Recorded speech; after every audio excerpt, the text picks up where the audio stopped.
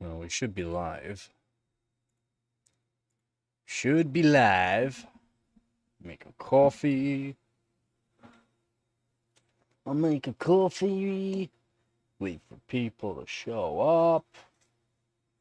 I gotta delete a CPU.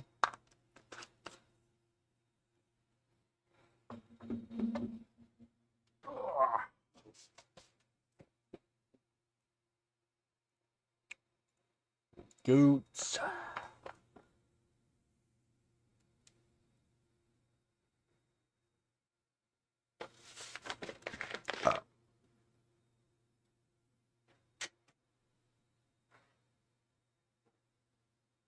Let's make a coffee.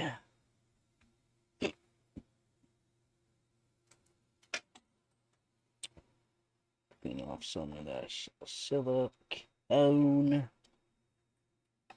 I'm gonna have to sand these IHSs too. So yeah, we're gonna try to make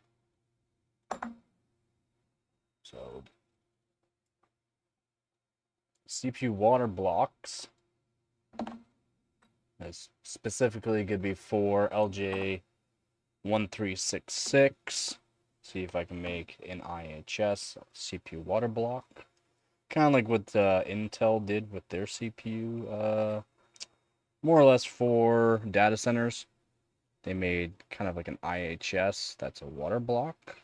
Let's see if I can kind of make my own. Because it would probably do pretty good. Like, it would work pretty good. I'm going to have to solder a couple IHSs together.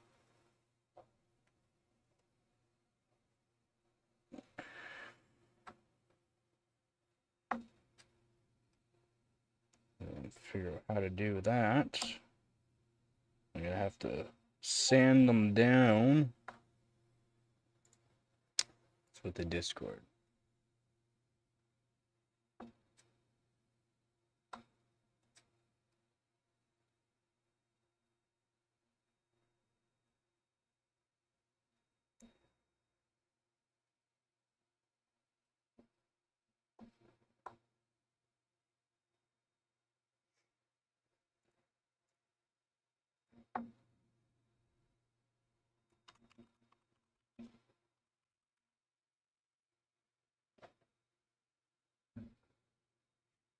Got my coffee ready.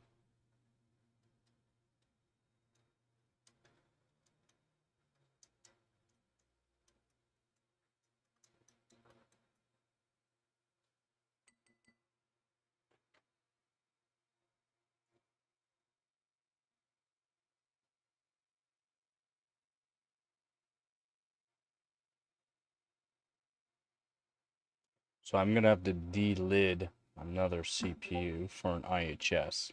So what I'm going to do, actually, delid that and I'll show what I'm doing after. Here where I put my vice.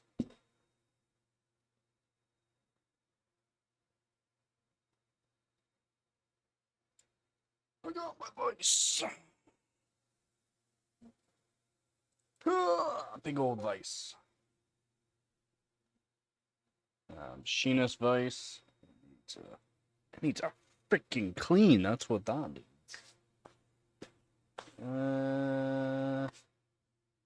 It'll be fine for what I need though right now. Machinist vice. That way I can adjust the angle if I wanted. Yo, what is up, Vip?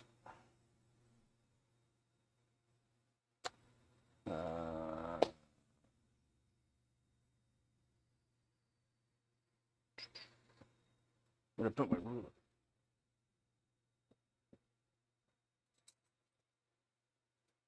It's fine, we don't need no ruler. We got a piece of aluminum here. We can use that.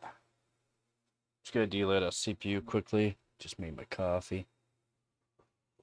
Gonna delete a CPU real quick.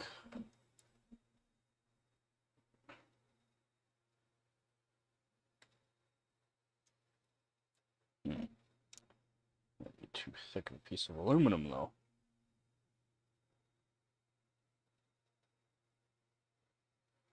Yeah. He joins sometimes. Sometimes. I mean, if he joined more often, then he would understand a lot more. That is for sure. Ooh. Alright. So we got it in the vise. Okay, they lid the CPU quickly here.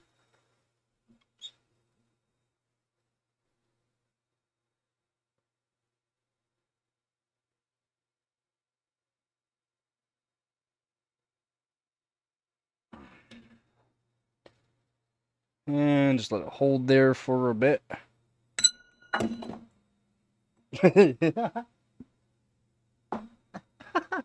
It just went flying.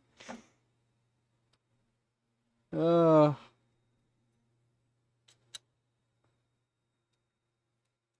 should have put safety squints on for that.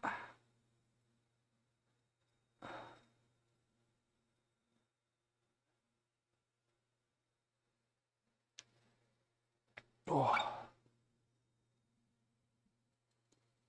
Yeah, because it was because when doing these, I don't know what kind of silicone they used for these ones. Holy moly, man, they are wild for these ones here. It's not the solder that holds on to these ones at all. It's really just the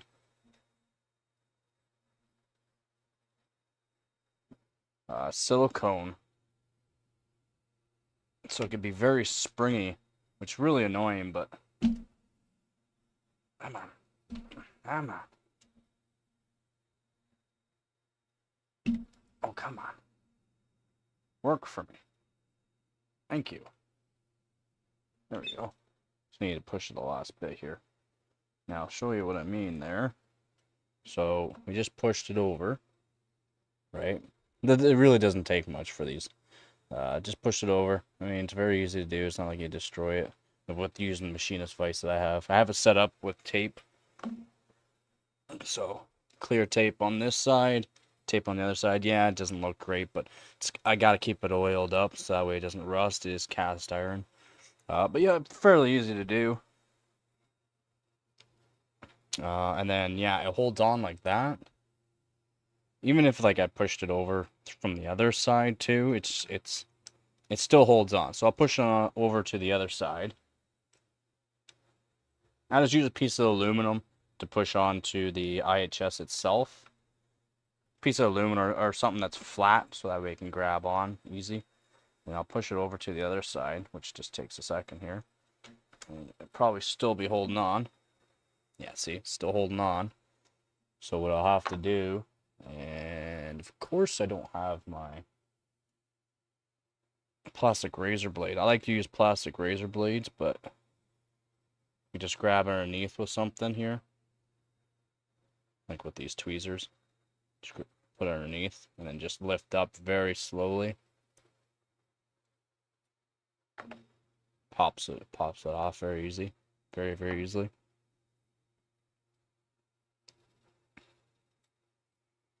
There we go. As you can see, the indium solder. I knocked off a couple of SMDs, but that's not an issue for these CPUs. Indium solder on these. Okay, so the IHS is held on by the indium solder, and the indium solder. So there's the IHS with indium solder as well. So it's not just the indium solder and that gets it held on there, though. It's the silicone around the sides, and they don't do, as you can see, the front side, so that way it can let off air, like whatever. Because depending on where you're shipping, it could have a lot of moisture in the air too, and if you completely siliconed it up, it could cause issues. So yeah. You just push it in several directions. You can just push it in one direction. As long as you can push it over to one side. So as long as you can push it over to one side, like this. So and it's harder to do certain CPUs. So like the 12900K, you gotta be careful. I'll show you I'll show you the 13900K because the 12900K, but the 1300KF. It's got little. Okay, this could be like some cat hair. Man, this cat hair's crazy. So, get my fingers out of the way. Yeah, this one's done for. It's like it's done for. It doesn't. I can't get it to work, no matter what. I've even resoldered stuff onto it. I know for sure this one's done for. I did a direct dye to it, and yeah, I'm pretty sure I broke the core, but it's fine. This 13900 KF. You gotta worry about these SMDs at the bottom when you're pushing it over there as well, and then these ones here. All right, so this is a 13900 KF, and that's what you gotta be careful. It's still not, it's not hard to delid them, okay? Even though they are soldered on still exact same way like I showed here. Like still soldered on, indium solder. And then you got other CPUs, older CPUs and some specialty CPUs that are partially silver soldered. So like actual used silver solder. It's very nice as well. It's nice and soft. They use indium solder. It's cheap for one. It's cheap for one. And two, it has a compression, so you can still compress it, okay? So you can compress it. So when you don't want to have, well, it's not an issue to have pressure onto the actual core, okay? So like doing copper, hard copper to the actual CPU core, the CPU die itself. It's not really the issue, but they do it because it's really good for thermal wicking for one, and two, it has a compression ratio of there's a certain amount of psi per square inch onto it, so that way it squishes. What up there, Persona? That's why they use indium solder too. Again, I've peeled it off of CPUs before and chewed on it and showed people it's very malleable. Again, it's not recommended. Do not do that. But you can do that basically. It's very soft. That's what's nice about indium solder. And then they got the silicone around the sides to also help hold it in place because indium solder is very, very soft. So if something's wrong or you put a certain cooler on it, it could shift it. If you shift it and the indium solder starts getting shifted, it'll make it so the thermal transfer is not as good. But yeah, here's the 12900K now. So 12900K, same thing though. We got the SMDs at the bottom, and we got the SMDs over there. Now, let me pull this off. Yeah, well, there's lots of... so there's an SMD on the side there as well, underneath the IHS. That is one of the problems with the 12th gen that sucks for delidding purposes. Like, you can delid it perfectly. You think you're deleting it perfectly. You're being careful with the side ones here and the bottom ones over here. You think that's all fine and dandy, but then you push it too far and you don't realize there's a little SMD at the bottom of the core there, and you knock that off, it's done for. Like, you'll have to resolder it on, and that's a very small one. It's not a 4102. It's something smaller. It's a very small SMD. I'm not even sure the size. It's like a grain of sand, not like a grain of rice like these ones. Like a very small SMD. It's like a grain of sand. No, you still have to push it all the way. You still have to push it all the way. So all the way up. So this is where it starts off, right here. Like that. So that is how it will start off, right? And then you're going to push it all the way up. All the way up. A little bit past if you can. And then that's where you're going to hold it. And then you're going to go around the side here. I like to use plastic razor. Plastic razors are amazing. They are literally amazing. They do not scratch anything or nothing like that. You push it all the way up. So that way you can break that indium solder.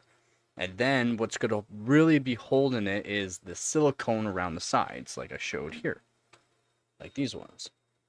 A lot of silicone around the side. And this is what is very elastic and holds on a lot. So as long as you push it all the way up to the one side, and that's fine. As long as you push up all the way, so all the way up, boom, all the way up, and then you work your way with the plastic razor on the top, Not the sides or anything, just the top, and you can pop it. You can pop it. Yeah, yeah, yeah, yeah. Yeah, exactly.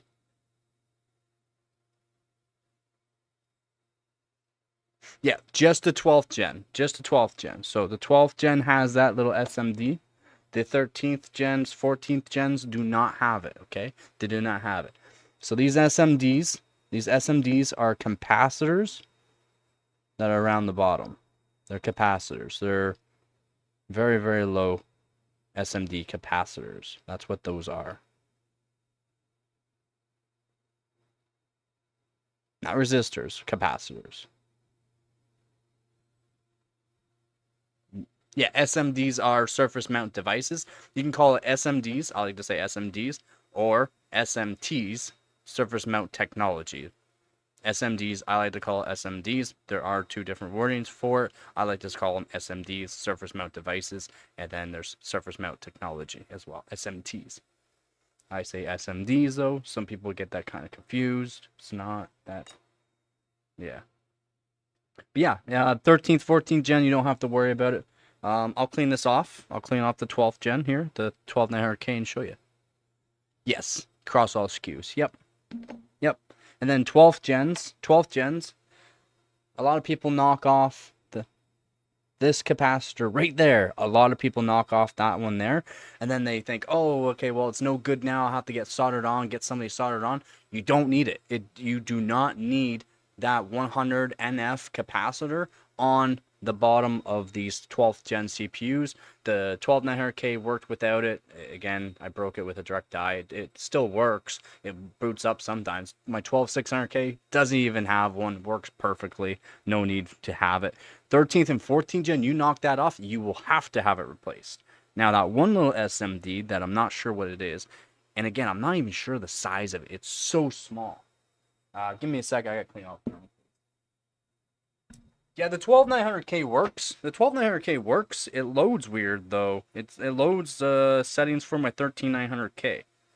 So, I don't know what is going on with it. It's right there, though. I'll show you the SMD.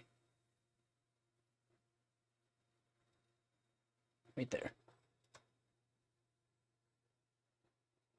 So small. Right there. See at the end of the tweezers? There it is. That's it. That's it right there. You knock that off, it's done. You have to get that soldered back on. It's super small.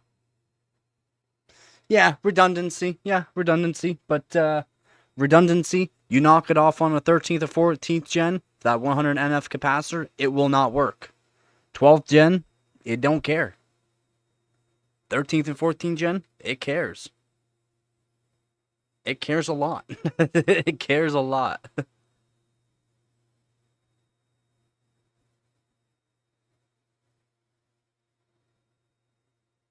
Again, 1300 KF, needed it. Still doesn't work though. Poor thing. Yeah, it's done. But the 12900K, yeah, there's an extra one. Yep. I deleted hundreds of CPUs, buddy. Hundreds.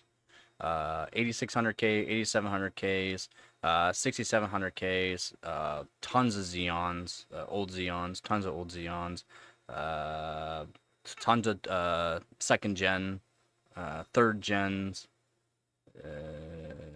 soldered ones, not soldered ones. So yeah, I've deleted a lot. And just yeah, I know what to look for, what not to look for, what works, what doesn't work.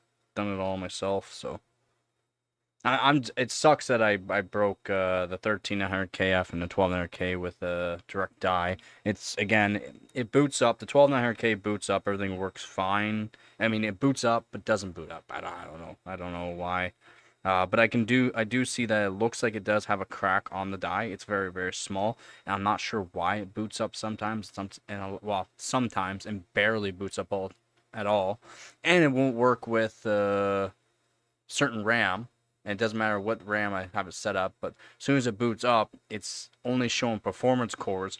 Plus, it has its own profile. Like, I don't know why. Like, it's literally acting like a 13900K. Like my settings on my 13900K that was in.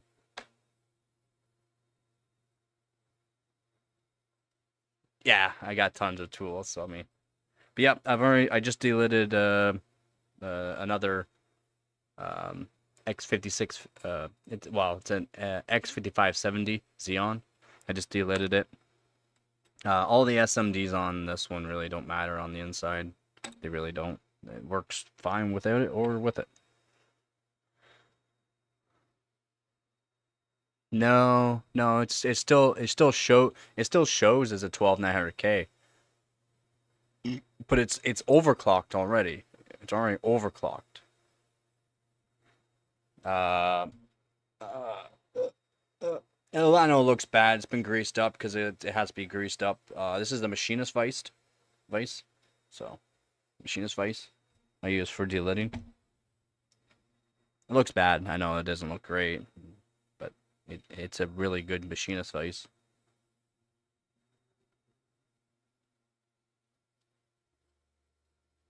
Yeah, and then aluminum block. I mean, it needs to be cleaned up, but aluminum block that I just hold to the IHS, to the flat part of the IHS. As long as what you have is a decent thickness piece of whatever metal that is flat. It has to be flat this side and it has to be flat the other side. So when you're pushing it, it's even. And then the machinist vise is set up with tape to give it a little bit of a cushion, but not much. You want to use very thin tape on the metal, so that way it's safer onto the epoxy. So that way it doesn't cause any issues.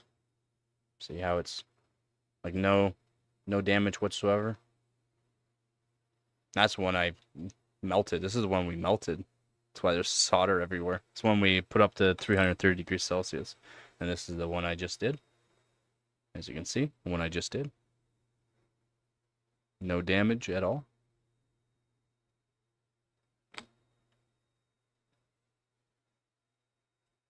And literally, like, the best way to delid, just put some pressure, let it sit, put some like a little bit more pressure, let it sit, a little bit more pressure, let it sit, and then as you can literally just watch it. It'll push itself.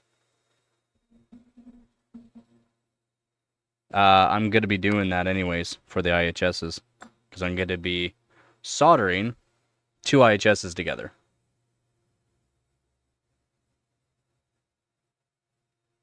So I've already started to clean up the silicone around the side on this one here.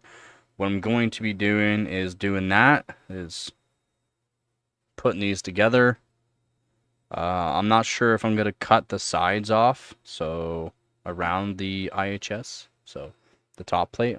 I might cut this whole edging off of it, and then solder another side to another IHS, because I want to be able to do this with it, so that way there's a gap. Sorry, it's hard to show. So that way there's a gap, and then I can make some holes. I'll make it like a hole through this one here. I'll make a hole. Show you what I'm doing. So I'll make a hole. Something like this.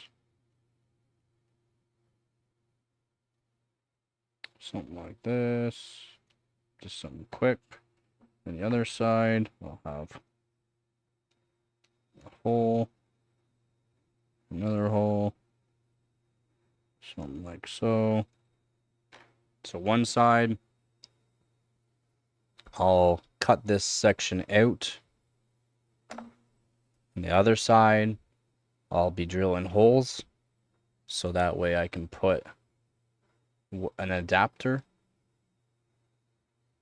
so that way I can put water coolant, make a water coolant IHS, and then I'll be probably soldering this and this all onto an actual IHS, another delidded IHS, which I have to grab another CPU and delid it, and then I'll solder it all together, all in one shot, sand it all up nicely, and yeah, that way when I take these sides off and then put it on another IHS, I could still latch it down to the CPU. Yeah, they're not bad. They're not bad. It's just the one thing about them is they don't got a big. They're hard to turn. They're really hard to turn. So like if you one of them people that don't touch grass, don't do any kind of work or anything like that, it hurts your hand. You have to like wrap it in like it's it, even the one from DeBauer is not nice. I like mine here. At least it has a decent handle onto it. It has decent threading, so that way when I actually put pressure, look at all the cat hair, freaking cat hair.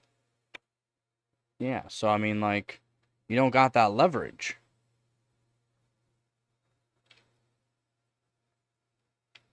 Okay, so the inner copper fins is what I'm thinking too, is drilling the IHS a bit.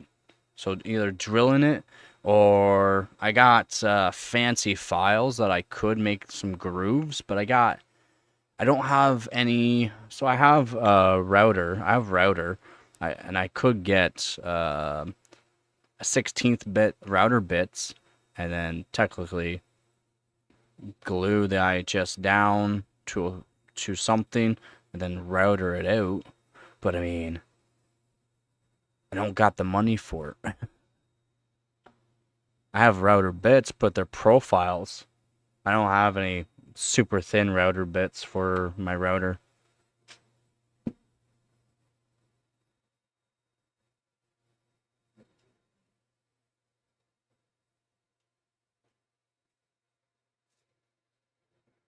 I got profile bits. Yeah, profile bits.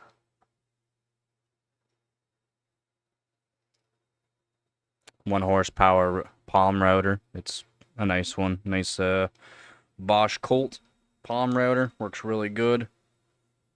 Comes in handy.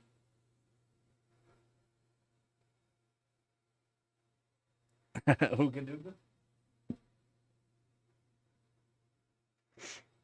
Yeah. We'll see. We'll see. Because what I was thinking too is just dealing in a CPU and then just siliconing it down technically, right? But that's kind of lame. That's kind of lame, and I don't think it would work that well for cooling.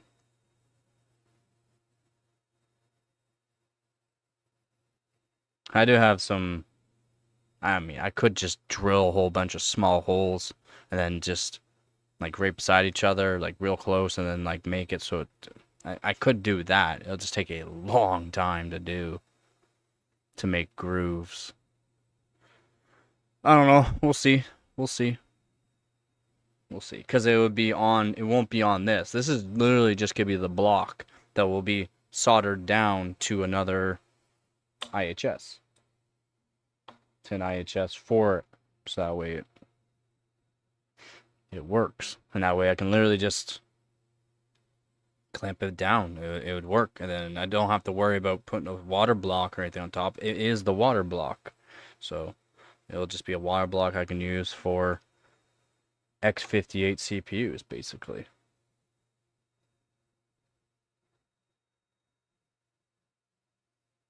Changing the IHS? No, making an IHS water block. As in, I don't need a cooler. The IHS is the water block. I got 2 IHS right now. I'm going to solder together, and then I'm going to solder this on after I cut out a hole. And then I'll have to drill holes, so that way I can put that on to like this. One will be angled. I might do 2 angled, 2 whatever bits. I like these connectors here. These are so you can put them wherever you want and then spin them wherever you want, which is nice.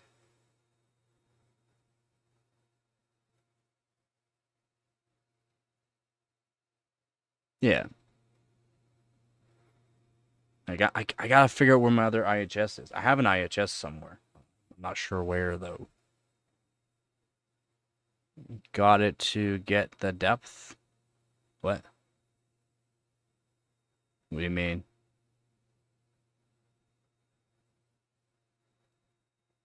Yeah, it will oxidize. That's why you'll always see my CPUs that I've sanded.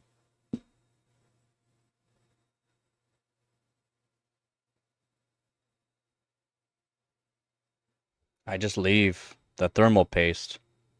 You just leave the thermal paste on it, all right? Then it won't oxidize. So if you just leave the thermal paste on it, it won't oxidize on you.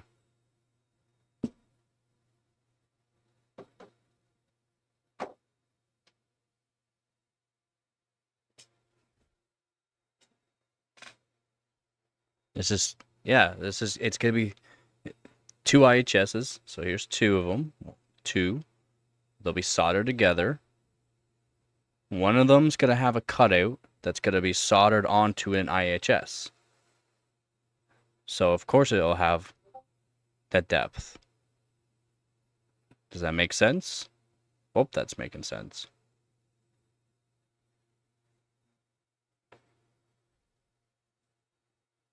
Yeah, we're getting her done. Got a couple of IHSs ready.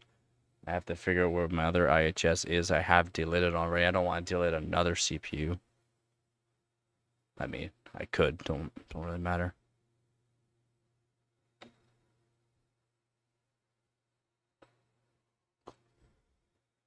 Yeah, I already got the depth figured out, buddy. I already got the depth figured out. Because then this can screw down in, no problem as well. This right here, it's already going to have a depth onto it. Boom. All the way to the other IHS on top. Now it's coffee. It's coffee.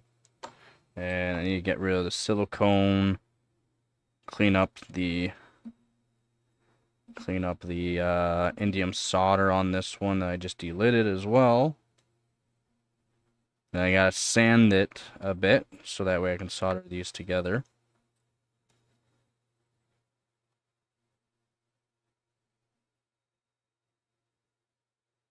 Come on. Come on, you donkey. There we go.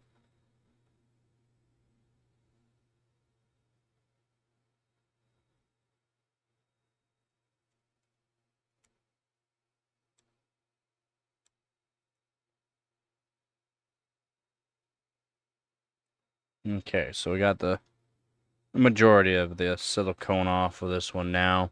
Now I'll clean up the solder after too.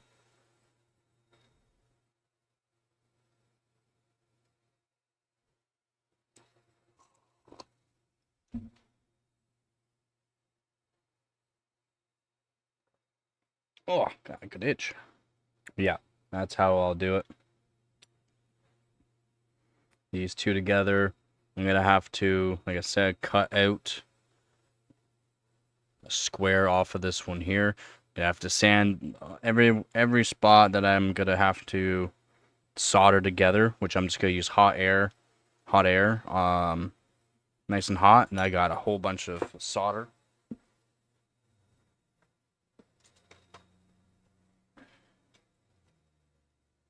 I got thick, good solder here. This is a 50-50 solder, so this will work really good for soldering it together.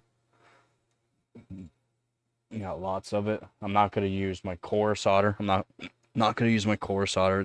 Core solder is good for electronics. This is good for copper. It's good for copper soldering. This 50-50 is really good for copper soldering. That's what it's generally used for. And then should I use acid flux paste? I don't know. I might solder better if I use the acid flux paste. Hey, how's it going, Hart?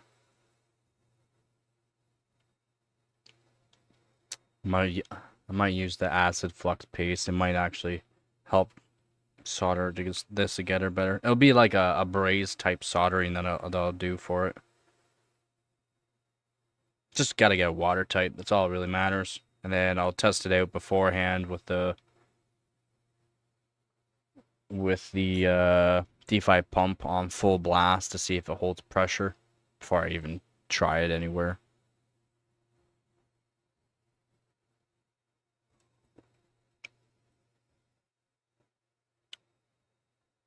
Hasn't even been an hour.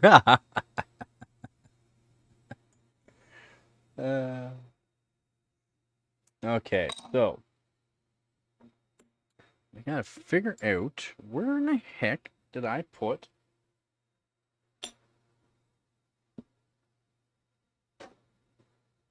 Where if it fell? No, didn't fall. Didn't fall. Where? Oh, it might be in my drawer.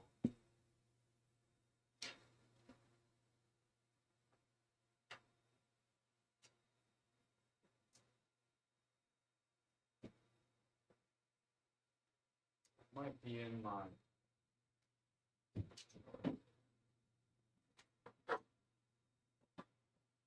So I should make sure. I'm pretty sure it works good for it.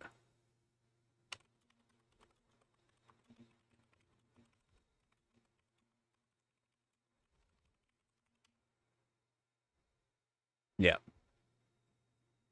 Yeah, I'll use acid flux paste. This is acid flux paste SP30, and it's really good for copper.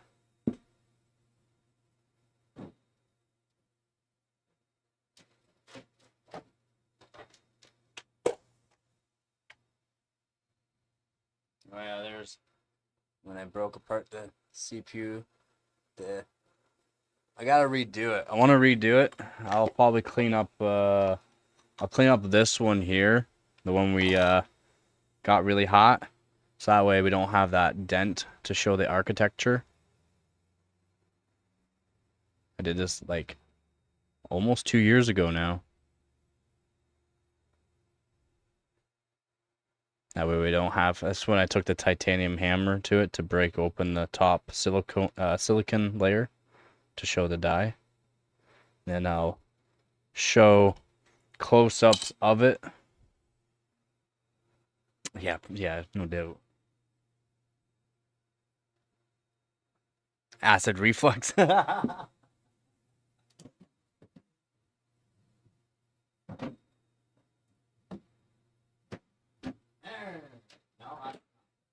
guess that's I5. Yeah, it's i5 2400. Oh, wait, there it is. No, that's the one we heated up. God, I can't use that one. Yeah, I could, but I don't want to. I guess I got another one here. Oh no, that's an i7 920. I don't want to do that one.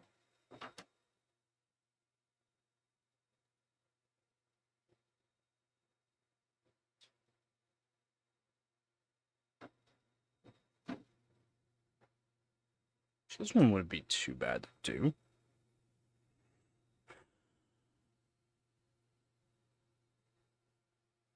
This one looked good afterwards because I got the hole drilled through it for the thermal probe. This is the one we heated up. That's why it's all annealed. It's all annealed. Does this work? No. No. As you can see, I hit it with a titanium hammer to break the silicon topper that are on CPUs. I'll redo it though. I got a way that I know for sure should be able to work. So I'll do it on the one that we put up to 330 degrees Celsius and then finally kill it with 2.1 volts. I'll do this one. I'll clean it up, and then she's sleeping.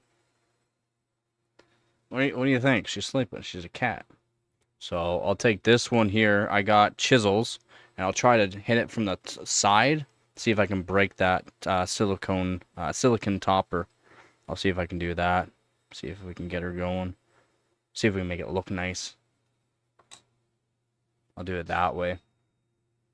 Yeah, this one I took to the titanium hammer. That's why it's got that big old mark there.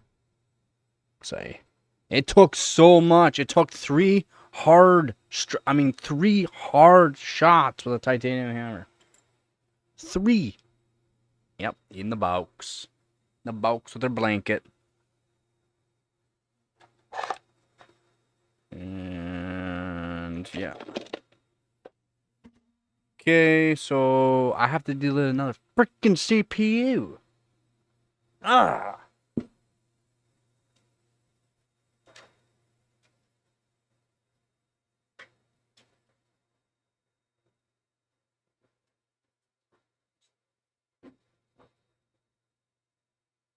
Alright, so we got another one.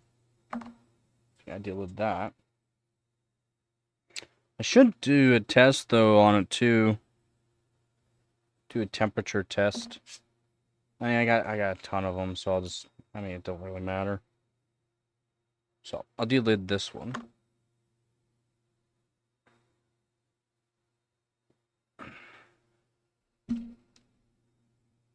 Delete this one. We'll shake the table as much as possible here.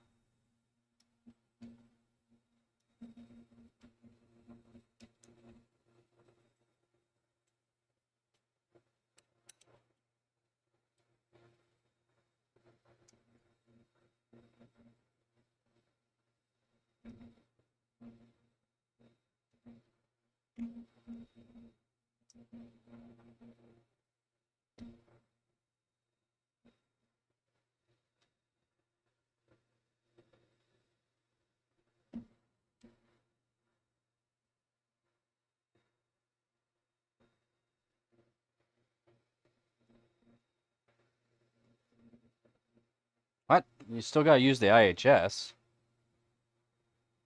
You still gotta use the IHS.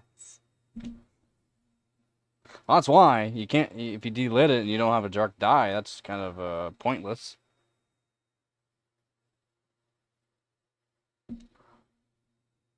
Server CPU shouldn't get hot at all. They're all indium soldered.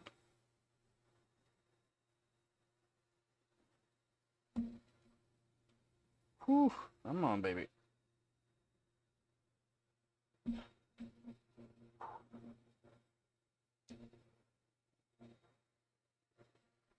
Yeah, it'll be worse temperatures though. Paste Mountain.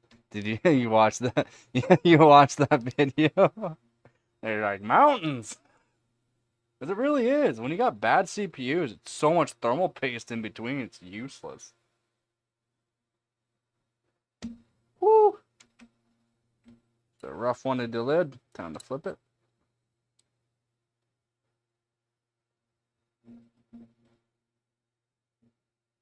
It's not a server CPU then.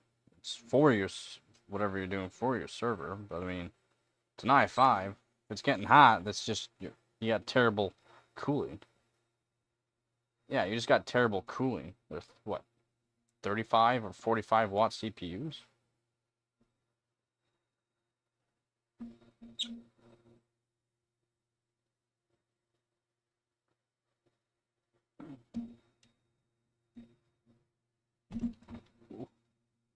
Come on, baby. We're almost there.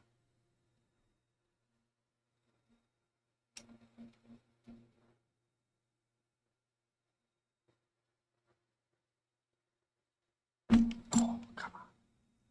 This one is a pain in the butt to do. Some of them can be brutal. This one's not wanting to sit properly for me. Like I told you, I said I'm going to shake the table as much as possible.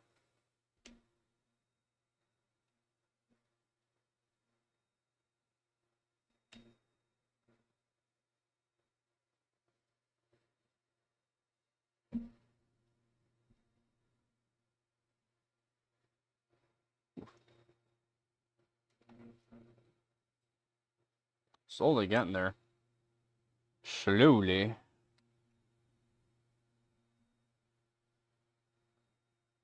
Might actually put some heat on this one.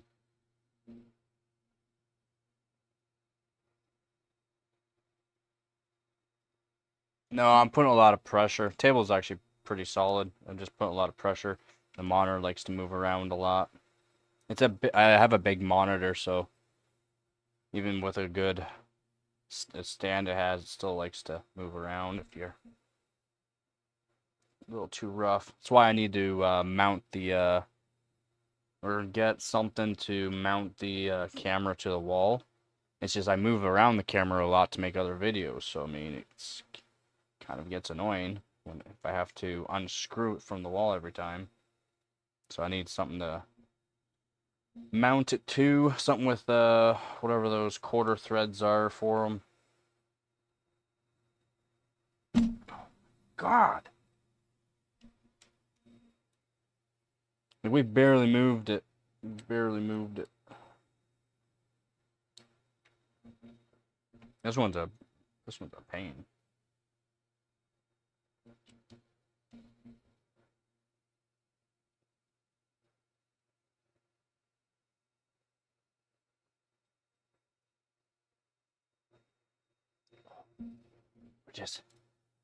We're hitting a spot every single time, and it's. When I say we like barely moved it, I mean like. It's hard to show the top. See how we see the silicone there?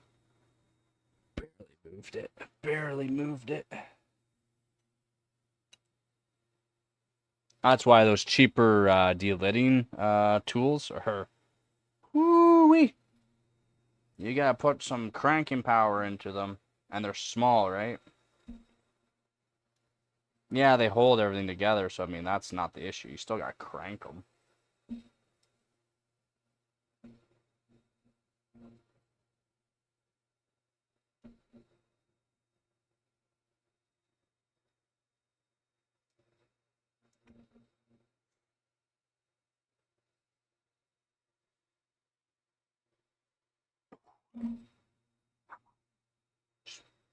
Go past that spot for me. Oh my god. This one's so hard.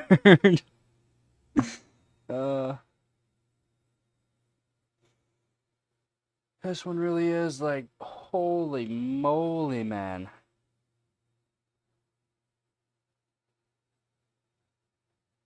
Barely moved it more. Barely moved it more. Barely. Come on, baby. I believe in you. I believe I can fly. Nope. Come on. Nope. Yep. Nope. Oh my god. Come on. Quit doing it.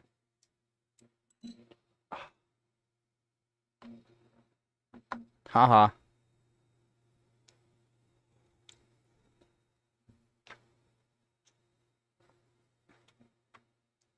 Let's see if we push it back the other way if it's any easier. Yeah, it sounds like you need to hydrate. Or not enough potassium. Yeah, for me, coffee, yeah. Oh, this way seems to be a little bit nicer. I don't know, a little more. A little more. We can break that boundary for me. I'm gonna break the boundary for me. Oh, come on.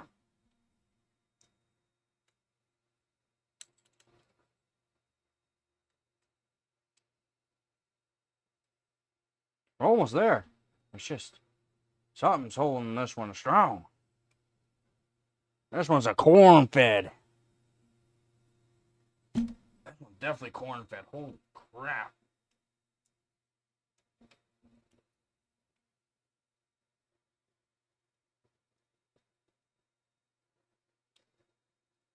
Oh my god.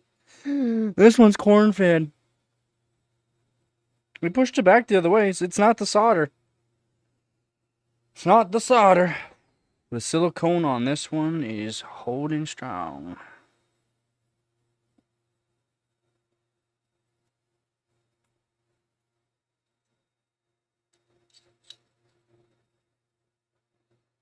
Oh, this one's freaking corn fed alright. Holy crap.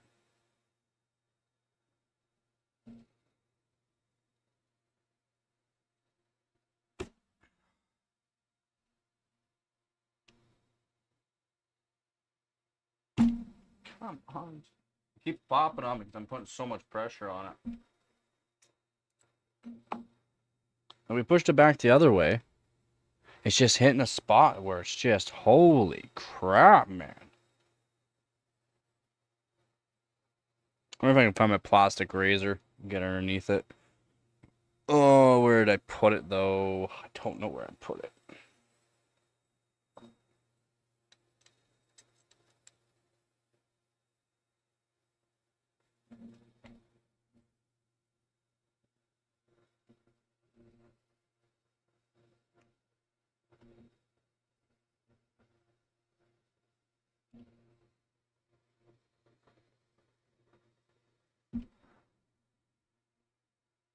Yeah, it literally just keeps going to a certain spot. It says, nope. Keeps popping on. Just pushed it back the other way. Okay, let's push back the other way until something gives. Something's got to give on this one. These Xeons are usually not that bad. Taken out by the cramp. On that one.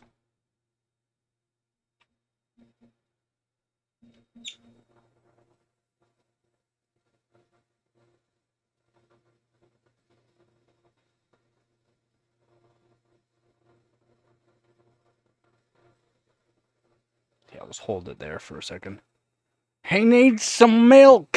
Yeah, definitely. Holy crap! Like this one is just actually brutal. It just keeps popping on me too. As soon as I hit a spot, I keep pushing it back, and it hits that a certain spot where the silicone is just holding strong.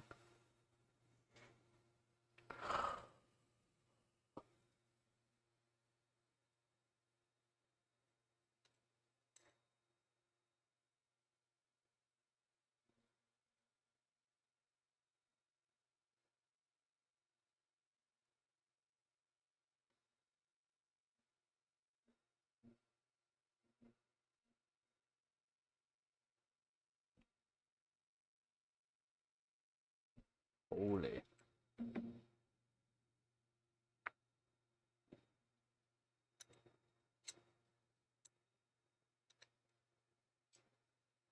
These Xeons are usually not this rough, to be honest.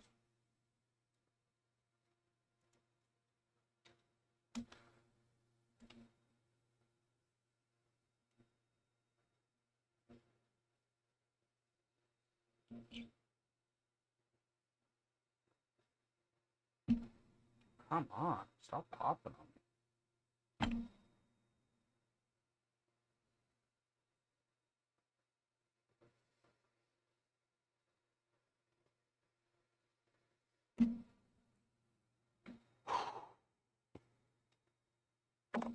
I need a break. This one's gonna make me go insane.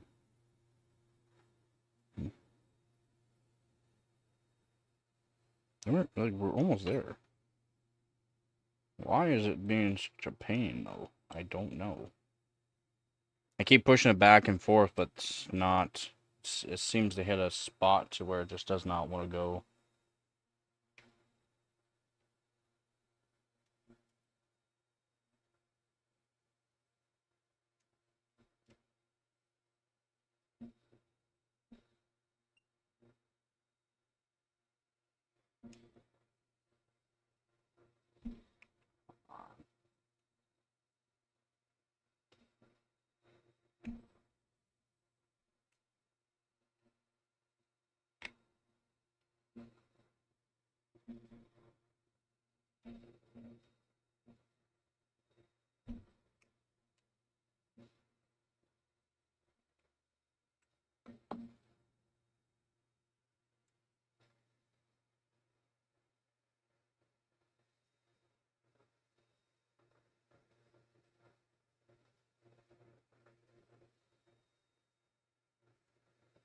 Try to break some of the silicone around.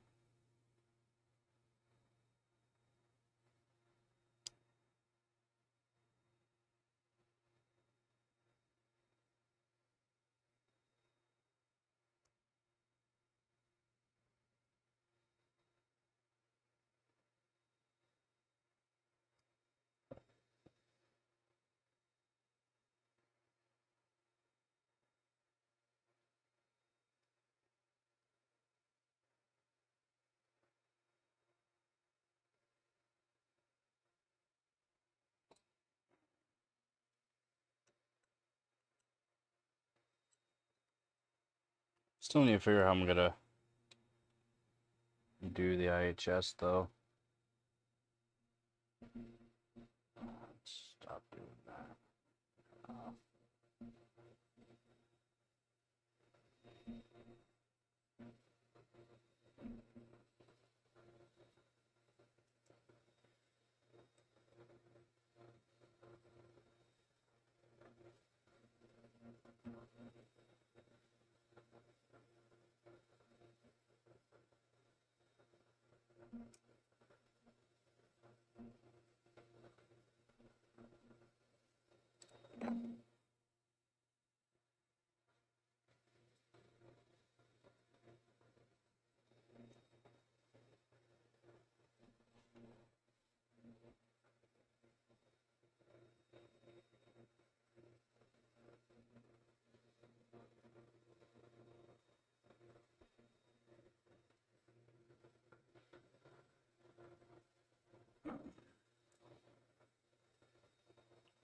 Let's hold there for a minute. This one's there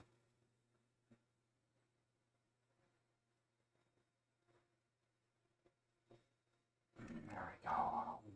God, that one took freaking everything. Everything.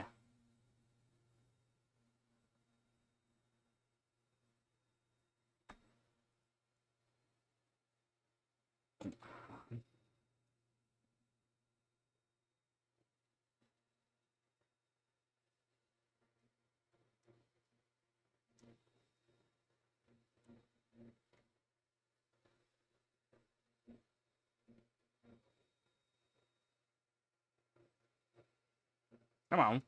Yeah.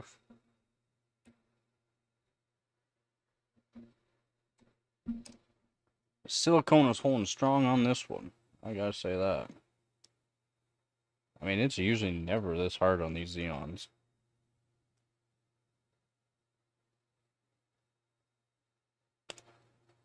I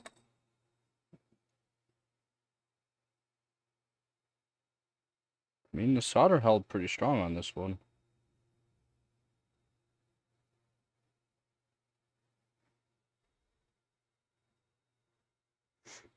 Held pretty strong.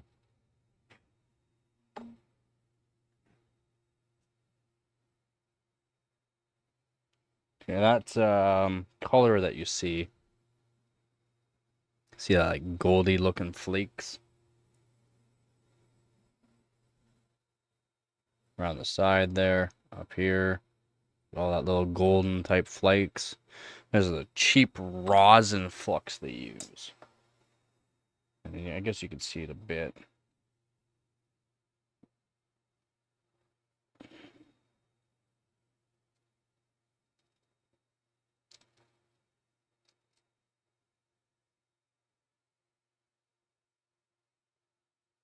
Cheap rosin flux.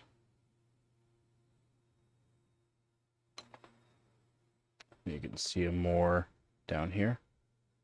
I just pulled off some of the solder. Some there, you see. All that crystally looking, goldy looking color. That's the flux they use. Just a rosin flux, cheap.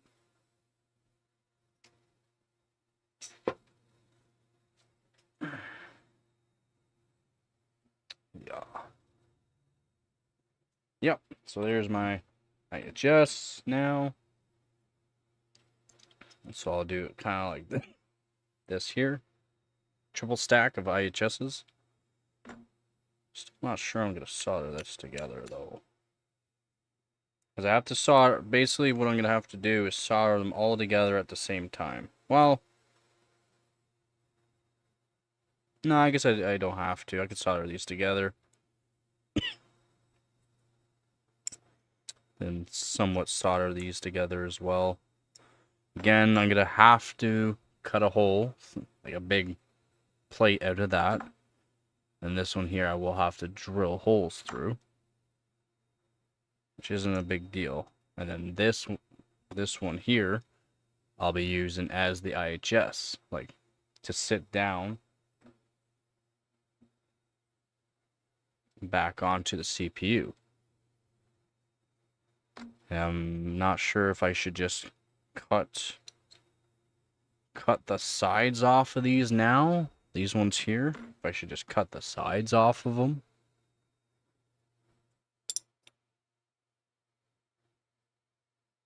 It'll make latching a lot easier. I mean, technically, I can make it work, but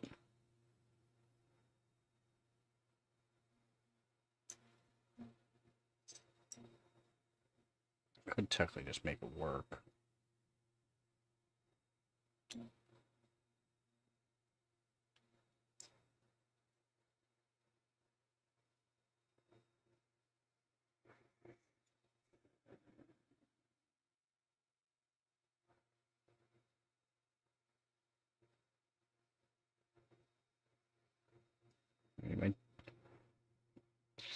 I could use just tin snips, cut those off probably. I mean, it'd be pretty hard, but I got some pretty good grip strength, and my tin snips should be able to do it. I'll do a test.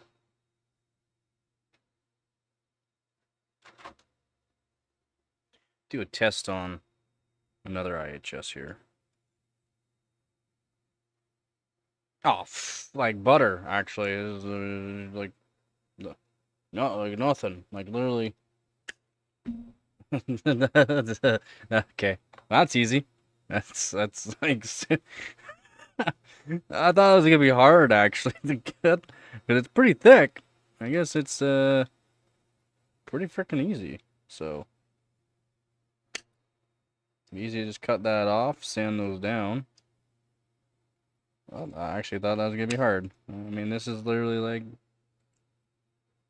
butter. And just follow a line here. It's so easy to do. Sweet. It's gonna be hard. That's what she said. There we go. That was easy enough. Still get the height too. Still get the height. All right. That'll work just fine. That'll do, donkey. That'll do. That'll do just fine.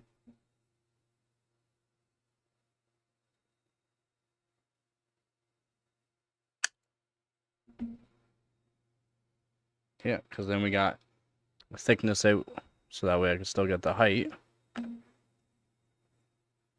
That's freaking easy. Keep all that because that's all copper.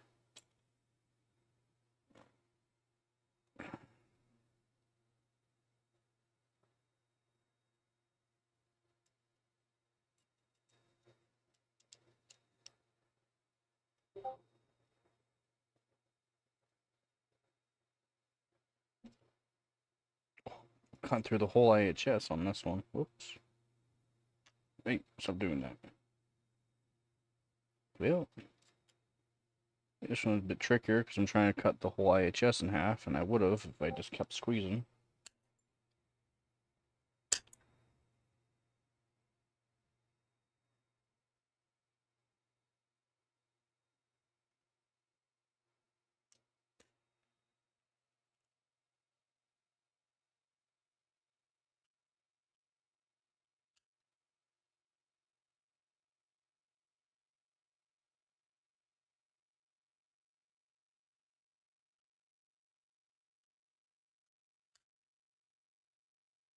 Sweet.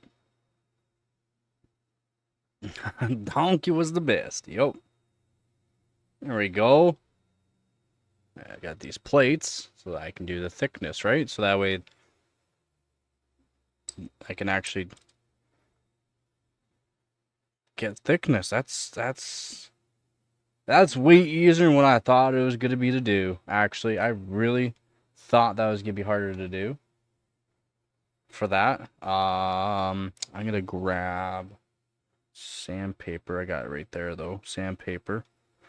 Maybe what I'll do, yeah, I'll sand off these more. I could probably just drill a hole drill a decent hole through the first one here. Drill a decent hole somewhere. So that way I can do a cutout. I can just take the tin snips and cut most of it out, to be honest. Like I was literally, as you can see the side here, I was literally gonna cut the whole IHS in half. Oops. It's okay. That's okay. We sanded it anyways, making it look pretty after. So once I heat it all up and get it soldered together, which soldering this together is actually not going to be the easiest thing in the world to do. I'll sand it down anyways to make it look all pretty. It's not going to be easy soldering this down, that's for sure. For sure. But showsies. Now, should I grab a razor blade and clean this up? So this one here I'll use for this.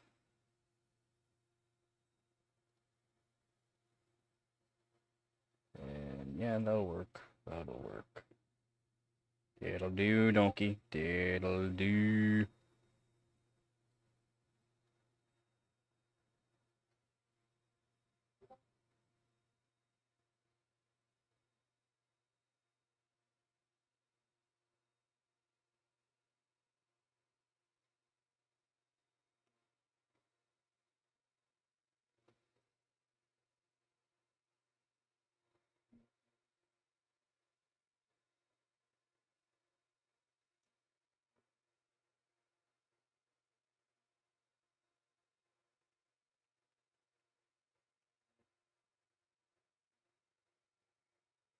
Okay, so I can find a spot,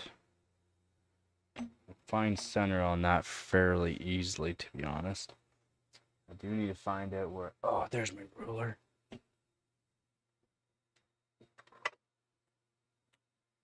Ruler. It's for adjustable set gauge.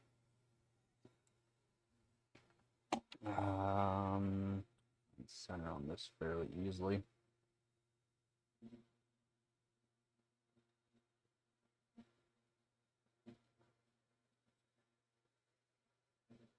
Two, 32, 13, 22, 11, 13, 15, 15.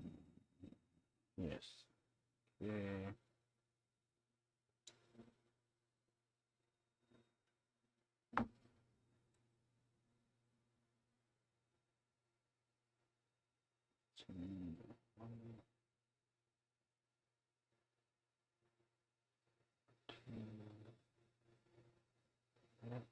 That'll do. That'll do. Just clean up.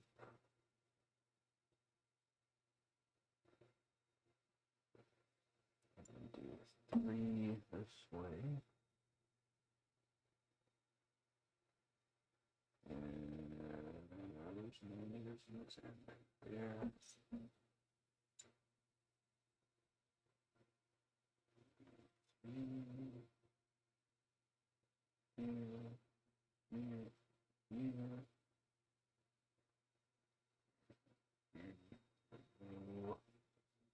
I should be able to just put this up like that.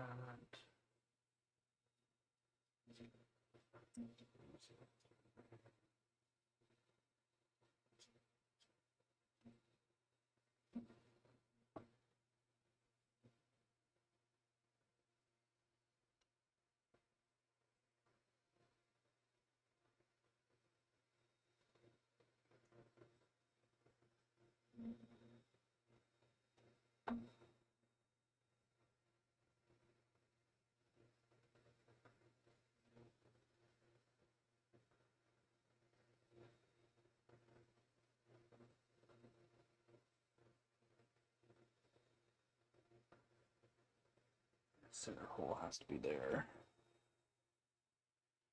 Sweet. Sweet. Had to find my center hole.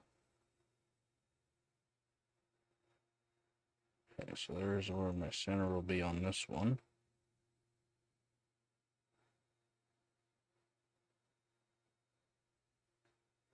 Center for the first hole that I'll have to do for now. Will I do single pass?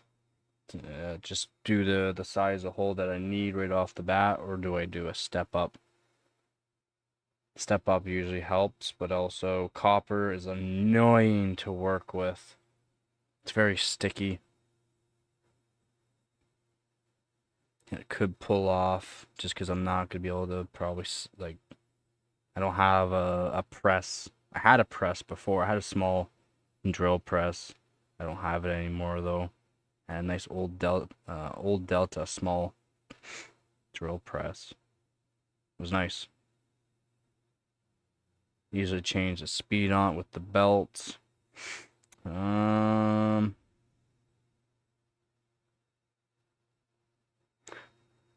could I do? Think.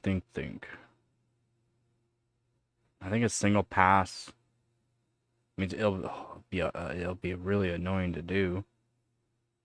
With a single pass would be best, just to go straight to the size I need.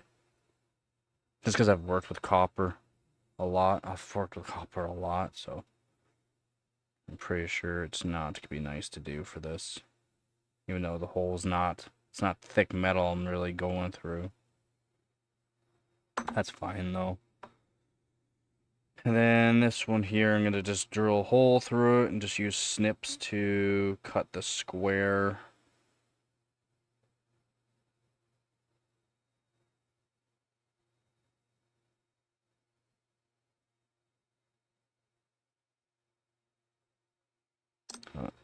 Okay.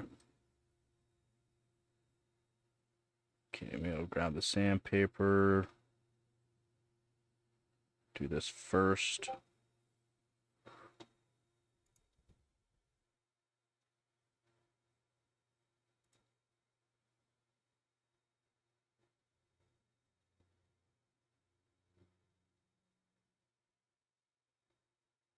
You put it in the freezer, Squeeze. If you put it in the freezer, there will be condensation after the fact. You can't get away from it. It's not a oh, there's no condensation. It's 100% there's condensation after the fact.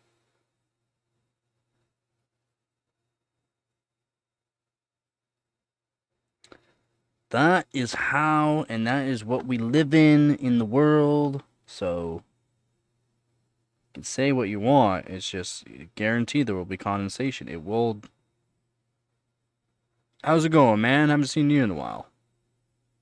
Just working on making an IHS water block. And I got this one. And then what do? Do I just drill small holes?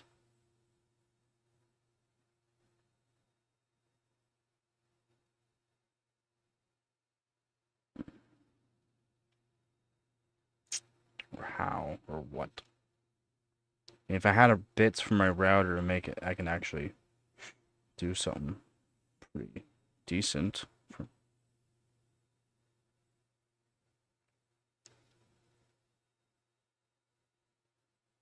Even if you just put it into cool down, Squeeze, there will be condensation. You will not be able to get rid of it. Yeah, there will be condensation. Yes, condensation. Did you take apart the laptop?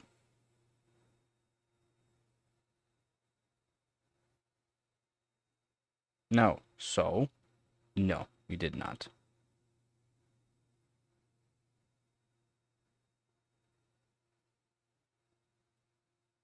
Okay, well, there will be condensation.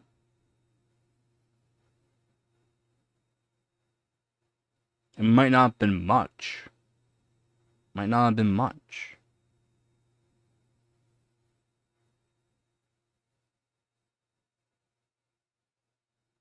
Okay, that's fine. Still, there will be condensation. Probably not much.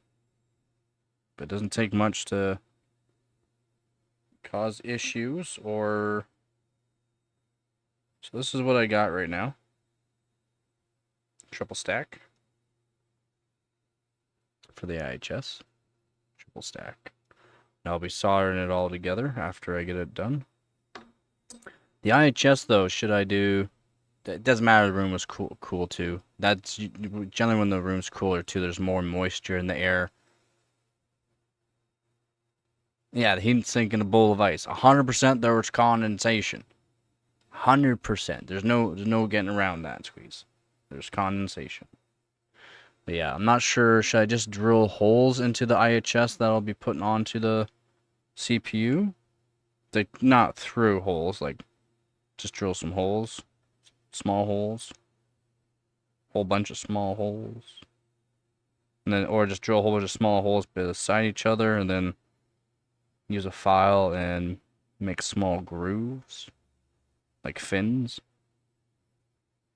So this will be like this. And just do a fin array down the side, or, because this is square. It's not really perfectly square.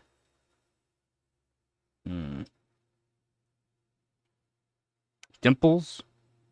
Yeah, dimples would probably work pretty good. Because what I could do, so what we got here, like the CPU, right? So we got the CPU. Yeah, indium solder on. I'll clean it off. This will be one of the testing CPUs. And then, yeah, this will be the CPU that I'll probably use for it, just because it's really good shape.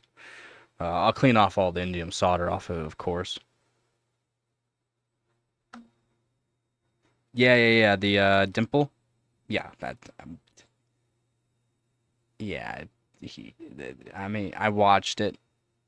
He literally put a electric air blower onto it. In my opinion, that was just not smart.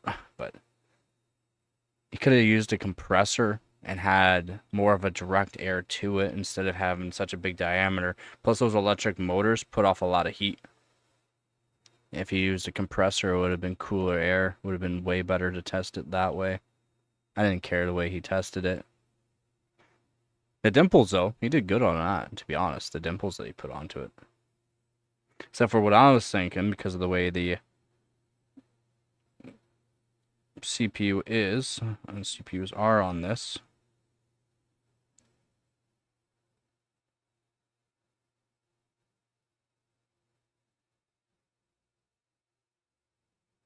Let's put... Probably like this, yeah. Probably like way out.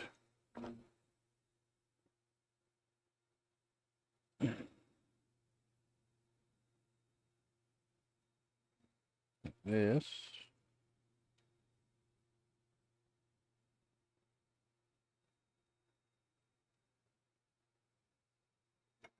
This. Yeah, but I mean, he could have done better. I mean, the way he did the dimples, they looked really good, yeah. Yeah, it's just, I didn't care for the electric blower that he used. Kind of stupid. Probably because he got paid to do the electric blower, or he, I don't know, had that around. Just kind of stupid that he used the electric blower. And I could probably put about that many. Make lines through it. I could just drill a whole bunch of holes, and then join those holes together, because I don't have small bits for my router.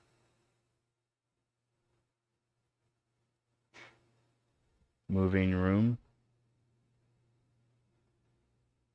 What do you mean? Yeah, something like that. That's what I'm kind of thinking. Just drill a whole bunch of holes all the way up in lines. And then I got some fancy small files. I could probably just file the rest of break throughout each holes. Just use a small file. I had a drill press. I don't have a drill press anymore. I've moved quite a few times, and I don't have a lot of things I used to. if I had bits, small, really small bits, like 1/16 bits or smaller for my my Palm router here, my 1 horsepower router, I'd be able to do that, but I don't have small bits for it. I only have profile bits, a lot of different kind of profile bits. It's unfortunate. Yeah, the U-Haul boxes. Yeah, no, they're just there, sitting there. No, I'm not moving again. I just signed a contract for this place until April next year. So I got this place for a while. April next year, and then I gotta move. So yeah, make do with what I got right now. I gotta grab some sandpaper, sand these down, make them look pretty. Then I gotta cut this out.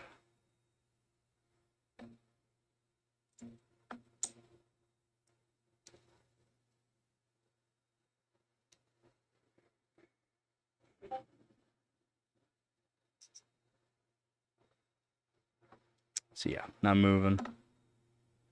I do have the place for a bit, so that's good.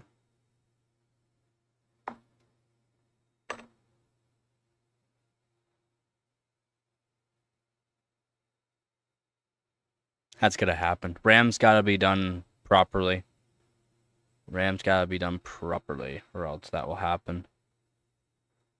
What RAM do you have? Do you know what kind of RAM you have? Is it DDR3, DDR4, DDR5? Do you know more information on it? I could help you out a bit. So yeah, I'm gonna grab a sandpaper quick.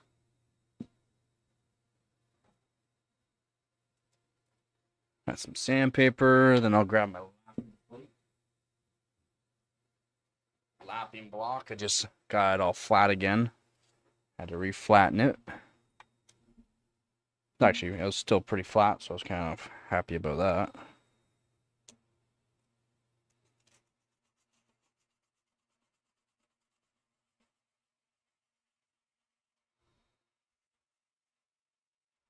Yeah, Time Tech, yeah.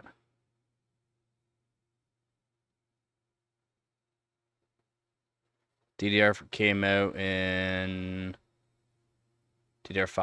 out 2021. 4 years ago.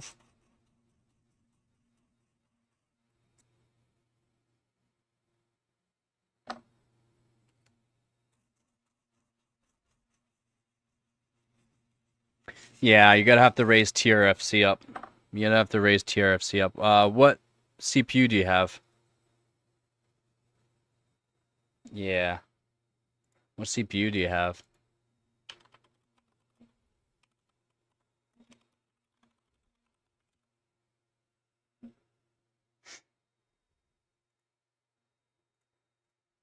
A700K?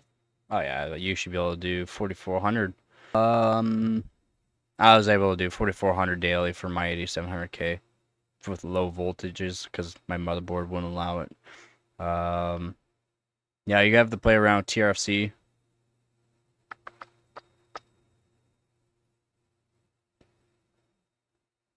Do you know the cast latency it is? Do you know what the cast latency is? Is it CL 16, 17, 18?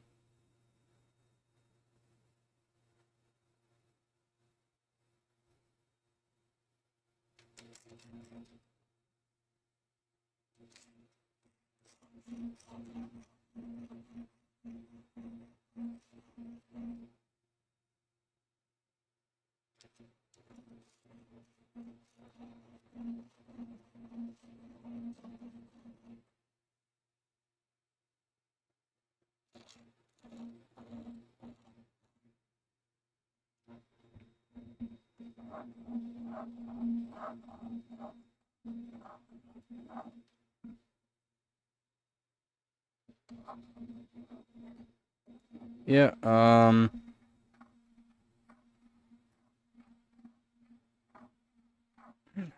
I got a few live streams you could probably watch. It's just I don't have a DDR4 board anymore.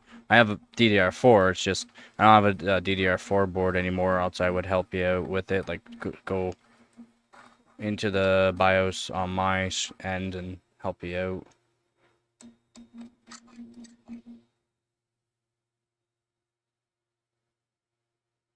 Last one, 38. What? How about T-Raz? T-Raz at 38?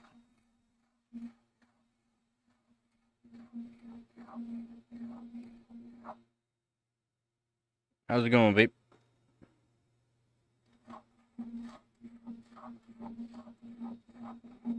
16, 18, yep. Pretty standard. And that could actually be Samsung B-Die, which would be nice. I mean, not, I say could be. I'm not saying it is. Samsung B-Die would be awesome. That sounds like it could be. What voltage? Do you know the voltage?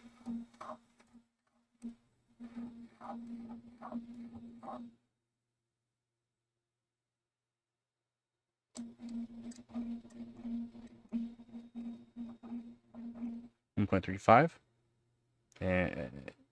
Yeah, that could very well be Samsung B-Die. But I mean, it could also be G-Die or E-Die, or it could be Hynix. Not bad if it's Hynix, to be honest. Certain Hynix isn't bad for Sam's or DDR4.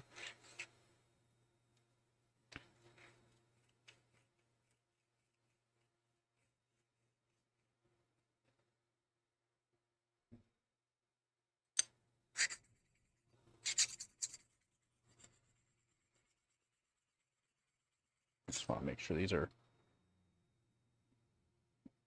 nice and flat.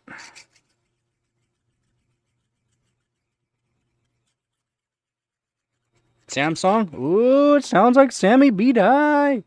Does sound like Sammy B-Die, like really does sound like Sammy B-Die.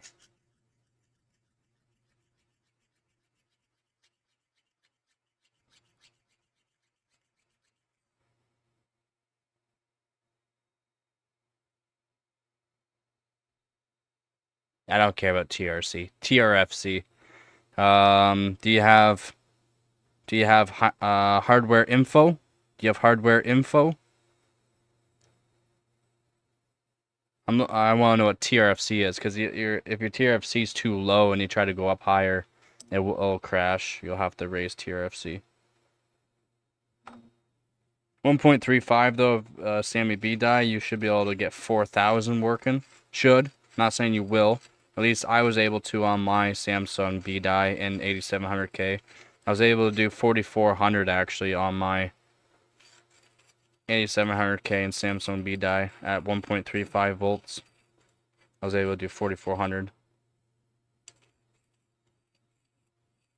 But I mean, 4,000 you should be able to do it. Even if you have to raise the voltage, it's not a big deal. You can go up to 1.5 volts on DDR4 and it's good for daily. It's okay for daily.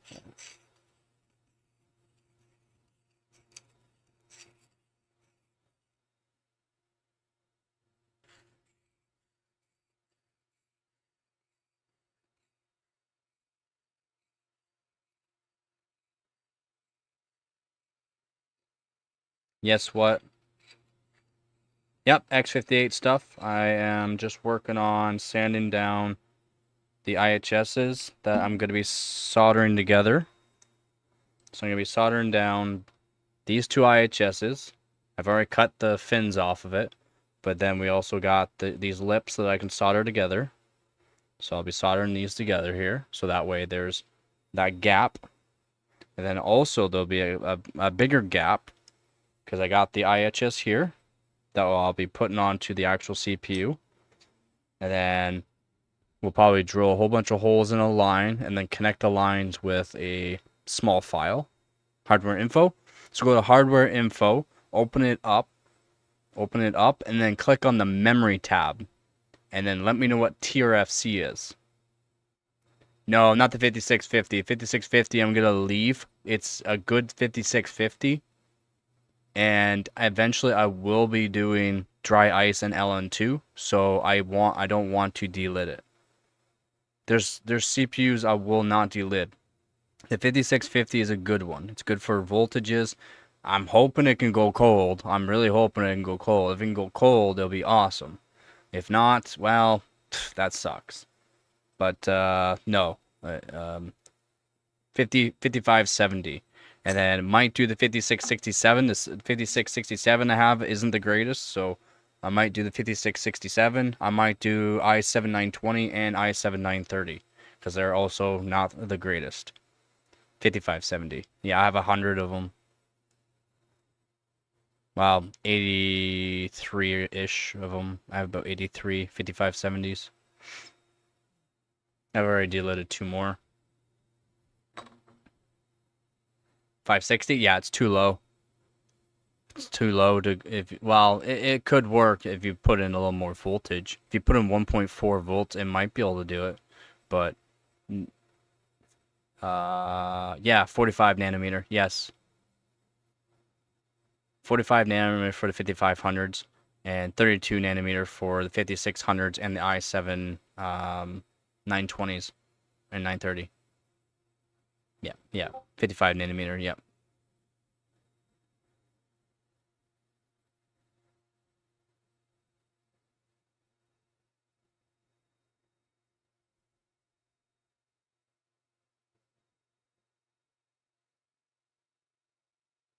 I have been bidding for BCLK, but I also have a 5570 that won't overclock very far. I can only push it so far on water, but it's so efficient. Um, do you have Discord, Daniel? I have a Discord, and I can send you something I've been working on. I'm probably gonna make some videos, episodes, to help people understand timings, RAM and timings. But I have a notepad that I can of all the RAM timings for DDR4 and DDR5 that will help explain what each timing does, how to do math. It's very simple math to get certain timings out of other timings to guarantee stability. I do have a note, like a list I've been working on, and if there's anything that need more clarification, you can just ask me. But if you have the Discord, I can just send it in the Discord for you.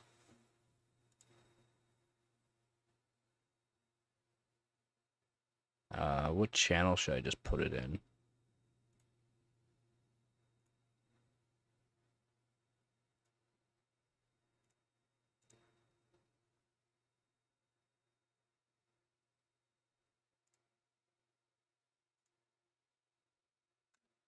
I just put it in the Discord channel right now. And if you just check out the Discord, you can check it out.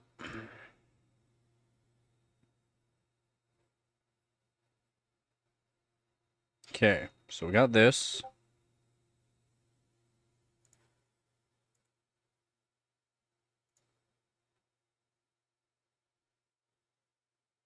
Yeah, you'll have to open it right up or just download it. There's a few pages.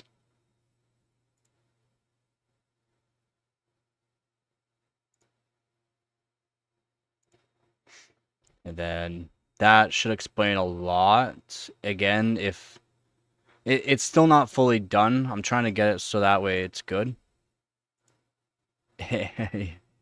That's not done. It's not done there, Ducky. But I mean, it's pretty good, I think. I've sent it to a few people. They say it's pretty good. It's helping them. I don't know. I need more people to look it over. Let me know whether or not I could explain something a bit more. I've showed what each timing does, what it helps like with each timing. Yeah, if you want to go over it and let me know if there's anything that I could clarify more. I'm trying to make it as simple as possible. Like I said, I'm probably going to do like a series, episode type series on RAM timings for DDR4, DDR5. It kind of goes into DDR3, but not really. This is more for DDR4, DDR5. Specifically DDR5, though. to show what each RAM timing does for gaming wise and for workstations, what ones actually play into what what ones help for stability, what ones don't, what ones scale with voltages.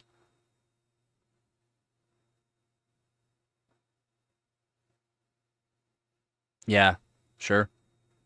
I have a 5570 that I can that at 4.2 gigahertz. No, yeah, 4.2 gigahertz outbeats other ones I've tested in other scores that are at like 5.6 and above. It's so efficient. I have one that's just so efficient, but it sucks for overclocking. Like it's actually the garbage.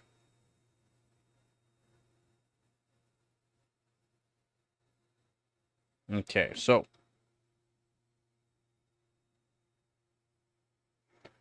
this one here, I have to cut out.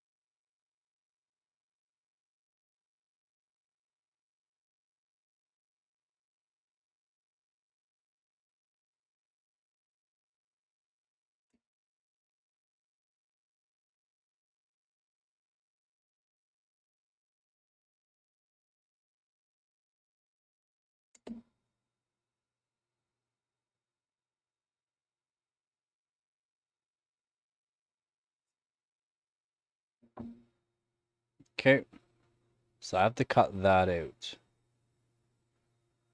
Not sure how easy that's gonna be. Not sure how easy that's gonna be, but I have to cut at least that out. And when I cut this out, I'll file it and make it actually look good too. File it for that. Then I can take whatever left over there, just put these two together, transfer it, and then transfer a line to get where I need to actually put the grooves to make it better. Before I can get to solder this all together, I have to do all this beforehand.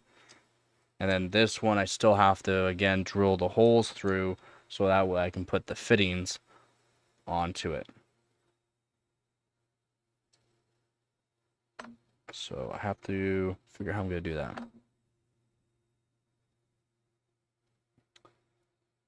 Yeah, like I said, there's a Discord channel. I don't know how I can put. Actually, I guess I could do this. Give me 1 second here. I can show you here what I got. But the Discord channel will definitely help you out for a lot of things. But I can do this for you. So you just want to take a look. The notepad. Take a look at the notepad. So this is what I got going on for. Yeah, I mean it's not too bad. And then you can go over like primary timings here, what each one does, exactly what it's called, cast latency, column axis strobe, what time between read command and when data is available. Again, that's your first one, cast latency. Doesn't really whoops. Uh-oh. What did I do? What did I do? What did I do?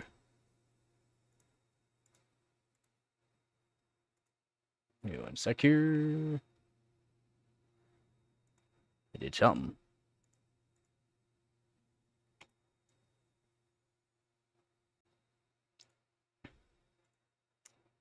Am I here? Am I back? My bad. Not sure what I just did there. Yeah, there's a bit to learn on RAM. What is the bends? Bends?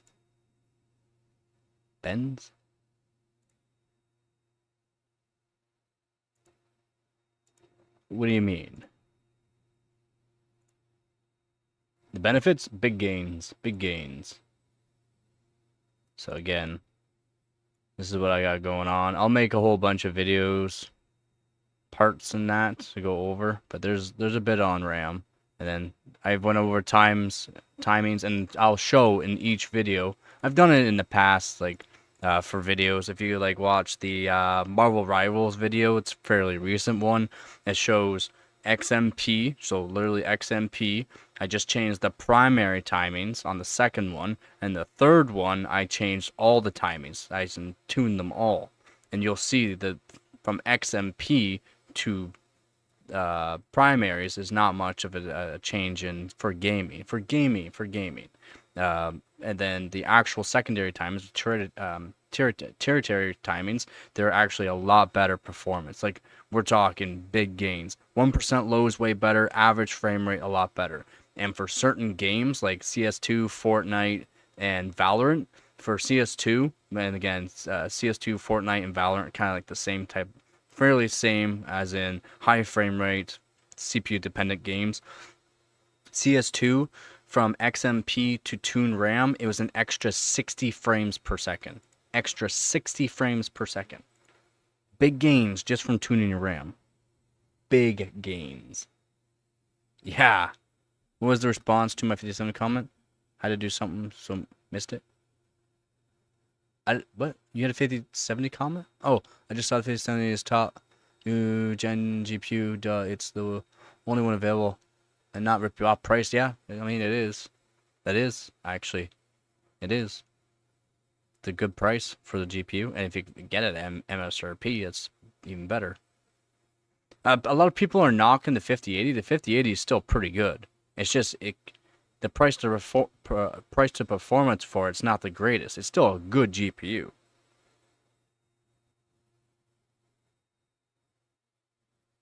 But yeah, good gains for it. Again, I'll be making videos that will help certain people, whoever wants to actually learn and understand what timings do. Maybe because I'm not sure if other YouTubers have done it, like actually gone through, made series on timings, specific timings, or primaries and secondaries. 700 XT, it's a good GPU. It's definitely a good GPU. I have to figure out how I'm going to cut this now.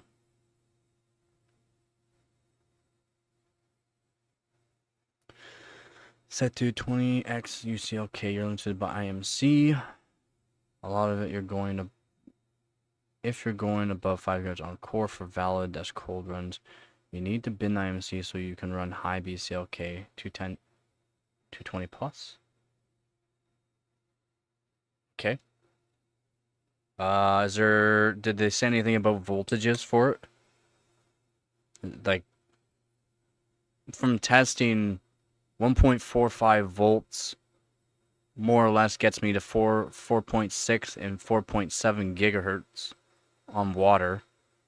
1.45 volts.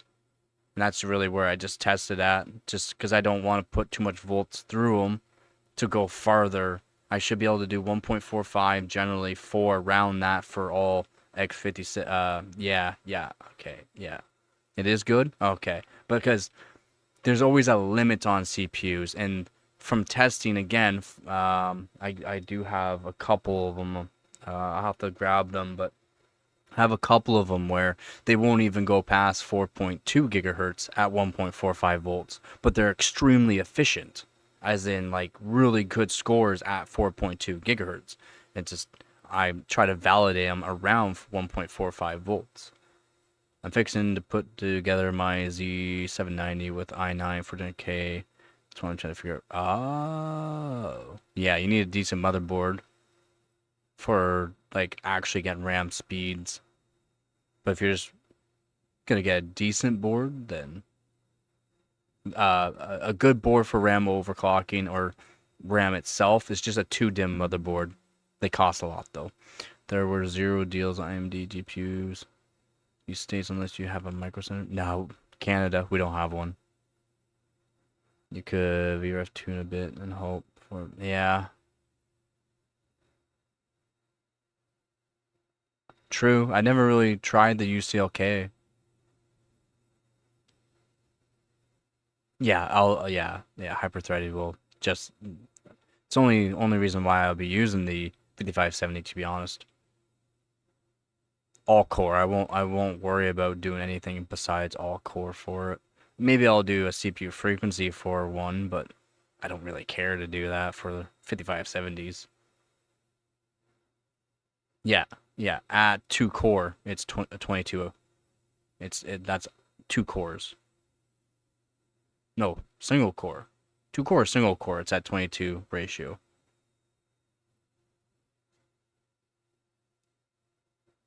Kind of need NVIDIA for VR. Yeah, it does help a lot. Okay, so how am I gonna cut that out?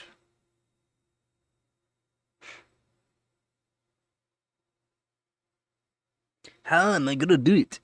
Think. How am I gonna do it? Do I just drill a hole and then snippy snip with some snippy snips? For VR for dummies? I wouldn't call you a dummy, but I understand what you're saying. Shwim blah belly star. Hee-haw, hee-haw.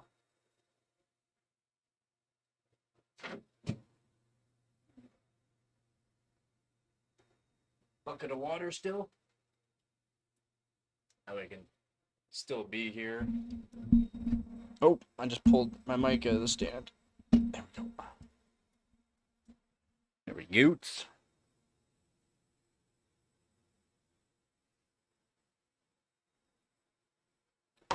Table here. Table here. Ice. Ice up here.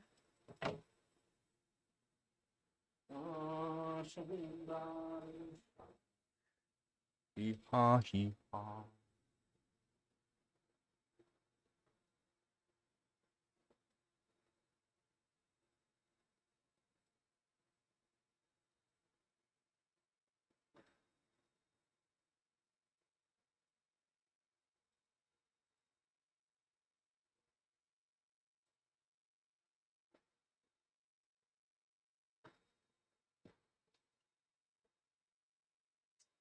Ooh, where's my step bit?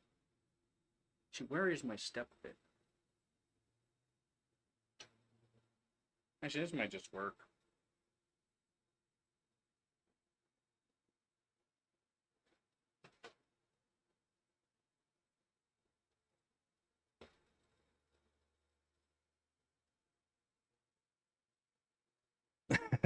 What up, Nova?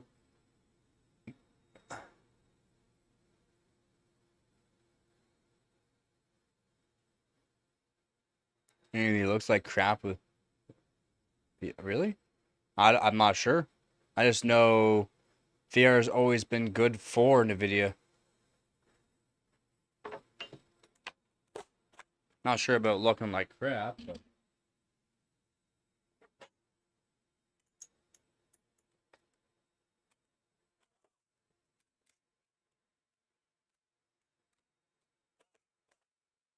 Oh, well, a lot of people don't know with drills, though, too. I like to teach people. So when you got a decent drill, and a lot of drills nowadays have this feature, when you're locking the drill bit in place, so all the way, locking it, right? It's nice and tight. You know how you spin the drill, let go of it, or just sometimes the bit falls out? Check to see if your drill has the feature. So once you tighten it, you just slightly spin it until it does a little click backwards. Once you feel that little click backwards, it guarantees that it's in a locked state. So the bit will never fall out now. Like it will never loosen on you. A lot of people don't know that. And a lot of drills nowadays has it.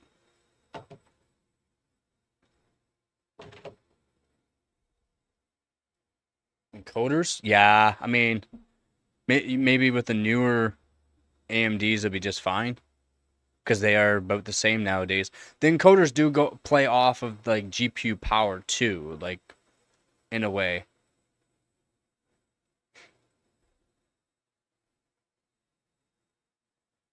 But yeah, the encoders now, AV1 encoders, they're top of the line, and AMD and NVIDIA both have it.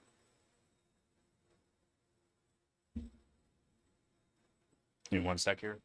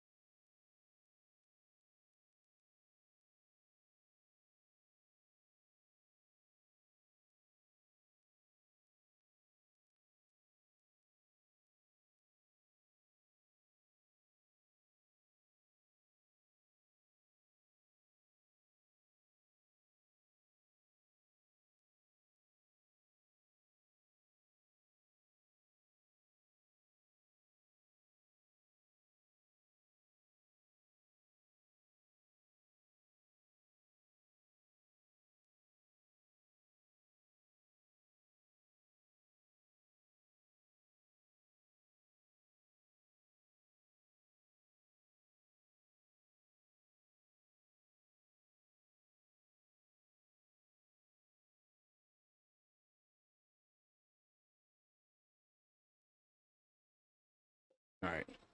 Apparently, one of my videos helped somebody else again, so that's good for the 1080 Ti.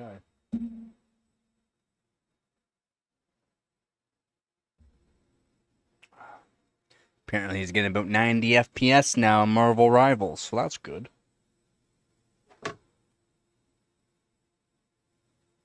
We're not in hammer mode.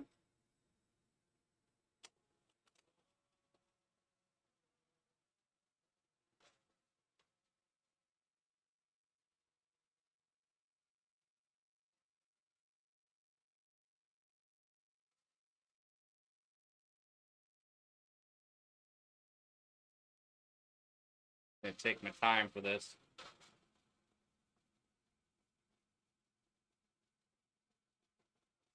Copper's annoying. You gotta do. Can't go too fast, get too hot, it gets too sticky too fast. And then also pressure. You need a decent amount of pressure, but again, not too much or else you bite too much.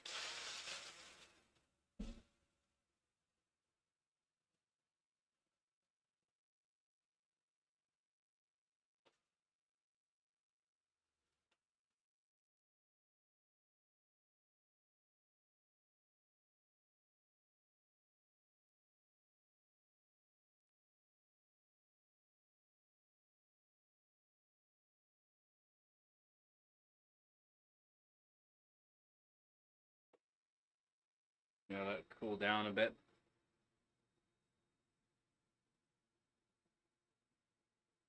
Actually, it's pretty cool still. Nice. Yeah, good flow going actually then.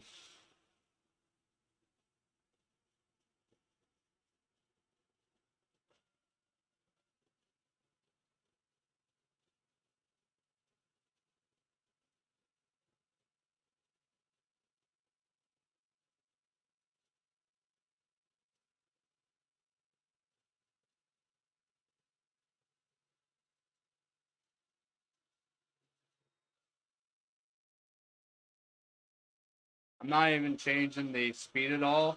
You can hear it bogs down. That's how sticky it is. Now we're getting like a hole bigger. I'll show you progress that we're at.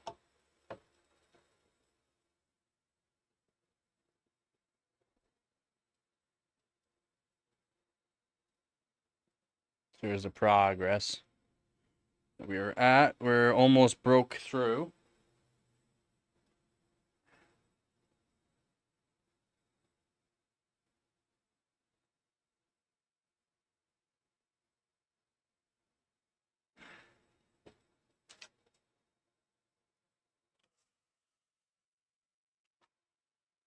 Let's hope I can put it to the side a bit, but I can't.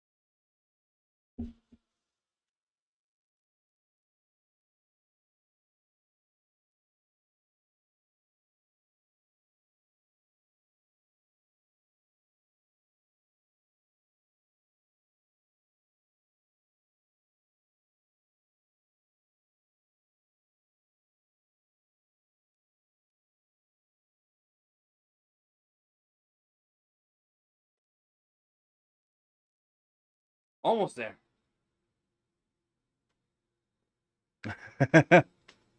Almost there. Get. Oh, Gabby, go hit the table or something? I think Gabby hit the table. She jumped up on the chair. The chair is kind of like tucked underneath the table, so she might have hit the table.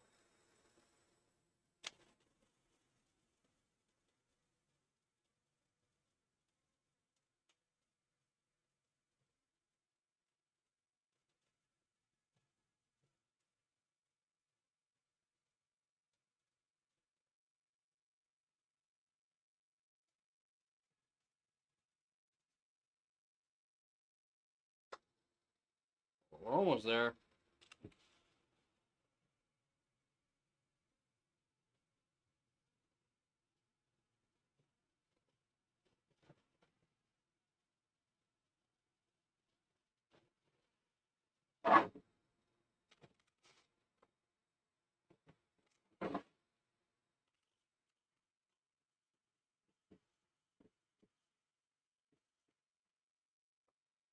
Okay.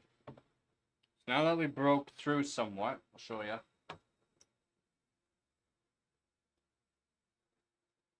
So what I'm gonna do? Yeah, she probably hit the table. So now that we broke through a bit, it is. Now that we broke through a bit, I'm gonna flip it around, and this will help mitigate the stickiness.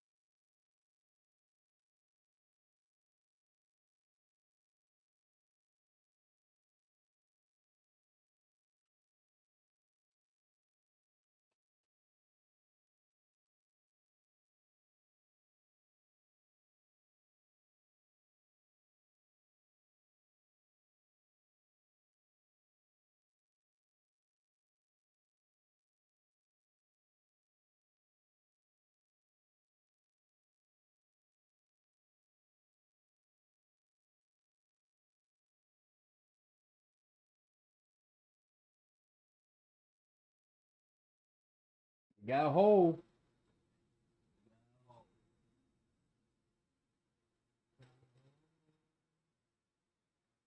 There's a hole in the bottom of the shoe. Oh. Bam, bam, bam. Oh, such a cool little kitties. You want the belly rubs? You want the... Oh, you do want the belly rubs. I got this.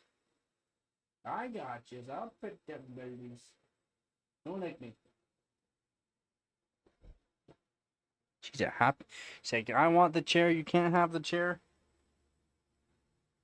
Okay, now I should have enough room to get snips.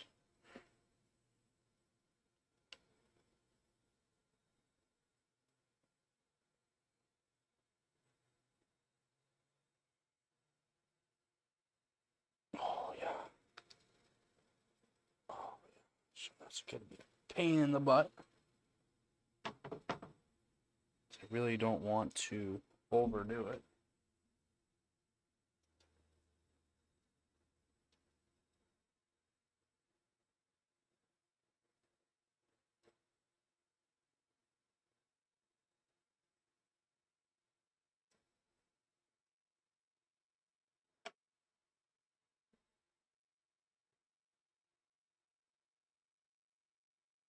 Hmm.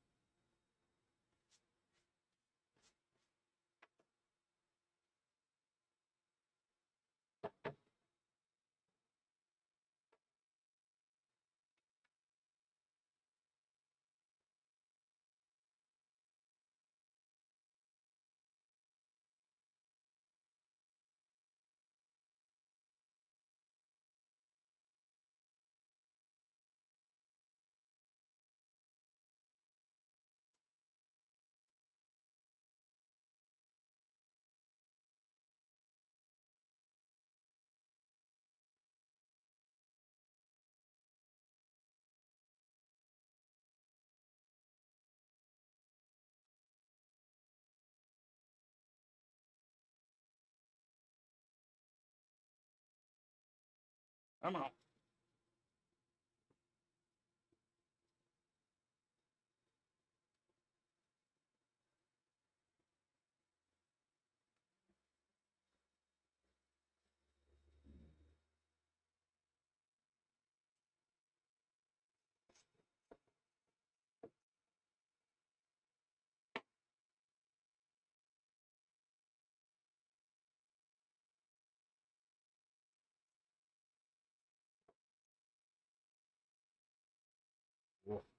Might be a little too sticky for the coping saw.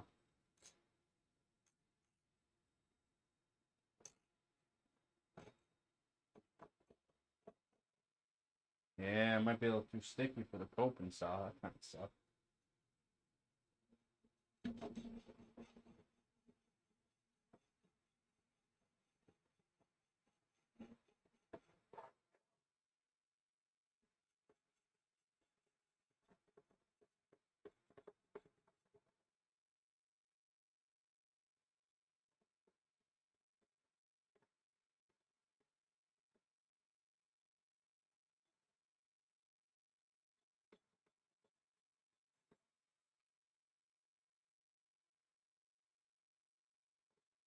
So,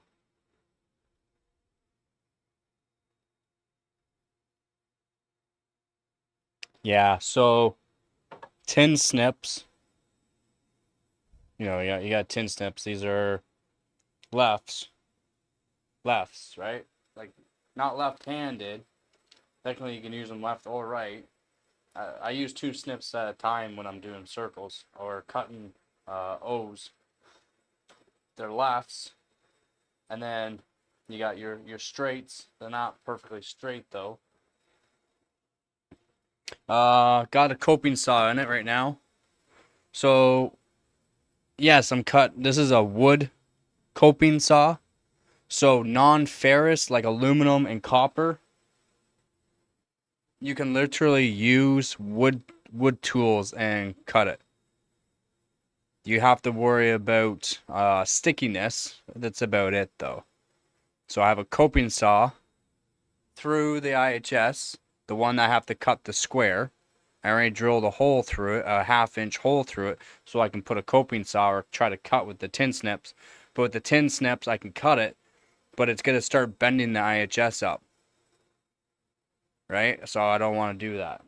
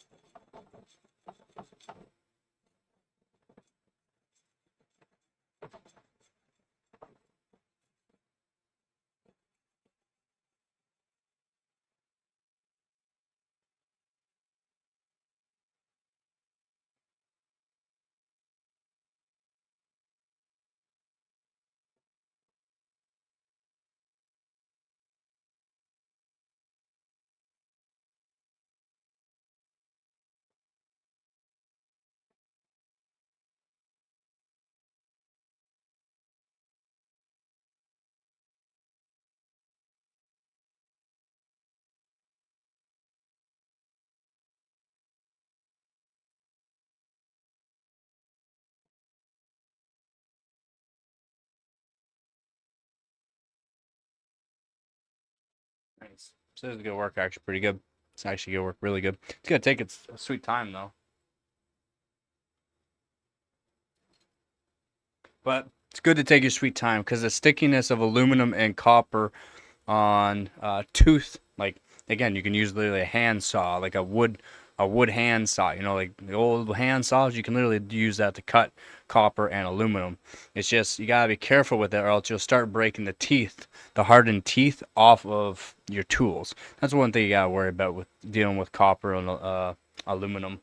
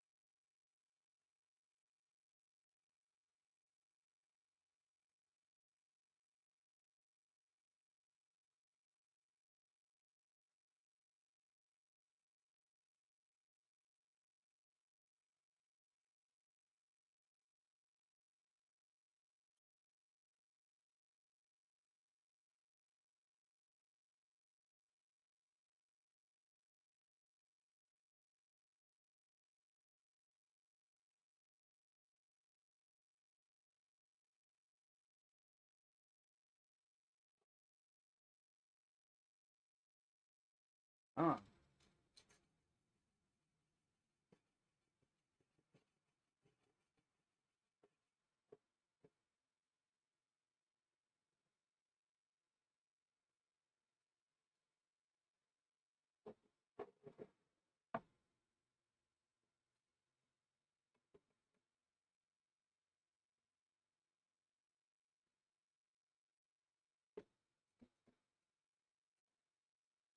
I don't know.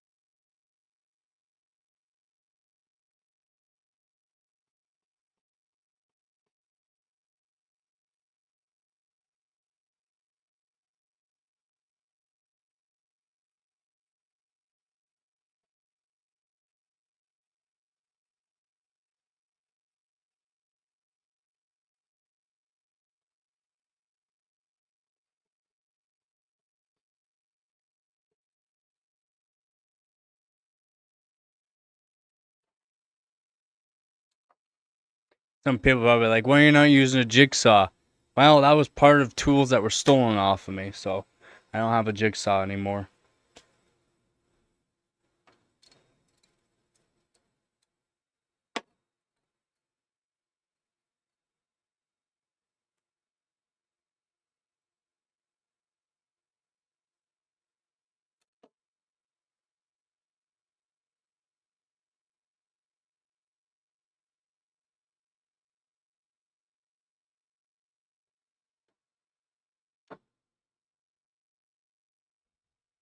Yeah, we do. I had a lot of tools stolen off of me.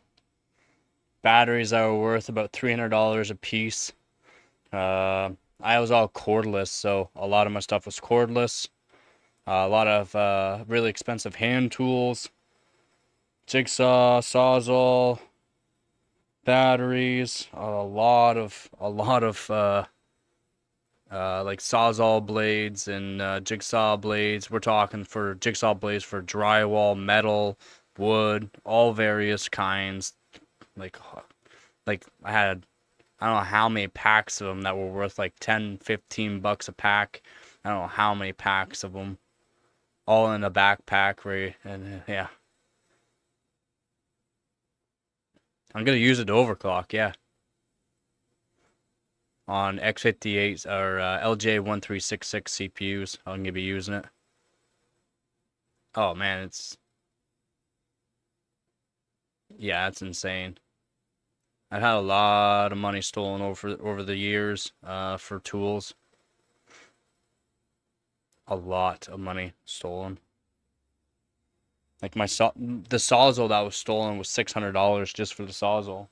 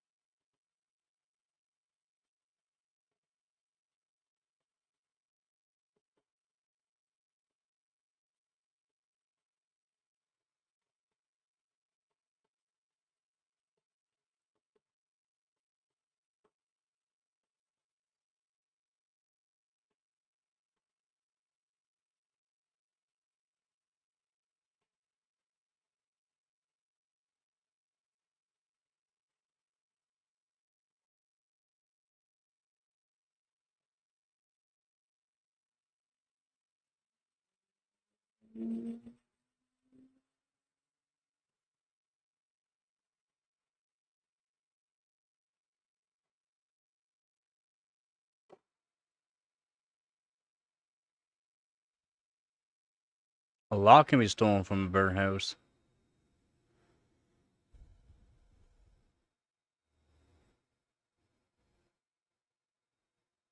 Yep. Yeah, hopefully you never find out, man. It sucks. It hits you hard. I took it very nice. I took it very good, but when you start adding up all that money and how much, because again, I before all this, I did work. I did drywall. I did trim work. I did so much different kinds of work, and then having all that stolen, it's like, man, that it for one, I had all that stuff to save time. It was all cordless. Saves time. I had all this money invested in batteries. We're talking the big 60-volt batteries like my drill.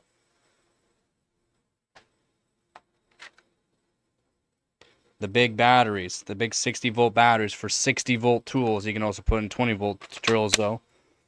Saves money. This drill alone is almost $300. This drill. This battery is about $300.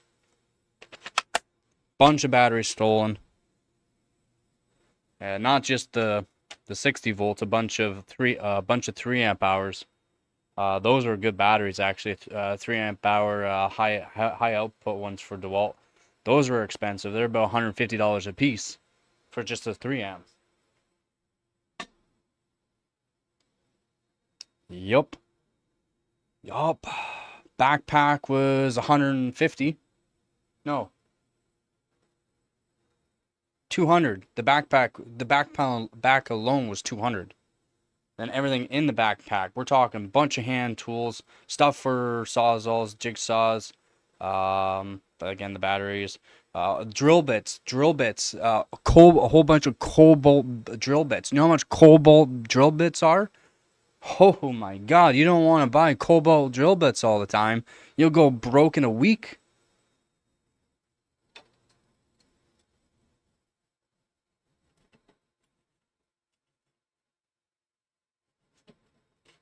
Step bits.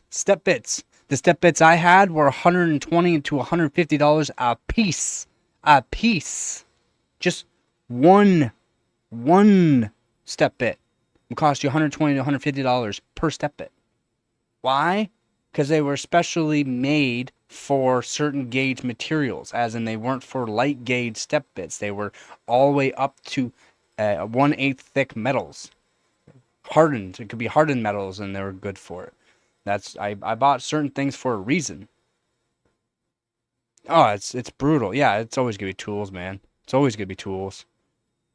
And like me, because I had the backpack, easy steal out of car. Boom, put the backpack on, you're gone. The backpack can hold about 200 pounds in it, no problem. It was full. I mean, full. Framing square. Framing square was a $65 framing square I had. Big 12-inch framing square. Gone, because I was in the backpack. You can't even get that framing square anymore. Speed square. You can't even get that special one anymore, because it was a specially Empire one. Specially blue, specially done up. You can't get that one anymore. It's like, god damn.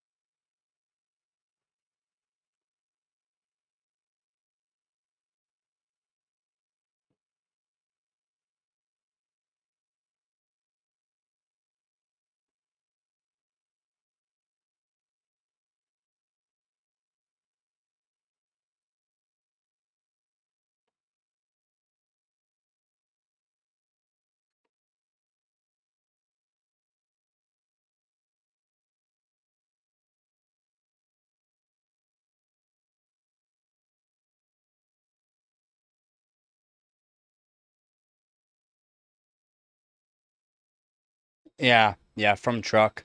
That's what I have in mind, from a truck.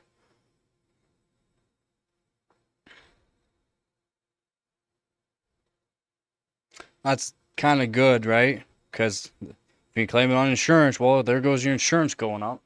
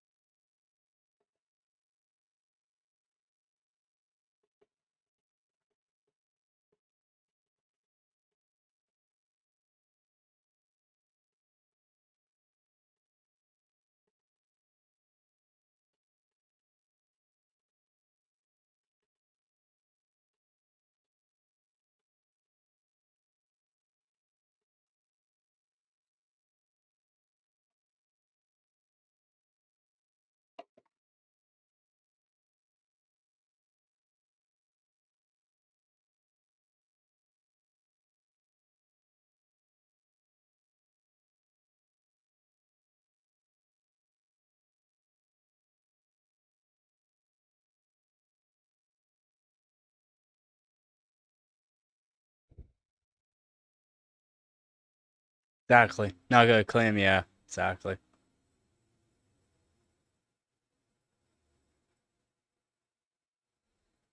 Yep, exactly too, Vep. Yep, exactly.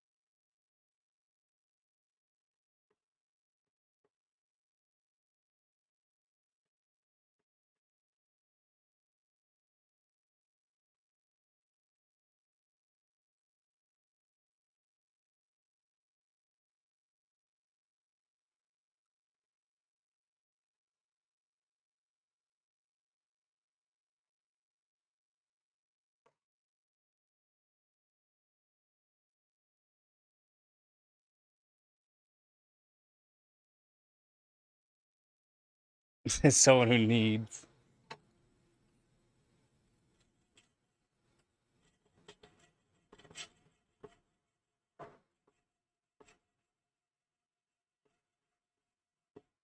It gets donated to a hungry puppy.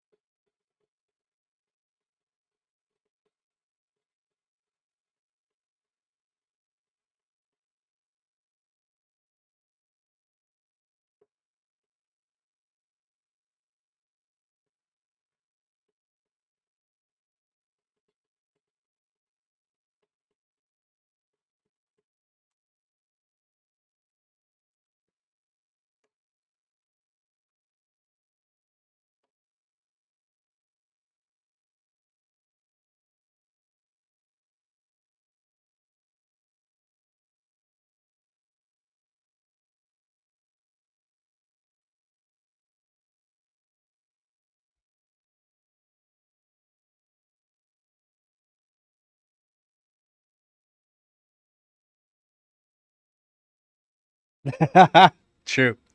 I hear you. I hear you, man.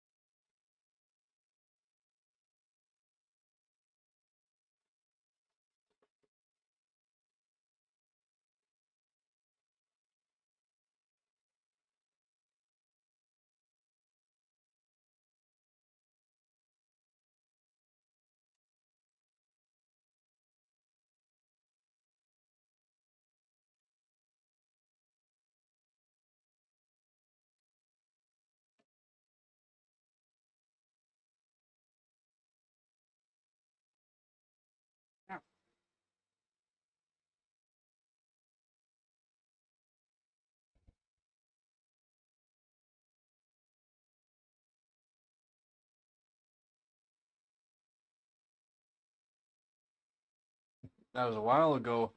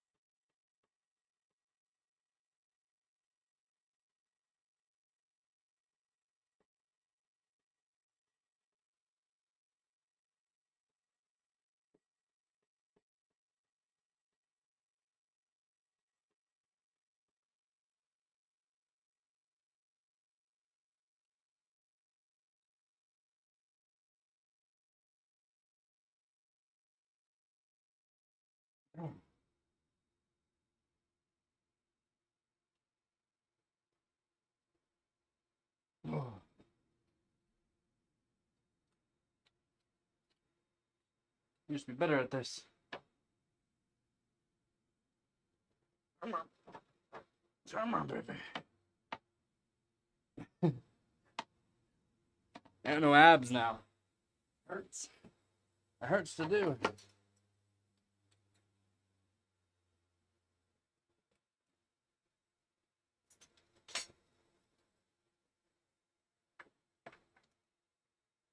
Alright, so we gotta start. We gotta start in the square. And I'll just take a file to it, clean it up.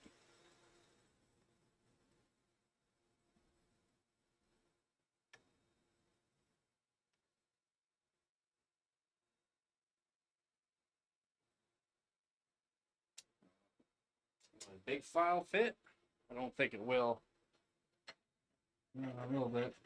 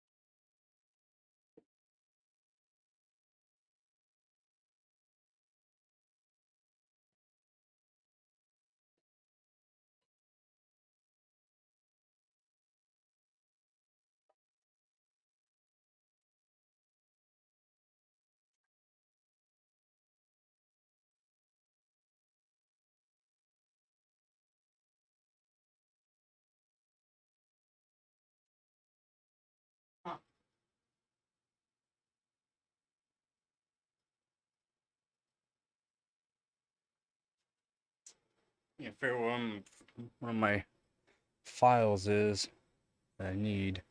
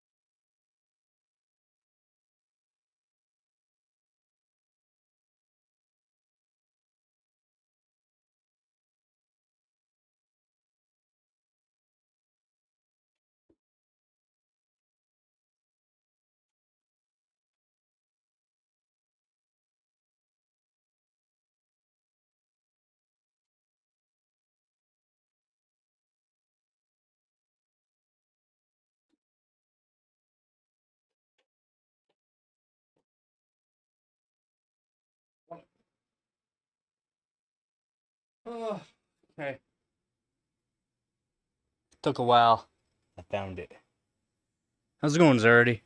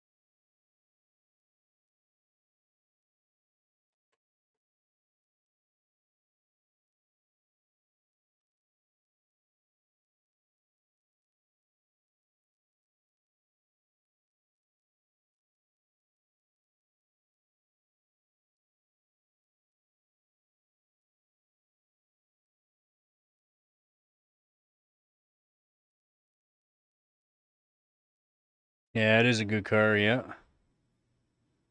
Good firearm workout.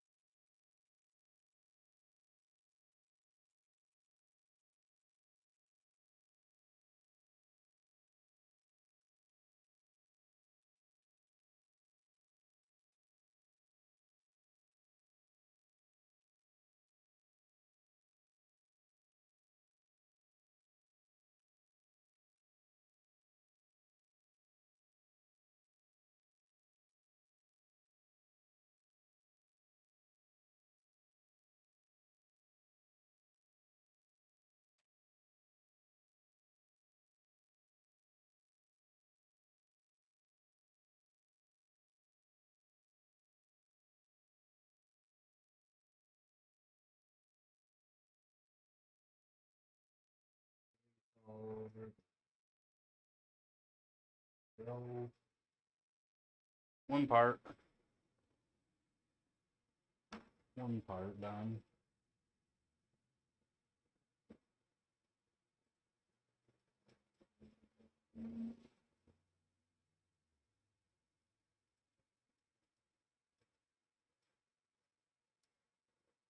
That's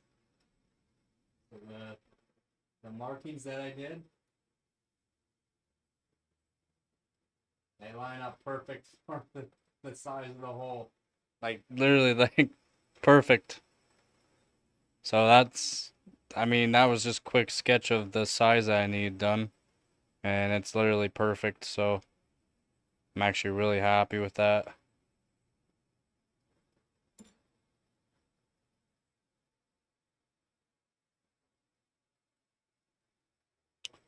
Okay, now this one. This one.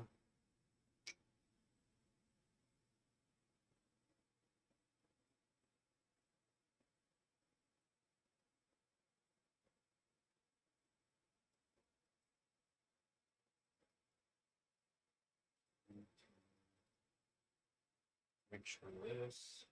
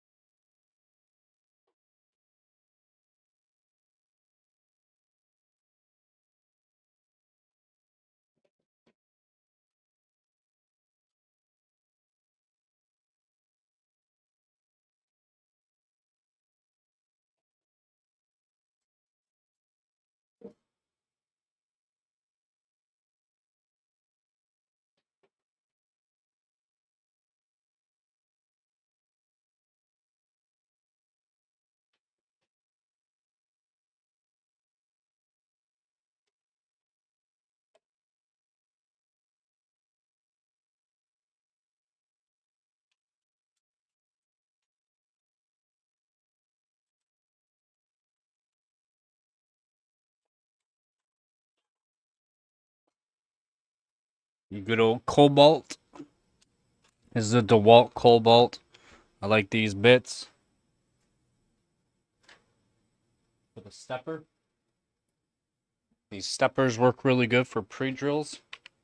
Make sure everything lines up nicely. That's why I really like these ones. The only thing is about these DeWalt bits, the chips that come off them are really hot.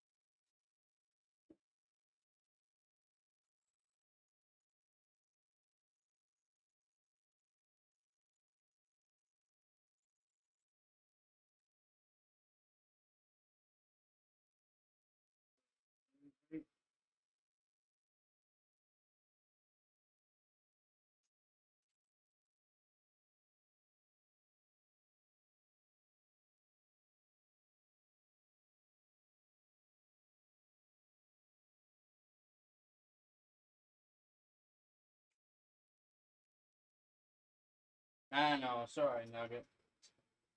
Kind of annoying.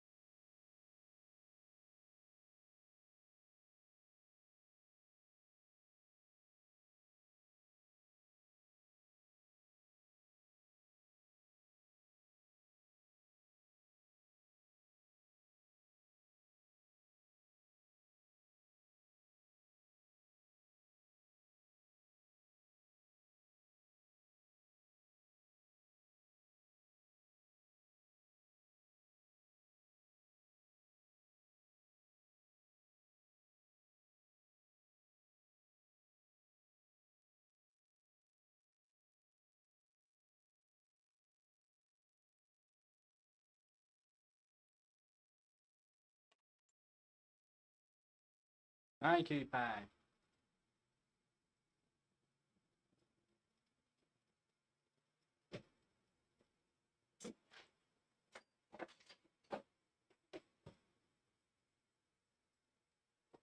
Hi. Hi. No, we got like 5 hours. No, you got like 5 hours.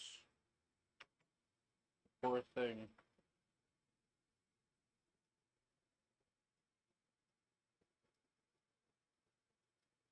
So yeah, one hole ready for, well, almost ready. I gotta do a little bit more so that way I can do the threads on it.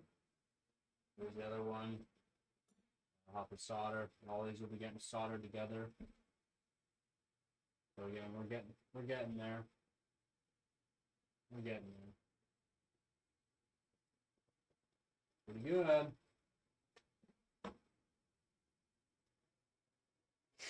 How's it going, Zero? Zero? I just logged on. What's it about? Is he playing Peekaboo? Yeah, sorry. I am making an IHS water block. So I'll be soldering these together. That will make a plate. Let me sit down. Let me sit down. Let me sit down, relax for a second, and show you what I'm doing here. So these are IHSs. I've cut off the sides. So I've cut off the sides of the IHS here. I'll be cleaning this one up. And I put these two together so they have ridges to give space. And then this right here I cut out for more space. So that way I can solder this plate that will hold the fittings, like the G1 quarter fittings for either hard tubing or soft tubing. I'll be using soft tubing. And I'll be soldering on top of an IHS that has its fins still. So that way when I put it down, I can latch it still. And it'll be, instead of a water block, it'll be an IHS that is the water block. Nah. Yeah, that's Gabby. She's kind of in psycho mood right now. Aren't you? Oh, yeah? Yeah, come up and say hi? No? Okay. So yeah, still got a bit more work to do. And I still gotta figure out how I'm gonna do the fins on the actual IHS here. How I'm gonna actually do that, I'm not sure exactly. I know I could just make some grooves, light grooving onto it, and it'll work just fine, to be honest. I mean, dimples would be fine too. A lot of small dimples. A water block IHS. IHS? The IHS? Integrated Heat Spreader. IHS. That are on CPUs. So, this, it's copper and nickel plating. Goes on a CPU, right? Right? And I'm making a IHS that is all in one. So the IHS itself is a water block. So there's no extra water block I have to put on top.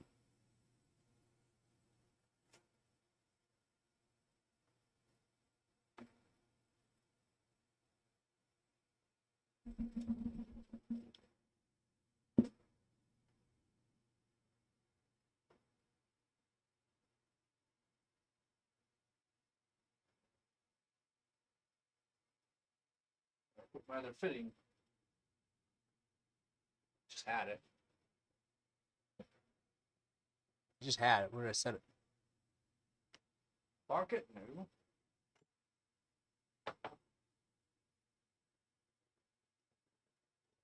Oh.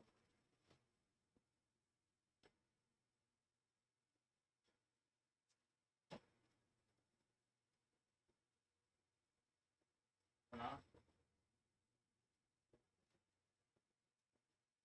Oh, no. Oh, okay.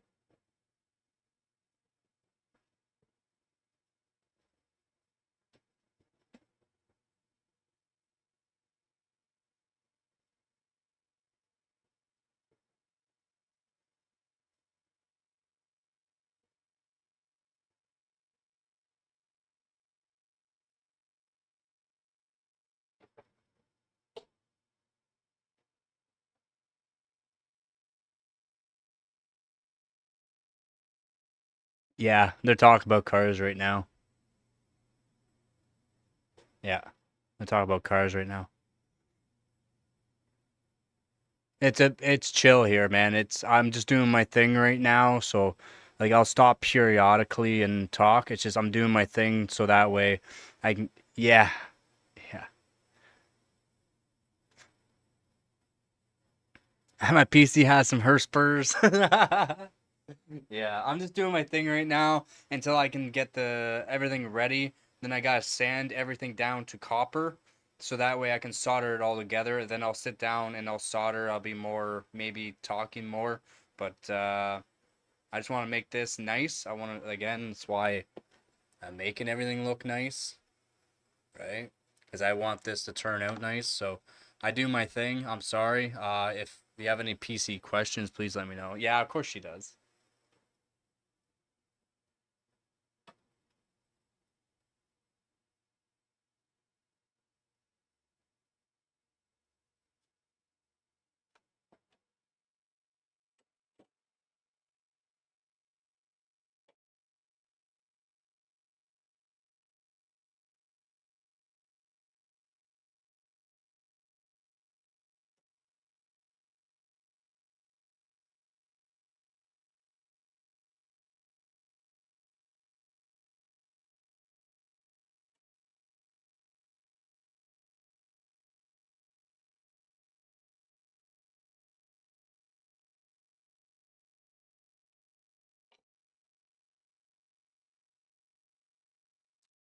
Next lines for it. Tough a bit, isn't it? It is. Should have measured that.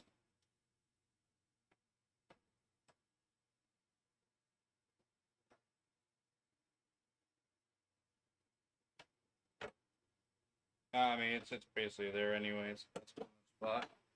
is there.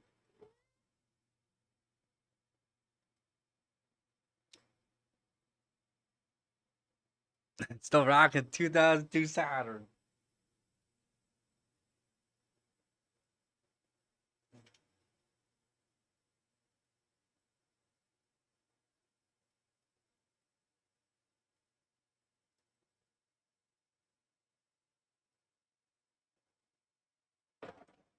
What's up, cutie pie?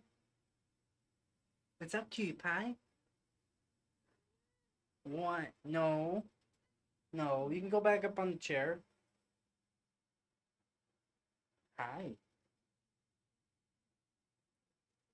Can you just stay up there for right now? You can be part of the show. Can I have a paw? Can I have a paw? Please? Thank you. Thank you.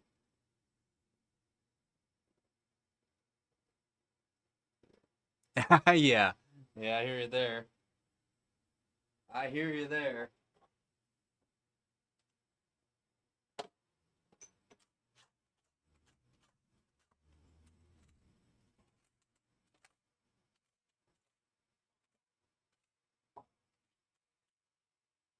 Oh, come on. Come on. Oh, come on.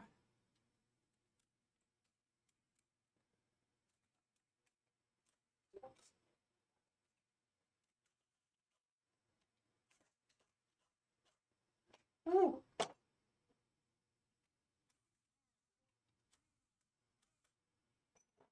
Greaser.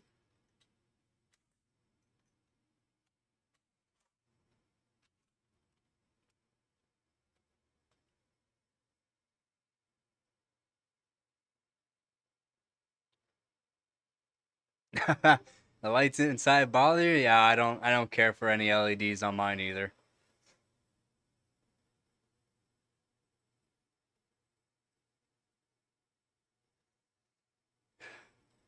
Yeah, the 1080 Ti is doing pretty good. Ran at 2.3 gigahertz, so or about 2.3 gigahertz on some runs. Actually, over 2.3 gigahertz on some runs. It's actually doing pretty good. Just kind of happy with the performance.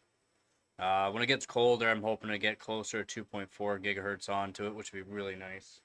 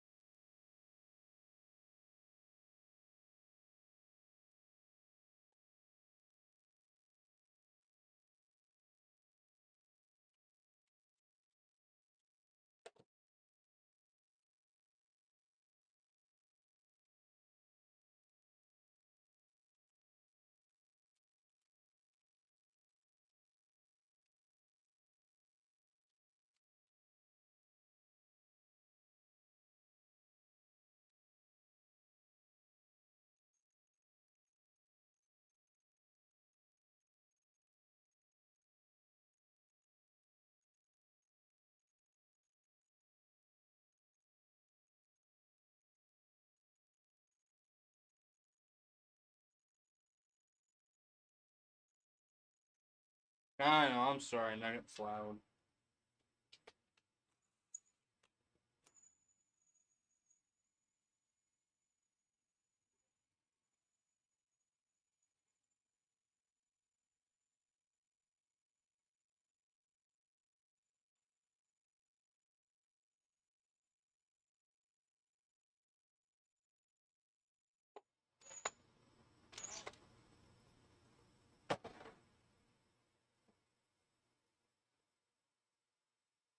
Are yours okay? You don't care usually a sob's going, so.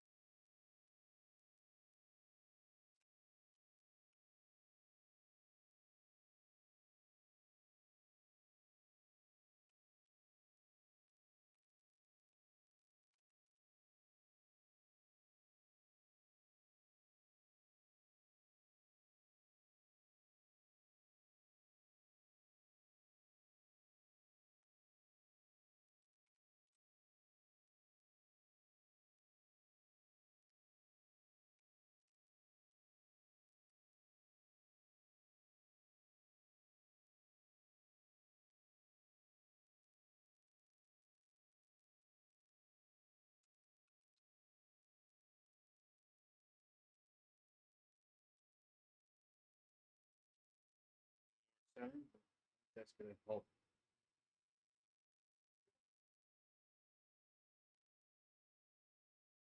close where I need it.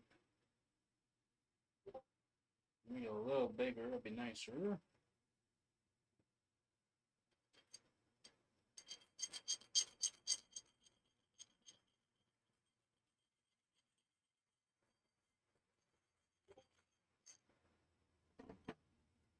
Not a big file.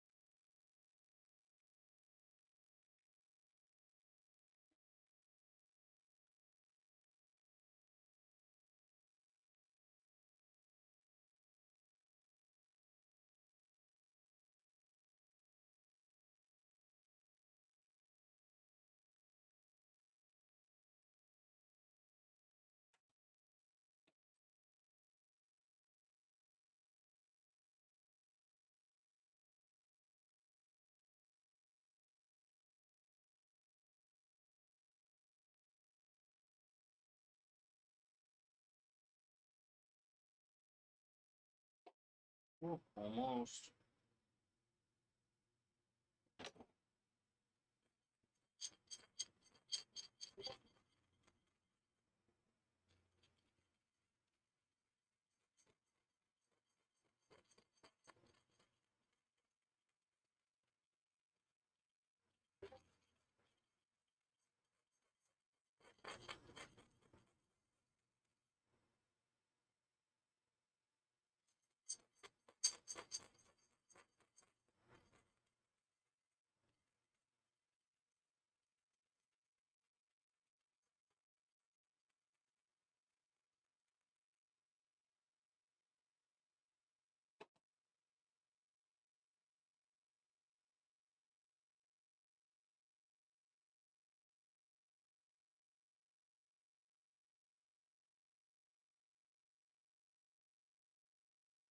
Sound like the Discord channel is going nuts.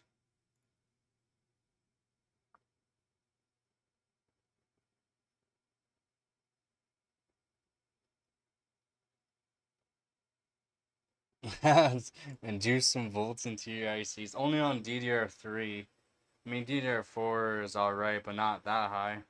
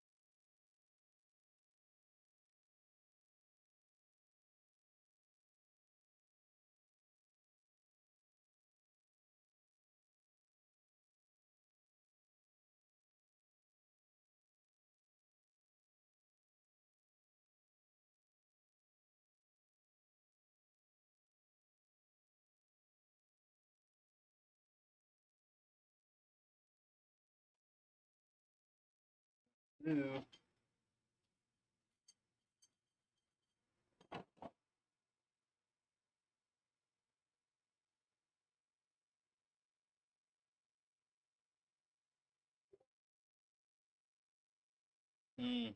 Actually might have to redo it.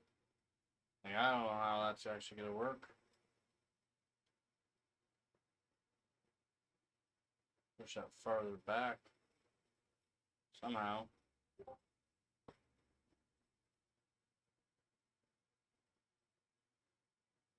So, small fittings.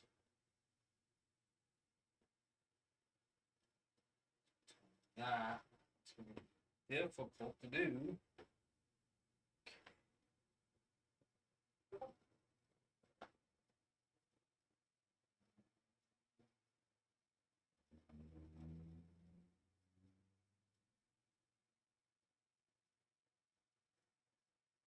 There you go. You got that right.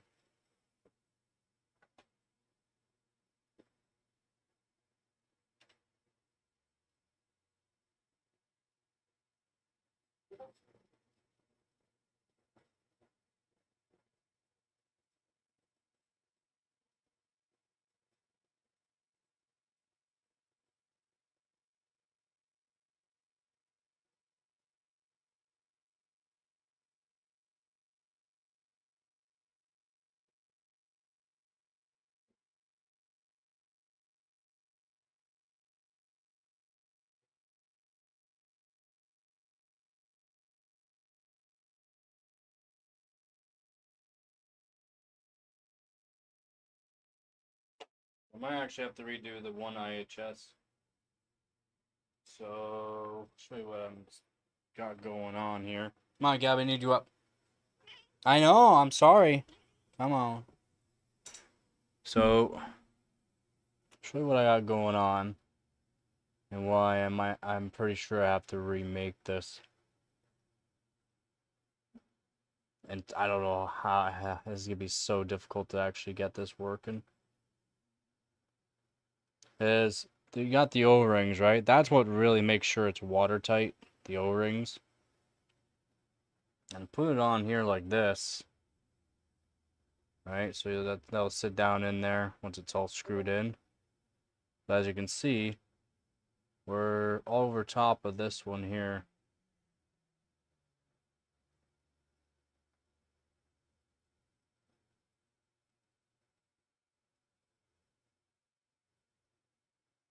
So, and we don't got much to work for material-wise. So I'm gonna take measurement of where it is now and push it up 16th.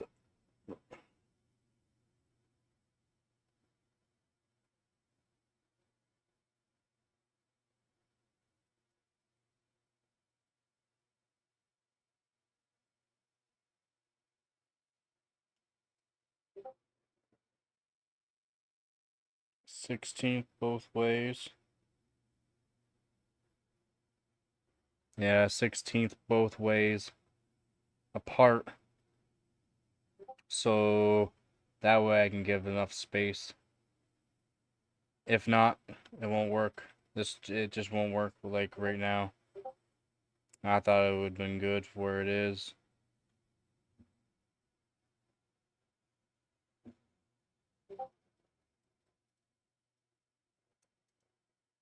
So that's okay there, but I mean, they need to be spaced out more.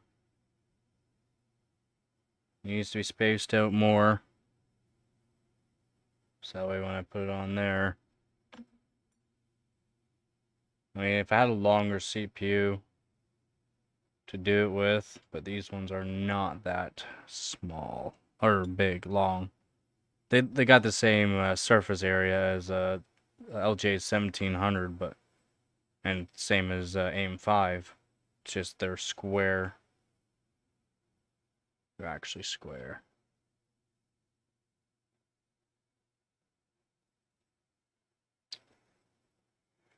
So that sucks.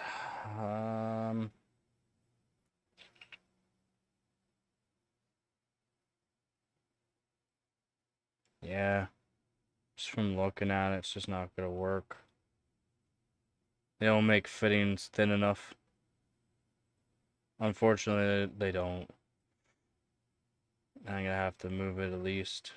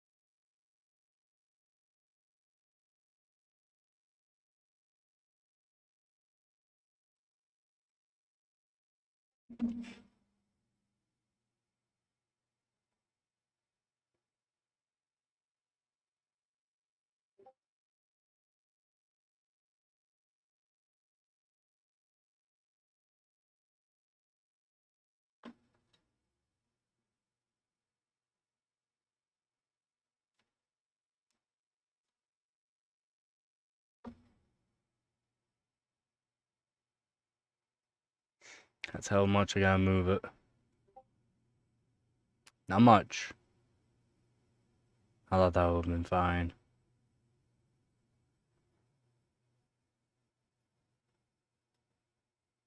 And even still, that's like, yeah, 16th.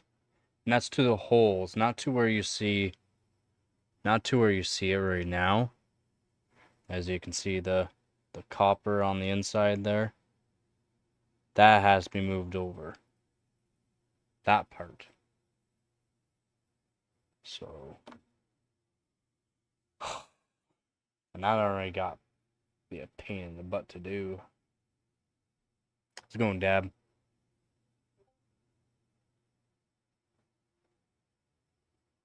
Yeah, that's what I was thinking, but then the actual, like, because the cooling has to go over the core. It's the only way it's going to make this work proper. The cooling has to go over the core. Only way. So, I know that's kind of what I was thinking to do, just to do offset, but I mean, it wouldn't cool the core proper. And then I technically have to remake the whole thing, but I mean, that's not the issue. The way the core is, because the core itself is offset, right? The die itself is offset. So if you did from side to side, you're going to be missing on one side of the core big time to where the water's actually going to flow proper. That's the only thing. Doing it that way. No, these are square. These are basically square. Fairly close to square. One side's a 16th longer than the other, but they're basically square. Which sucks. The other side's a 16th shorter.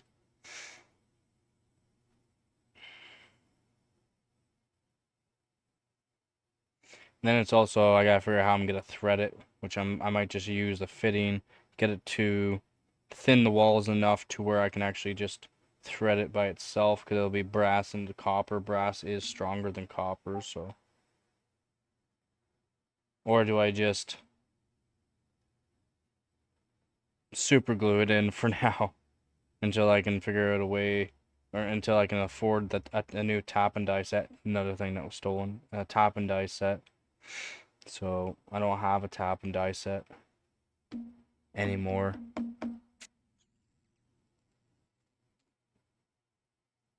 Gabagoo. Hi, babies.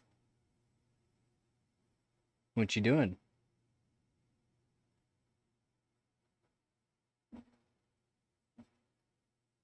Hi. What you doing?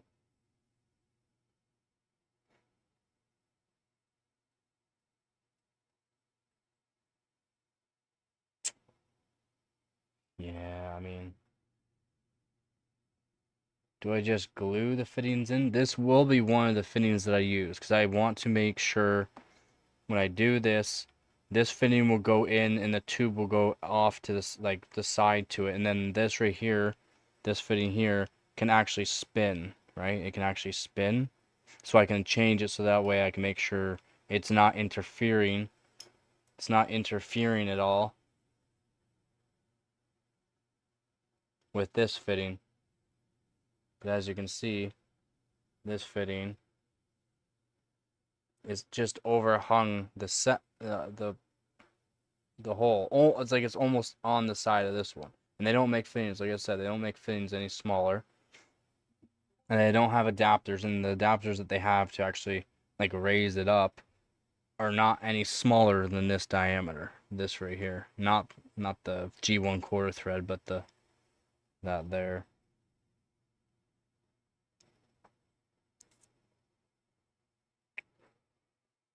So yeah, I'm gonna have to move these hole out at least to there. Which yeah, would work if I brought those holes out.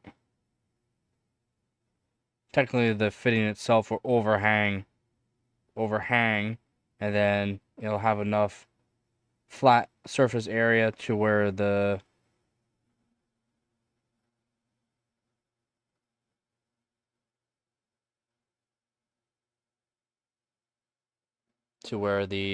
O-ring, guess I'm in the way there, to where the O-ring sits onto this little bit of a flat spot that you see. That's the only way I can do it. And it's just barely gonna fit too. Just barely gonna fit these in, so that way they don't touch. And also that doesn't overhang. Right, just want to spin that on. No, good. Okay, so I'll have to remake that. It's not a big deal. This is not too hard. This was the hard one to make, the square. This one was the hard one to actually make.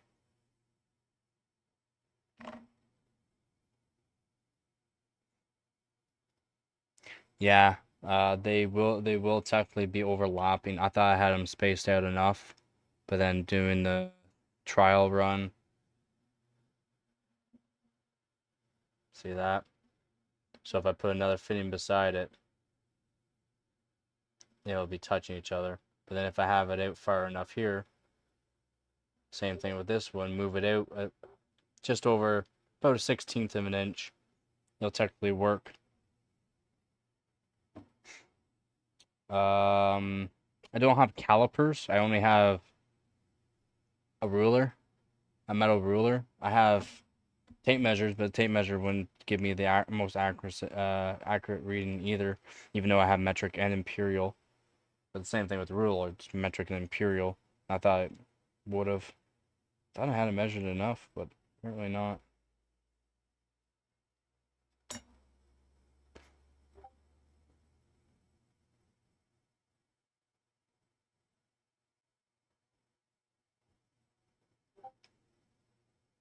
New mistake, yeah. No, that it kind of is.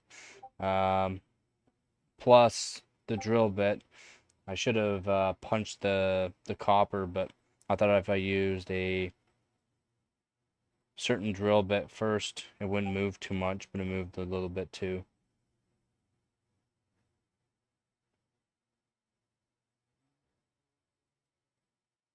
Yeah, shipping costs. The one thing I've actually never owned was a set of calipers.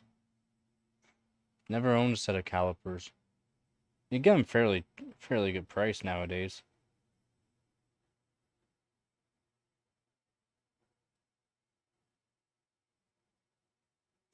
I did do that. I did do that on the one, except for you gotta factor in the height differences, right? The height difference of how that's gonna work to it. And then it's getting the straight down marking of that is the hard part.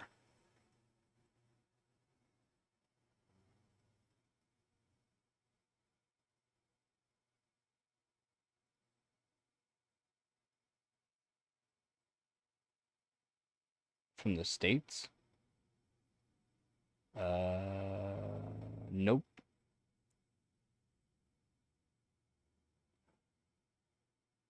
I don't really want to file off the fittings, but I mean, even if I did that,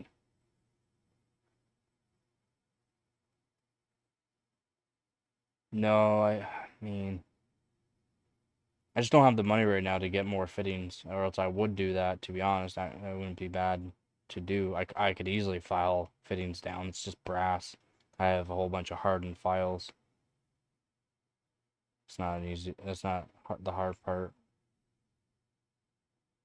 These fittings are though not cheap, and I need to use at least one of these at 90 degrees.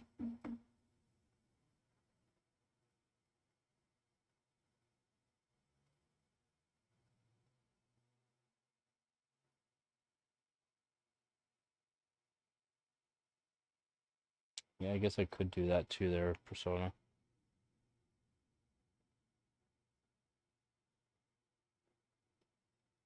Oh, I don't mind remaking it. It's not an issue. I want to make this nice. I want to make this nice. Because when I solder it together, maybe I should try just use this as a test for seeing how the soldering onto it works, and then do it again. I don't mind redoing it. That's not the issue. Again, this is the rectangle one was the hard one. That was the hard one to do. Drilling some holes is not hard to do. Doing the rectangle, that's the hard one, and it's already done.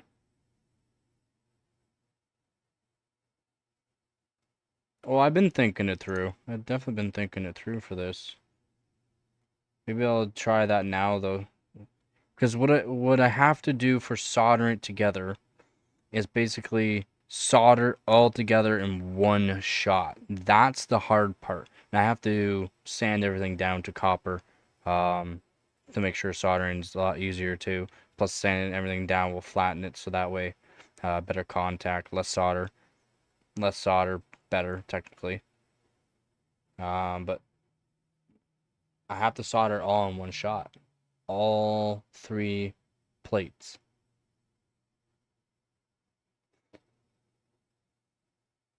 Which desoldering it's not that's easy to do. Desoldering it. I still have to figure out what I want to do for the grooves. Again, just drill a whole bunch of holes, use a file, connect the holes, or just use a whole bunch of holes. Doing a whole bunch of holes will take me a long time because I got to make sure I don't go too far. For one, I can't go through. Going through is defeating the purpose of what I want to do.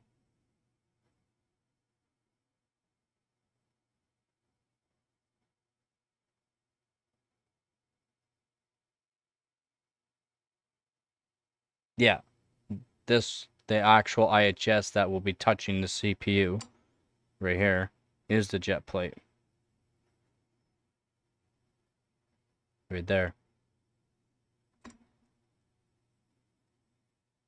These two plus this is just for the height. Does that make sense? It's just for the height.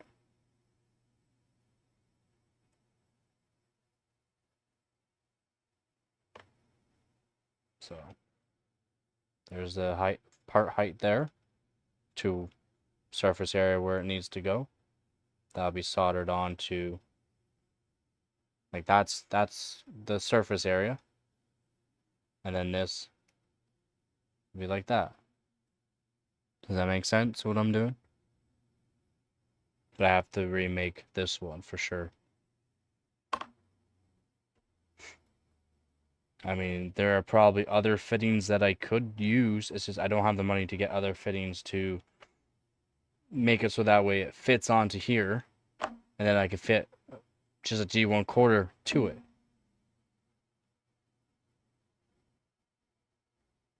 Yeah. Yeah, it's gonna be thick, but that's it though. This is it. This is all it's gonna be. That's not that thick compared to other water blocks. And that'll all be on a CPU like this. Actually, it's technically gonna be thinner once I sand it all down. It'll be thinner than this, but that's all it's gonna be like that. With fittings out of it. That's the water block. Yeah, that'll be a thin water block.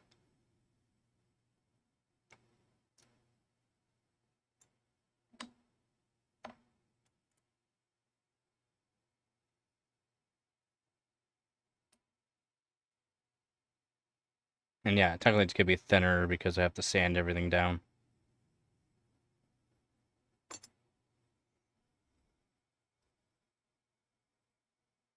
I don't have a Dremel. I've never owned a Dremel.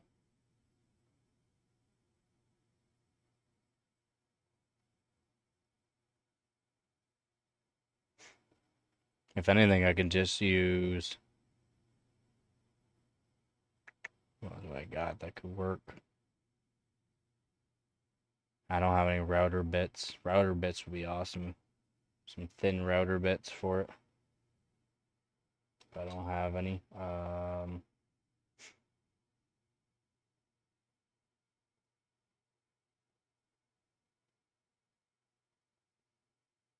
Not sure. Not sure.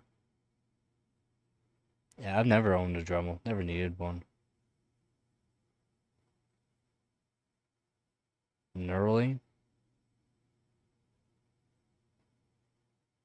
Why do I need Why do I need knurling?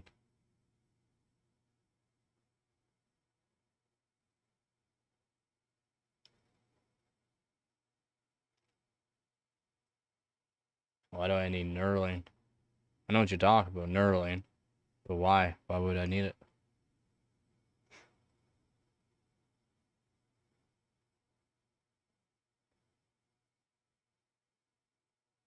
Yeah, I've never needed a Dremel for anything.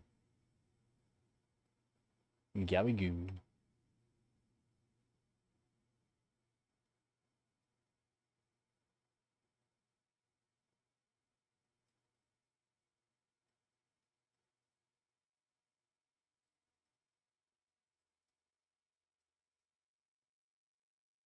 Well, I'll be making...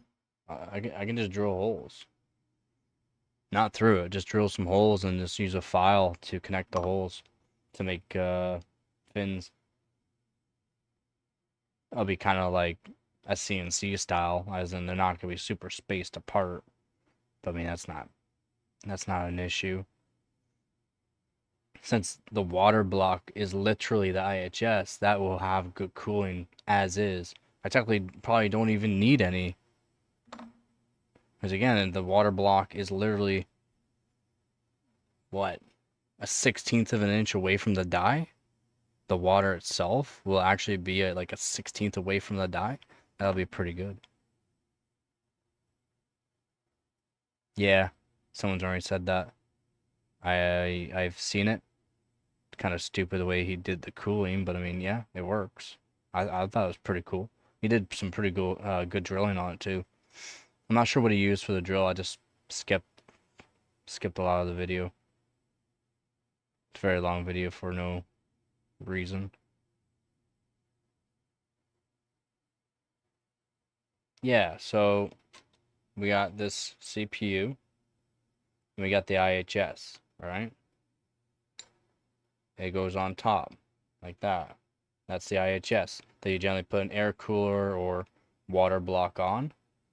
And I got this piece that'll be soldered to that. This piece that'll be soldered to that as well. And that is the water block. Does that make sense? That will be the water block. like that. So no water block needed. And then the fitting will be on this. Then I can just switch this between different x58 CPUs. This right here. This whole thing together.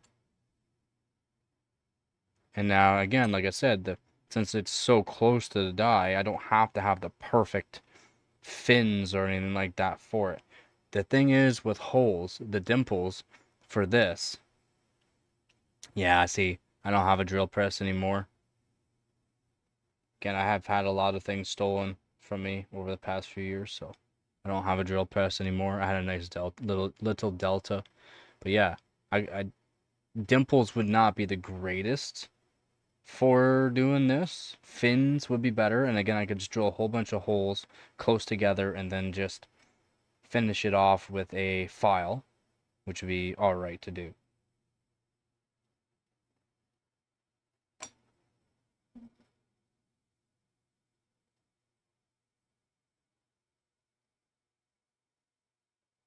I think it'll be alright. Soldering it together would be kind of a pain because I want all to line up nicely, right? So I'm gonna want this lined up nicely with the fins. So I don't know. I'm thinking about testing it or making it right now. Or testing it. I don't know. We'll see. It's just, yeah, I should probably just redo the holes through to space them out about 1/16 more out each way. That'll give me an 1/8 extra, which that 1/8 extra, by the looks of it, will be plenty.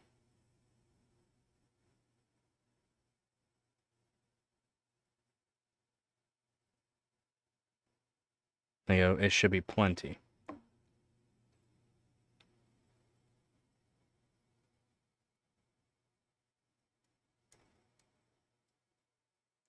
Yeah, they're still the same thickness as these.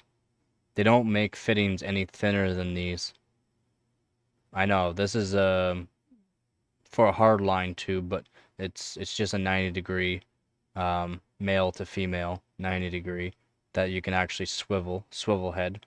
So I'm gonna be using one of these. And then my other fitting that I have really small is actually on the radiator, but I'll just switch that out to the other fittings that I have on the GPU block right now. So yeah, they are smaller. Give me one sec, EK'd. I mean, I don't have the money for fittings, so I don't have the money for fittings. So just remaking the IHS. I have tons of CPUs.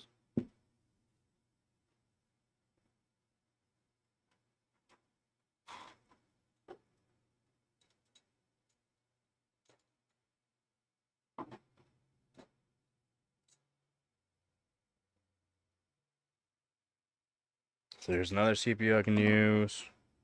Another CPU I can use. Another CPU I can use.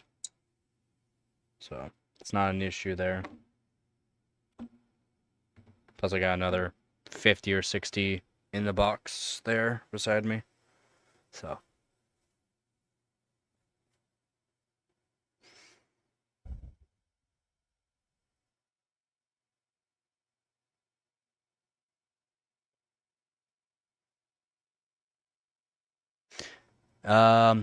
years ago I was gonna make my own before a whole bunch of things happened in my life. I actually had all the aluminum to make a 8-foot by 8-foot CNC.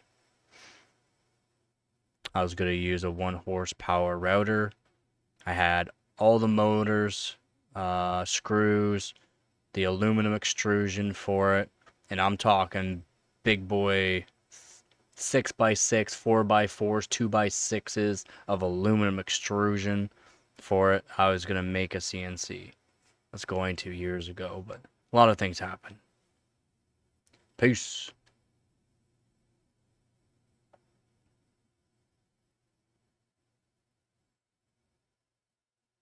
Yep. I was gonna make one years ago.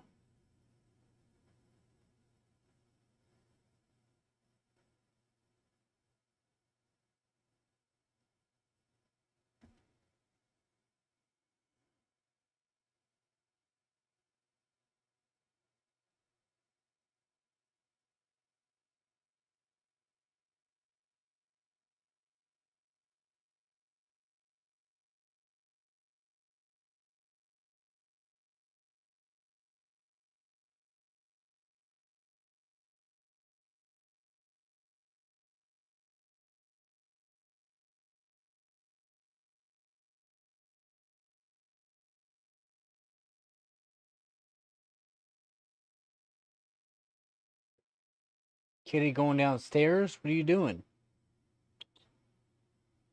Yeah, I saw you.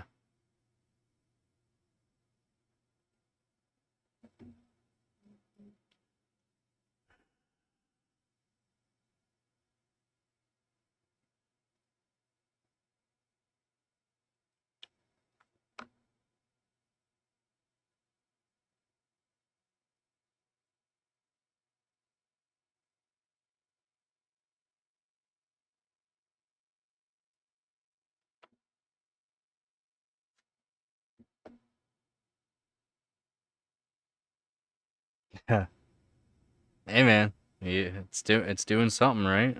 Whatever you can do to get a bit more cooling.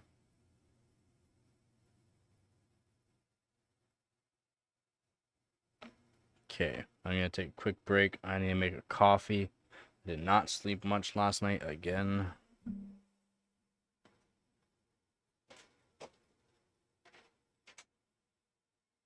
No.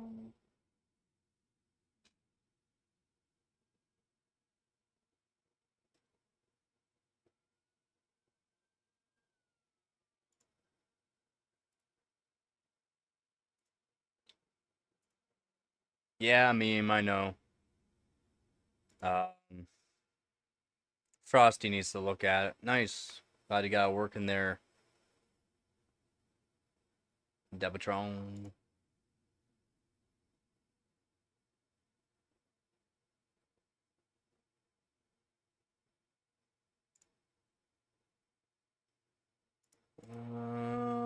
Yeah, I mean it's gonna work. The idea is gonna work once I get it all soldered. So I'm trying to figure out if I should see if I can solder this now and how hard it's gonna be to solder, or whether or not I need to find a way to hold down the components so that way they don't warp. I don't, because copper's not an easy material to work with. So I'm wondering if I should solder this up now or not to test it. Desoldering, like I said, is not a big deal. Yeah, it's not bad.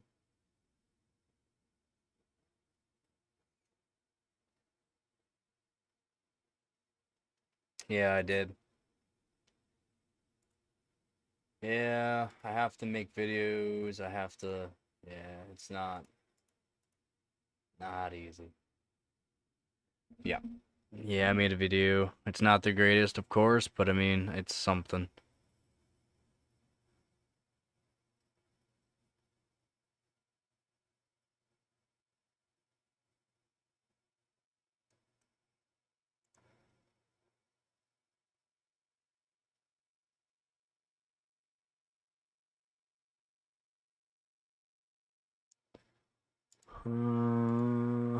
Thinking.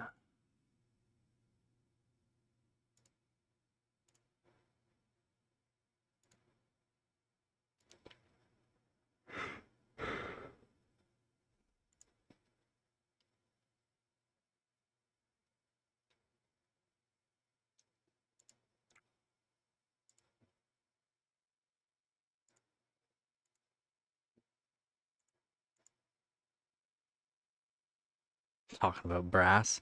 You like these fittings? These are brass. Focus you.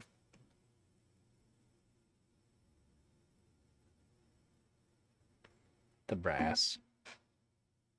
They're brass.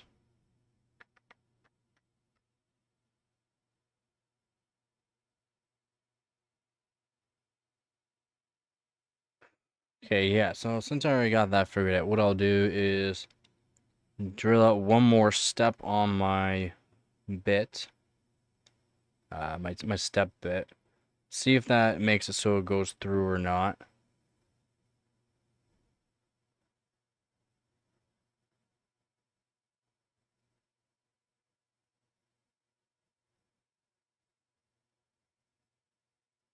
Honey sapphire? What is honey sapphire?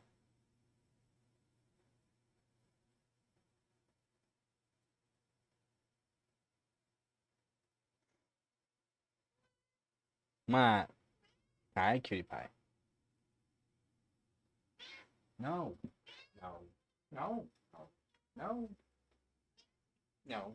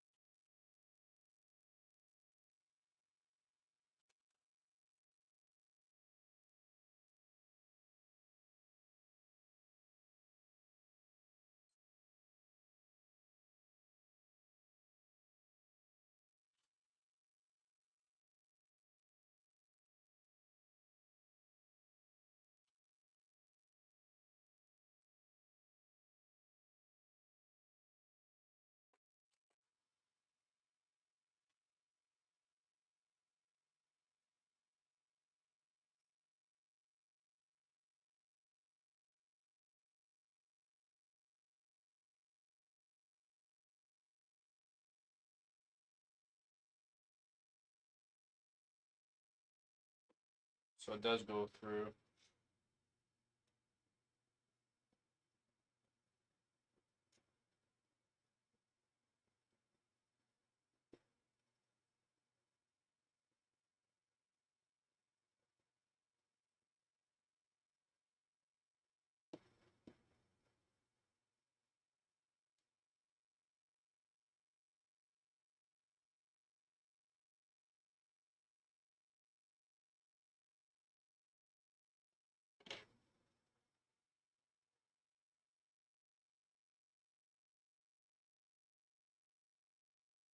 No, it's not enough. Well, maybe some bits have been updated a little bit. You have to check that. You'll have to check that. Like, there's been a little bit of updates on stuff just to. It's here and there. I need people to go through it, see if there's anything that needs to be changed. If they want more information on, like, be more specific on what kind of workstation, like blenders and stuff like that, or if I have good enough information on that. Depends on what people really want to know about it. I mean, as you can see, there are things for like different for games for 1% lows, 2% or 1% lows, average frame rates, stability, latencies, for blenders, compression, decompression, encoding. There's a bunch of because yeah, a lot of times can contribute to a lot of things. Okay, so that one extra step is too much. Now I should find a bit that might be right.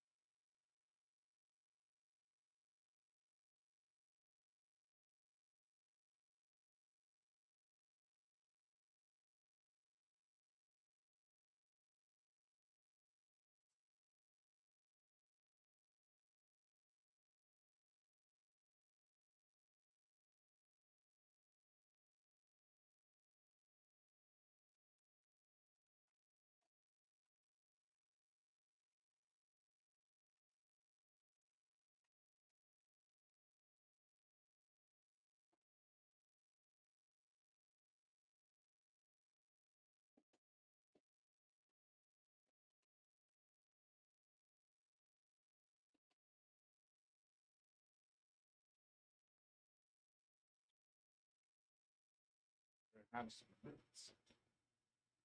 to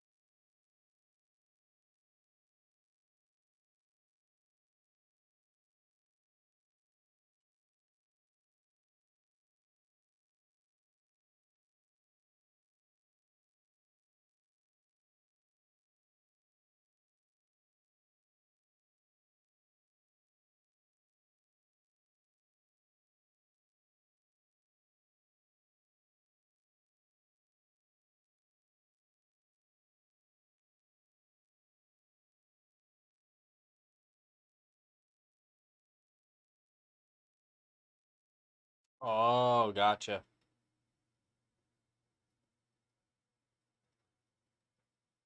Oh, okay. Gotcha. Gotcha.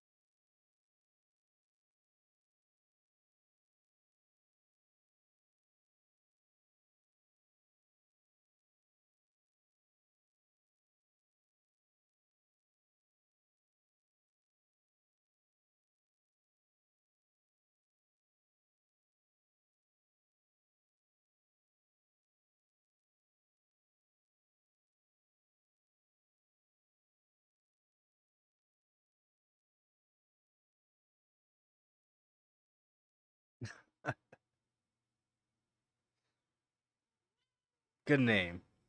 Cutie pie, the belly rubs.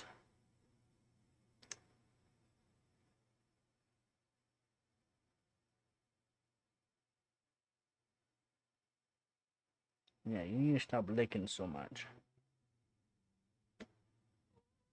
Yeah, I know. Alright, just give me a minute here. I'll make a new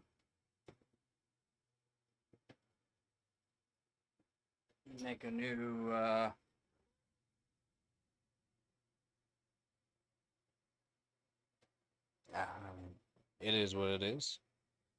Yeah, I gotta make a new IHS, so I'll make a new one of these. Just hopefully space it out enough to where it's gonna work. Gabagoo. You know you're not allowed jumping up there. Hey, no.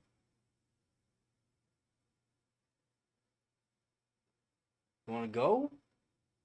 Huh? That's what I thought.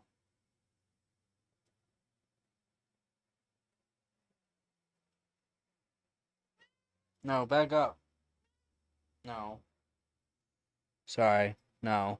Not gonna happen. You gotta wait like 3 more hours. 3 more hours for food.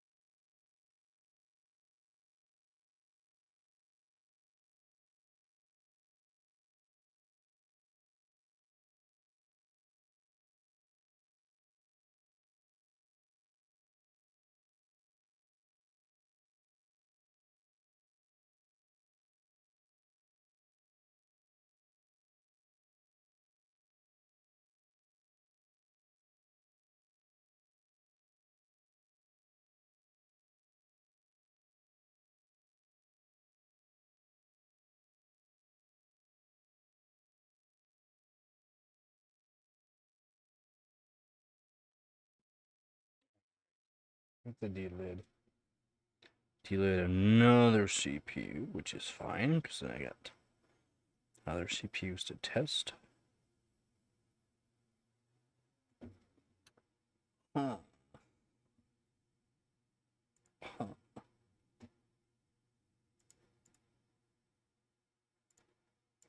Huh. Yeah. The fins, though. The fins are what's getting me right now. I'm trying to figure out how I'm going to do the fins. Because technically, what I could do is set up with some clamps, a straight edge, and just use a razor.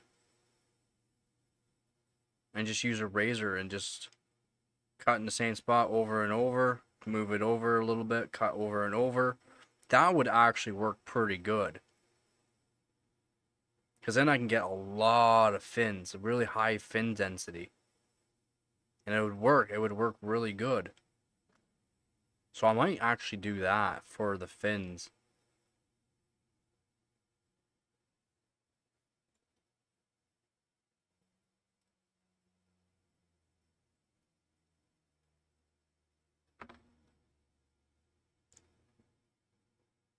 I think I'll do that. I think I'll do that for the fins for sure. I'm just gonna check hardware bot here. See if anything changed. So, work my way to top 300 in the world, so that's nice.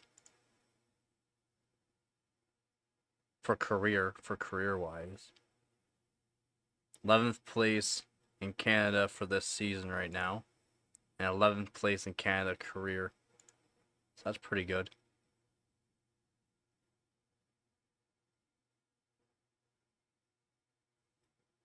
I don't need a whole lot of points, so for that, which is good. Good. Yes. Maybe I'll chew that.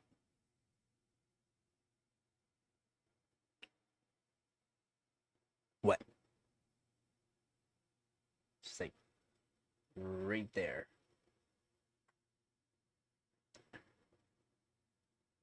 Did you feel me touch you through the screen?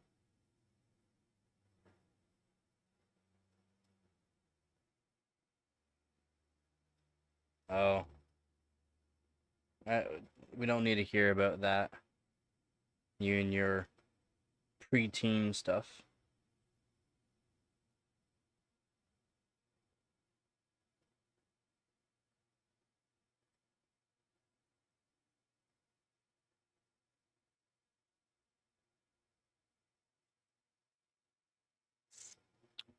I will do that though for the fins.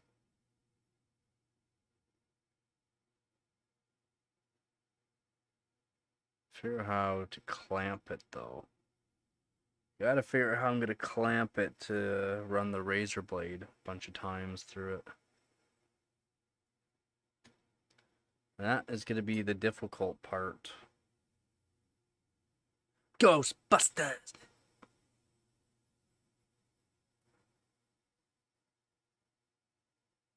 Gooners.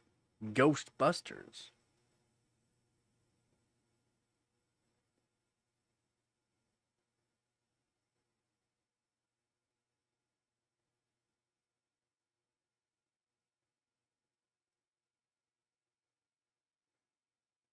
Who you gonna call?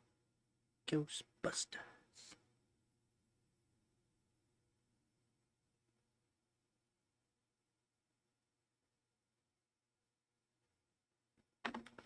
Okay. Alright. Delete another CPU here, get it all prepped up. Marks out to drill new holes. Who are you gonna call? Ghostbusters. On your feet. Thank you.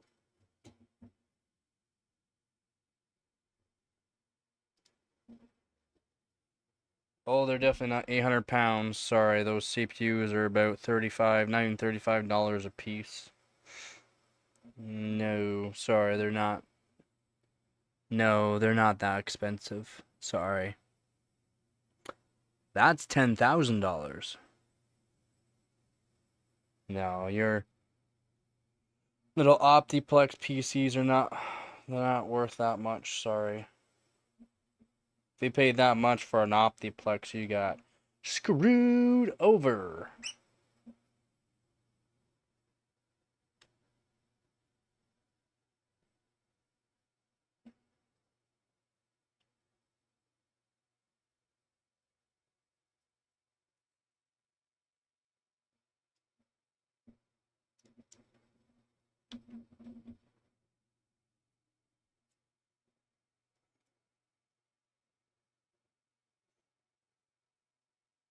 Basically, yeah. Oh. Wow. That's it for a second.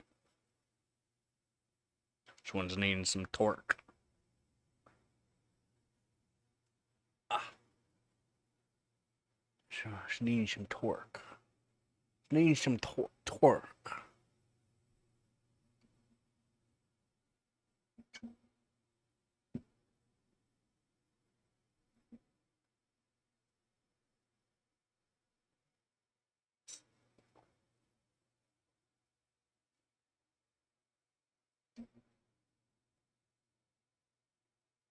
Oh. Yeah. I need another IHS so I can cut it up so that way I can make a new one of these, but space them out a little bit more, just to guarantee the fittings are gonna fit.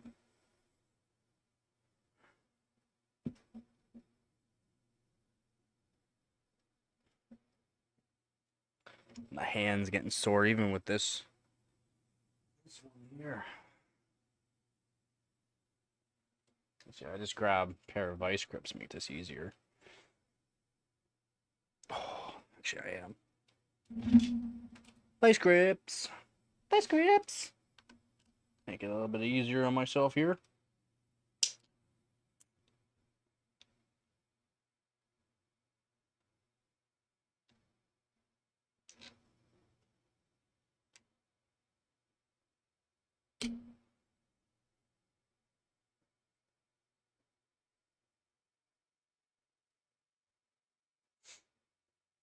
So much easier. Ta-da.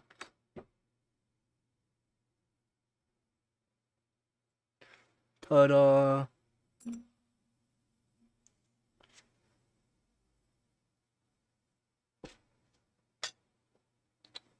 And we need my snippy snips. Gotta cut all this off.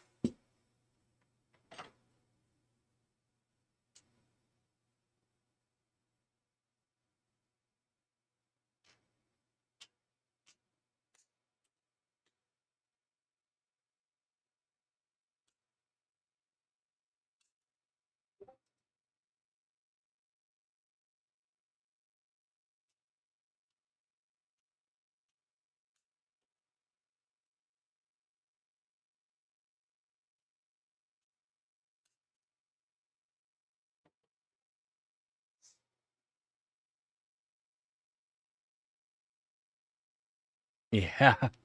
Vice grips, pliers, snips. Big tin snips. These are nice. I got old pair as well that I fixed up, and they're nice as well.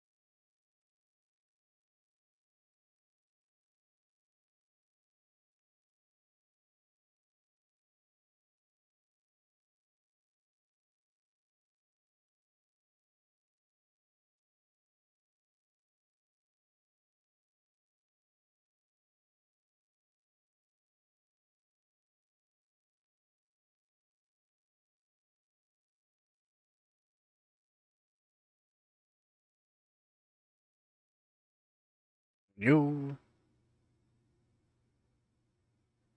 How's it going, board? Alright, get her done there, man.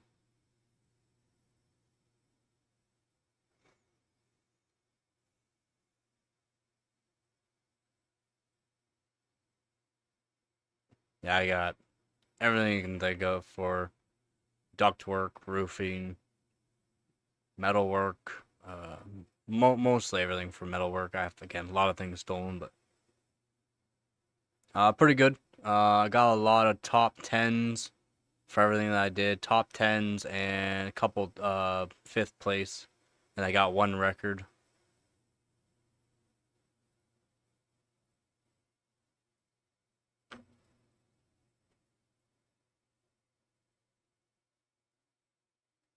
Went pretty good though.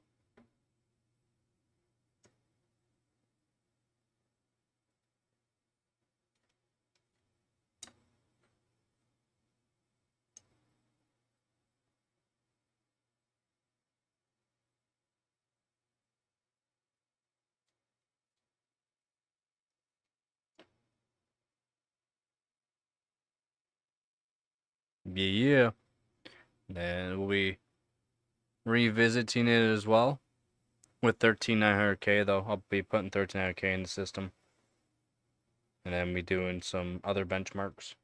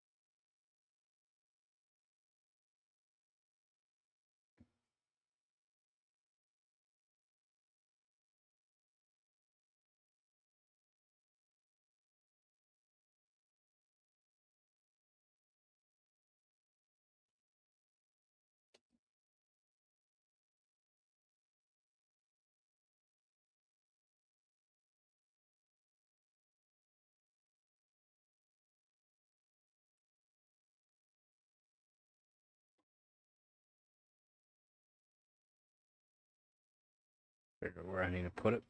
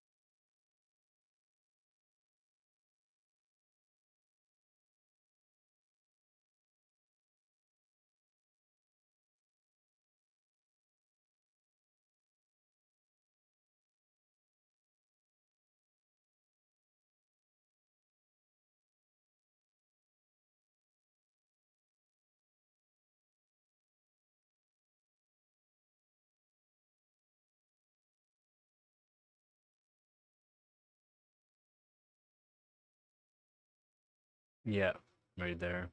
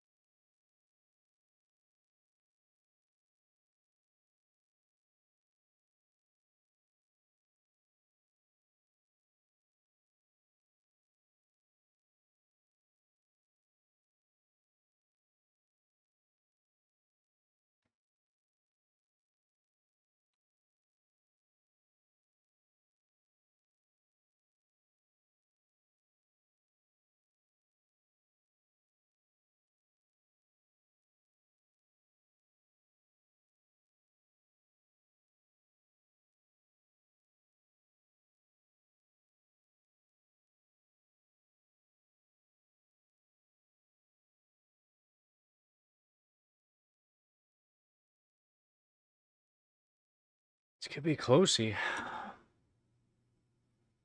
No thanks.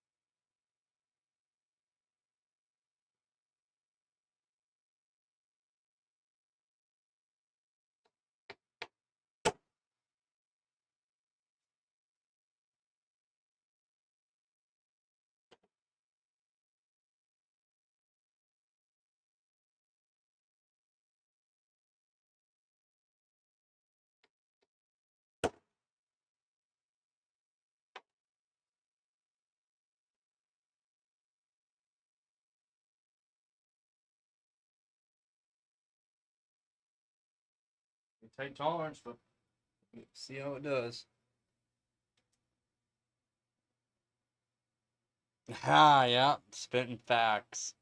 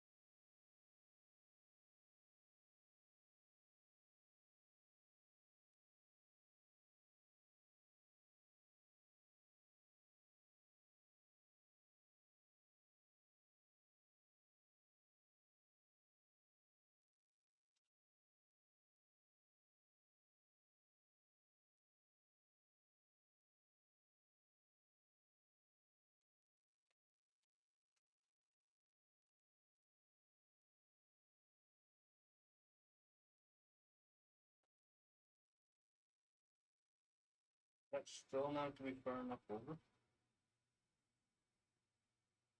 No, it should be good. Man, it's gonna be so close. So close.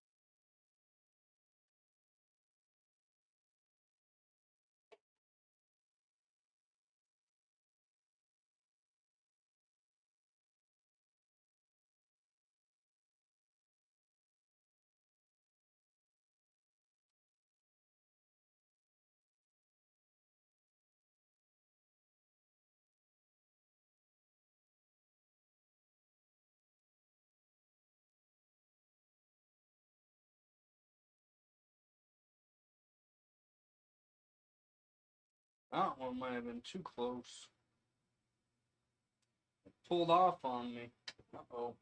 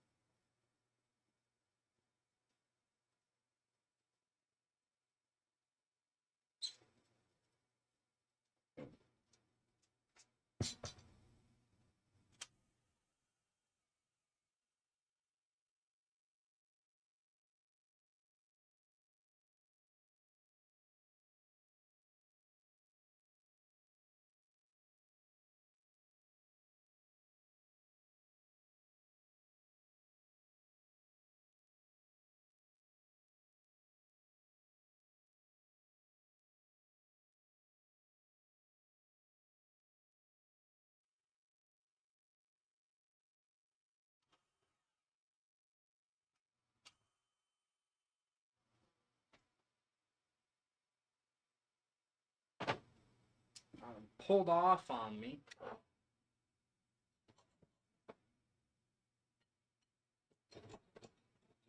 We got warm. We got warm on that one.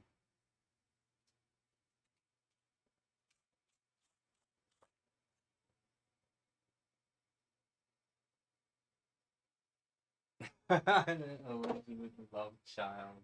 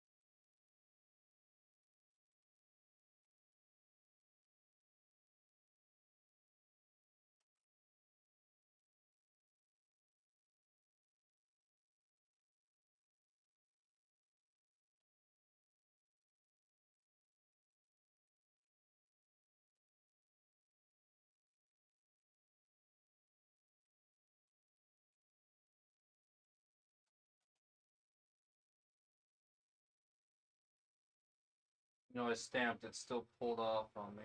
That sucks.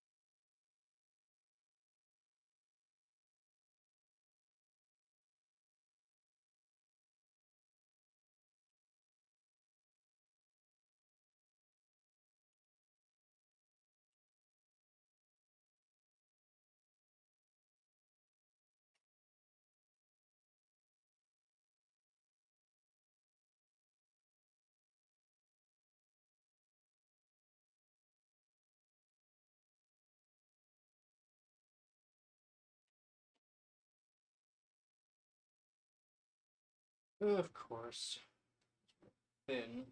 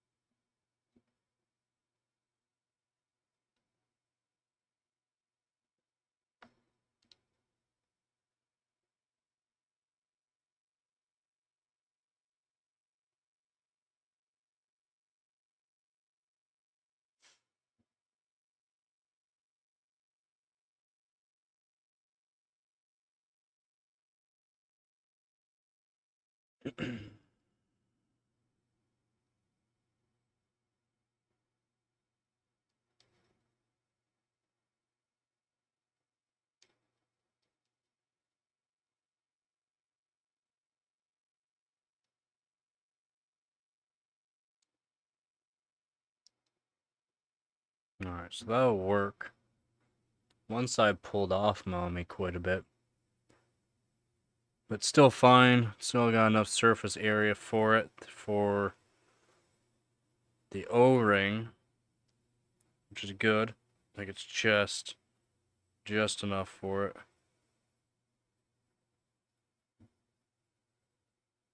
So that's good.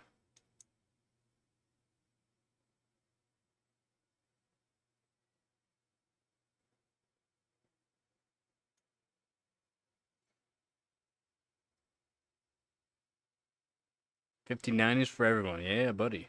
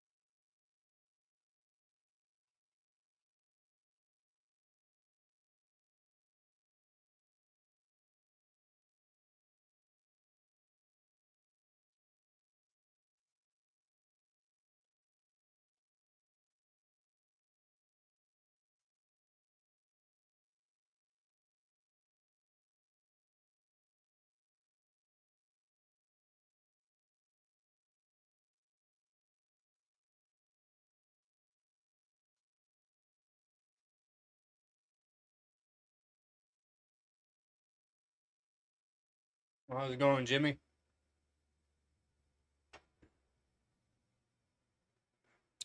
Making a IHS water block.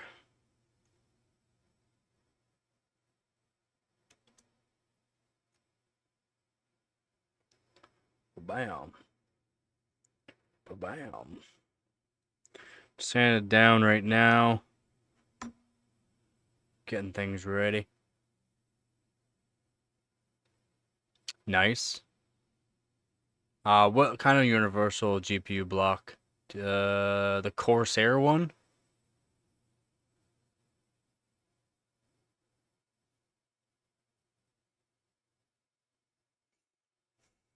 Alright, see you in a bit there, Born.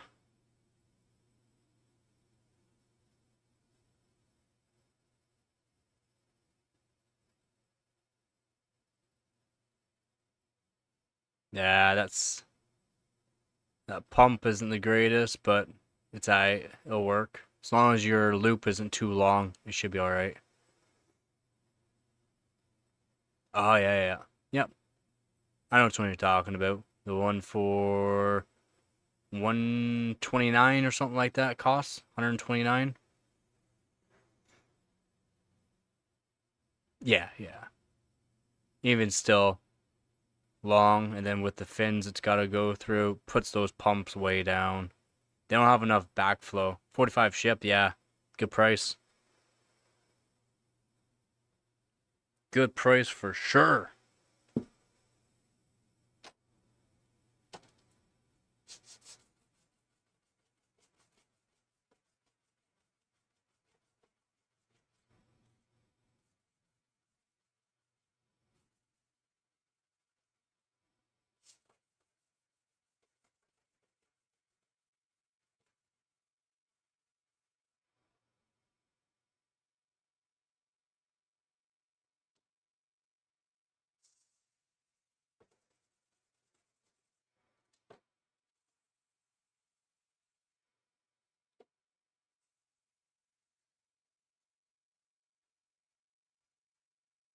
Yeah. Yeah, I paid $6 for mine. Yeah. Works good. I'm gonna probably make a custom attachment for it so I can put it on my 3070 Ti. The only thing is I would only be able to run it for certain tests that are core dependent tests where it won't touch the RAM, the VRAM. Cause yeah. It's the only thing that sucks about that. Unless I could figure out a way to cool the VRAM, but you need a custom block basically for them.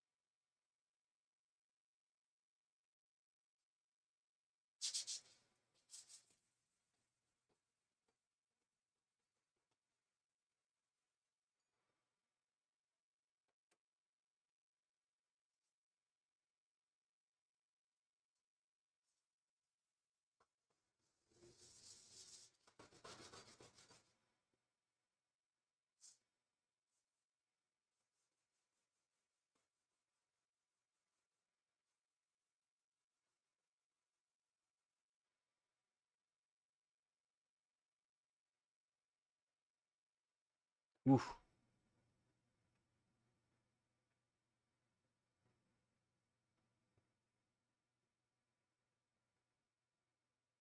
Yeah, I hear you, and you will be able to push it further. Um, if you when you do put it on the custom block, use custom curve on MSI Afterburner and try to do as low voltage as you can for the highest clock. Unless you got some decent like cooling, like an AC unit in front of it, then it's gonna be try to get the lowest voltage for it. I mean, Water block. I'm not sure how well those water blocks work. They should be all right. It's just you're cooling the VRAM too, which means yeah.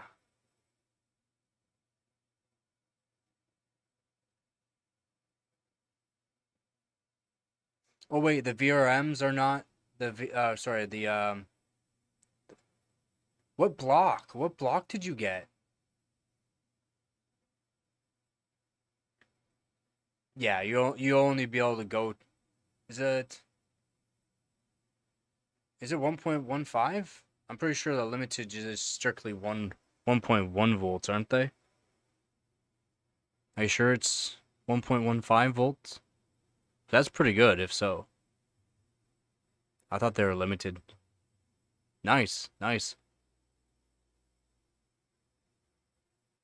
That's good. I mean, I would say just try to get 1.1 volts because 1.1 volt actually might be more stable in the long run for temperature wise. As soon as you go above 30 degrees Celsius, your clocks start going down.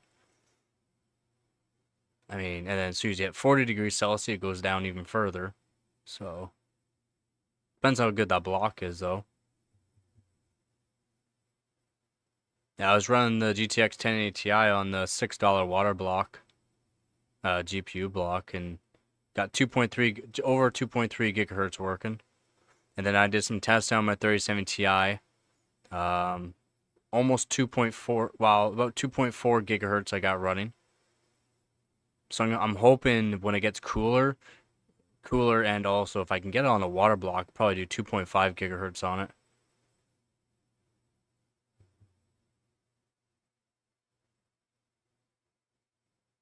Yeah. Like,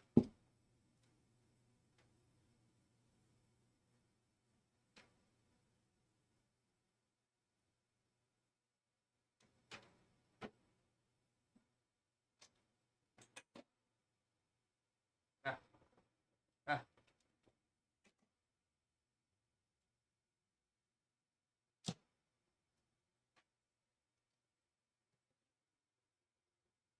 I gotta clean it out already. I was trying to do some testing in the bucket, and I got some crud. $6. I paid $6 for mine.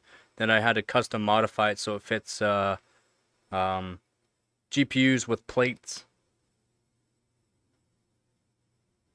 Just die. But I got a custom plate for, well, custom plate. It's GTX 1080 Ti. It's got its own custom plate. But I got a bunch of GPUs with their own custom plates.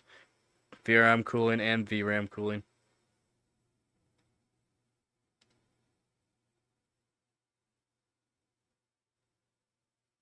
Yeah, basically the same. I paid $6 for mine.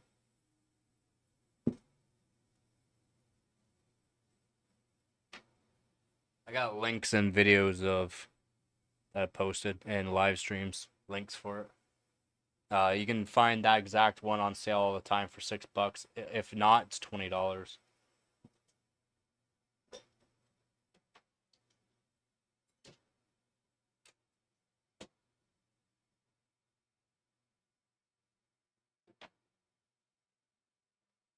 Works good. I mean, it works really freaking good. The cold plate is the smallest one I can find. It's like 40 millimeter by 40 millimeter.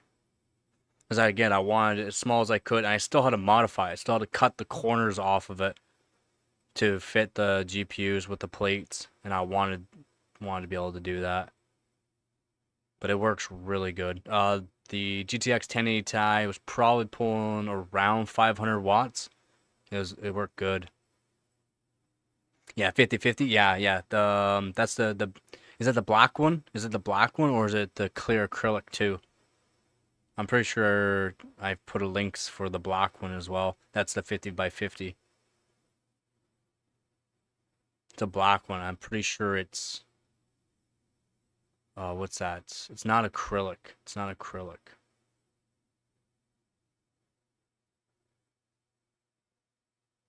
Okay, so it is about the same one. It's just a bigger version of that one. Gotcha. Yeah, they work great. They work great. They really do. So really, really impressed by it actually. Like I said, 1080 Ti was probably pulling around 500 watts. Had the XOC BIOS on it at 1.2 volts. Probably around 500 watts and worked good.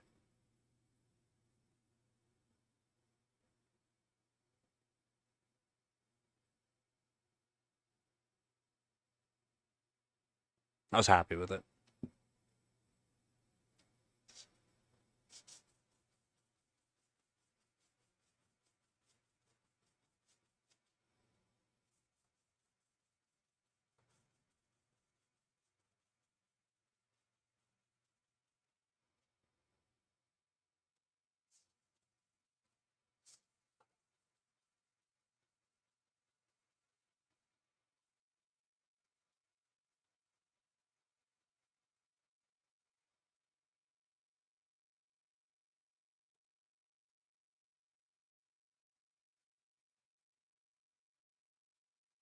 Yep, you got that right.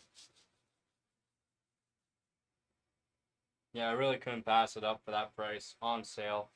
It's generally $20, so it was what 60% off or 65% off, something like that. $6 Canadian shipped to my door. $6 Canadian shipped to my door.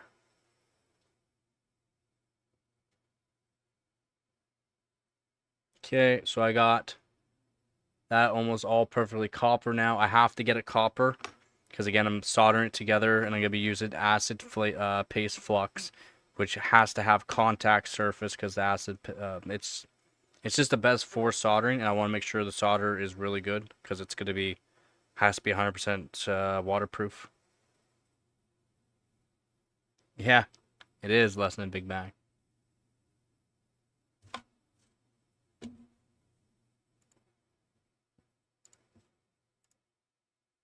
Oh yeah, yep. It's the other version. I couldn't use that one. Too big. Too big. Unfortunately, it was too big.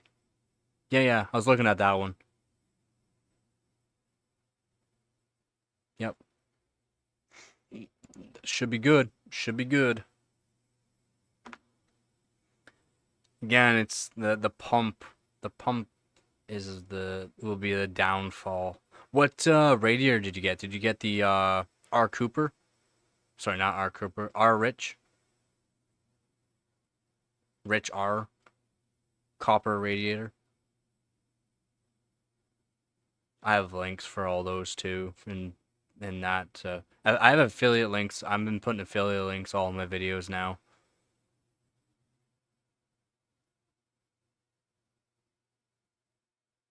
90? Oh no, you could have got cheaper. You could have got cheaper. You can get 480 mil for goodbye. Yeah, 480 mil, 60 millimeter thick. You can pick them up. US like $65 for big ones, and then 360s for you around 50. They're only like $60 for me Canadian to buy. Pure copper too, not aluminum. Pure copper, because I won't use aluminum radiators, not in my systems. Yeah, you can get some pretty good ones.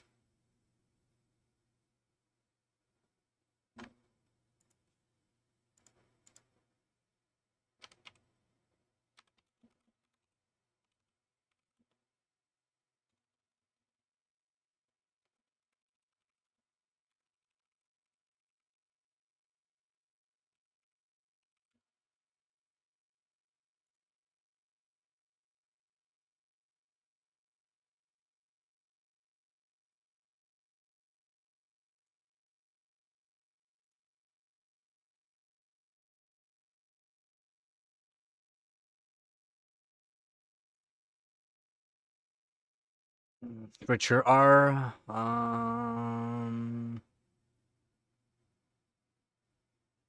Let's see what they're saying for the 360 here.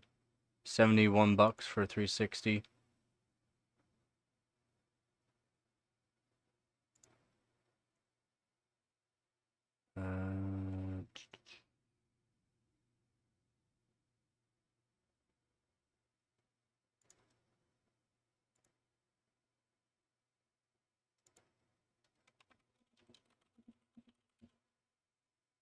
Oh no, I guess they're only 30 mil.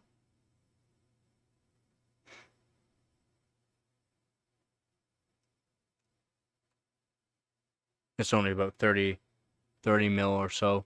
They're just over an inch thick. You got like a 2-inch thick one. That's a big boy.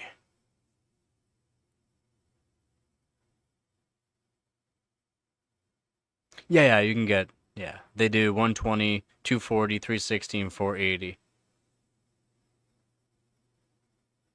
But R Richer R or R Richer Rich is they make the cheapest ones on Amazon. Full copper ones too. Oh yeah, that water block would be easy peasy for 325 watts. I'm talking like easy peasy. Yeah, easy peasy 325 watts on those little cheap blocks. Like I said, I did it on chilled too, but I mean, I did testing. I did testing up to 2.3 gigahertz, 1.2 volts onto the 1080 Ti. It's pulling probably around 500 watts. And it, went to, what's the total temperature? Maybe a 7-degree difference in temperature from ambient to full load over, 3-minute run. Then when I went cold, temp barely changed. You'll have to check that live stream out. Got some pretty good scores.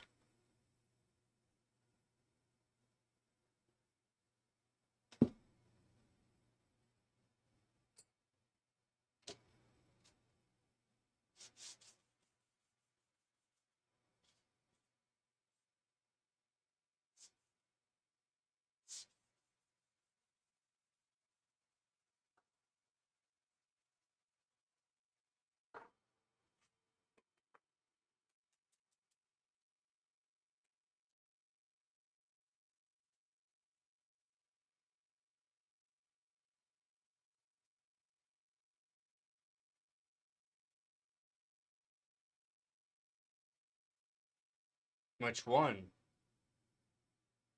Which one? Yeah, DDC, so yeah.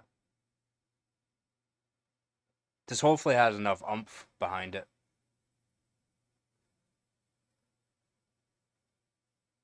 But it's like, what? A third the power, basically, of a D5 pump? It should work just fine for what you're doing. You already got all the fittings too? What kind of fittings did you get? Because I have recommendations for cheap fittings that are really good. I wish you let me know. I would have put affiliate links so you could have just bought them all with my affiliate link.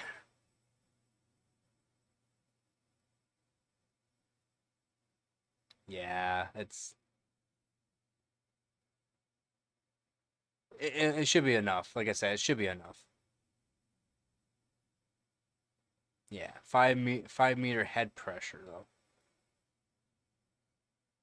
Yep. Oh man. No, that's my recommendation. Fuck J2 cents. Those are my recommendations. And the ones with the 3/8 inside, so that way you can use a 3/8 Allen key and you can tighten them. I have affiliate links for all of these. I was the one that did these reviews 2 years ago. I'm not sure when J's 2 cents did it. I did it 2 years ago. I have a video on it.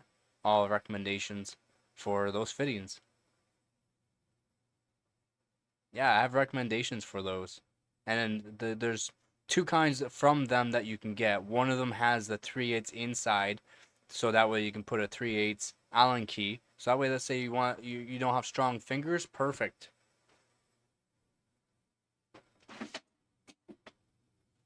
You just put an Allen key inside the fitting and turn it. Yeah. Those 3/8s, you can use a 3/8 Allen key, and it's fitted for a 3/8 Allen key, and you can tighten it to make sure it's tight enough, just in case your little fingers aren't strong enough. When was that J's 2 cents video? Man, there's so many. Actually, Jay's 2 cents actually also came out with the motherboards messing up Intel CPUs after me. So who knows? Yeah, it's the 3/8 insert inside inner. Yeah, and those are they the black and silver ones that you got? Are they the black and silver ones that you got? Seriously, there's a couple of YouTubers like we're talking like 6 months down the road. They've made almost the exact same video saying the exact same thing, black on black. Yeah, okay. Yeah, black on black. They should still have the 3/8 inside that you can use an Allen key, just to make sure you finger tighten it all the way, and then you just give it a little bit more with the Allen key, just to guarantee that snug fit. I have a recommendation for those because you can fit the Allen key. Plus, they hold on. They come with O-rings. They have O-rings, so that way you slide it over top of the tube, and then you screw down the topper, and it has a domed fitting. So when you tighten it onto it, it really seals it. So that way, like you can like swing around. You can like basically hang off of them. I showed like I tried to pull apart the tubing off the fitting, couldn't even budget. It was hell for review. World is crazy. Oh, you had to put that in? Really? Wow.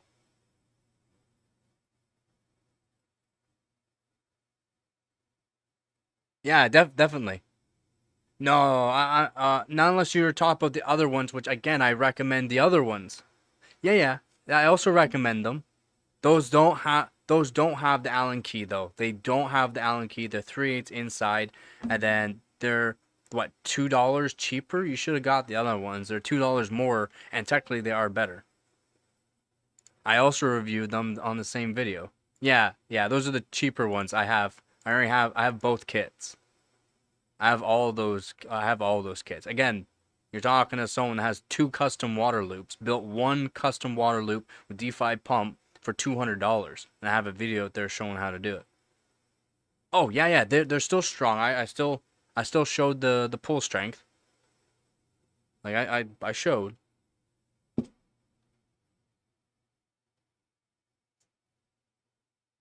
See? Right here.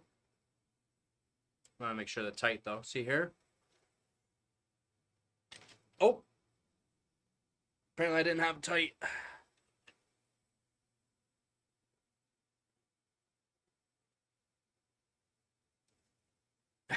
Yeah, I know which ones you got.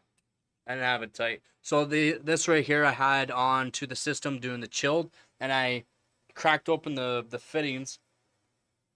I got water all over, so now I really, yeah. See, this one was already loose. Should have tightened them up. Then showed, but yeah, you can really pull on them. Once you have the fittings tight, you can really pull on them still. The other ones I like more because they have the O-rings on the outside. They're a bit bigger though. That's the thing. These are like the smallest ones you can get. The other ones are bigger. They got the O-ring and then they got the dome tops. So when you put the O-ring down and then tighten it, you literally you'd probably break your tubing.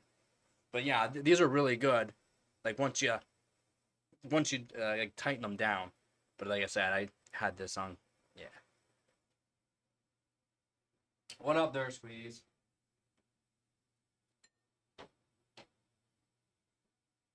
Because I got those and I got the other ones. I've done reviews on them already about 2 years ago. Like as soon as like when I first started the channel, about a year and a half ago is when I did those review. Almost 2 years ago, and I did those ones and I did the other Dracania or whatever they're called. Then I also did tubing that I prefer for silicone tubing. It's just gotten so expensive, else I'll be using. I'm using PVC style now. I like the other stuff because it's flexible. It's really good flexible. It didn't kink up. And then the D5 pump that I use. Because you can find D5 pumps. I got my D5 pump for $65. It's a $500 Canadian thermal take D5 reservoir combo. I got for 65 on Amazon. If I could afford it, yeah, I would. I would like to actually get 3 more radiators or one nine. I mean, was that nine? What? I forgot how many mil. Huge radiator, like a window size radiator. I would like to get just for benching. Yeah, maybe one day. Maybe one day.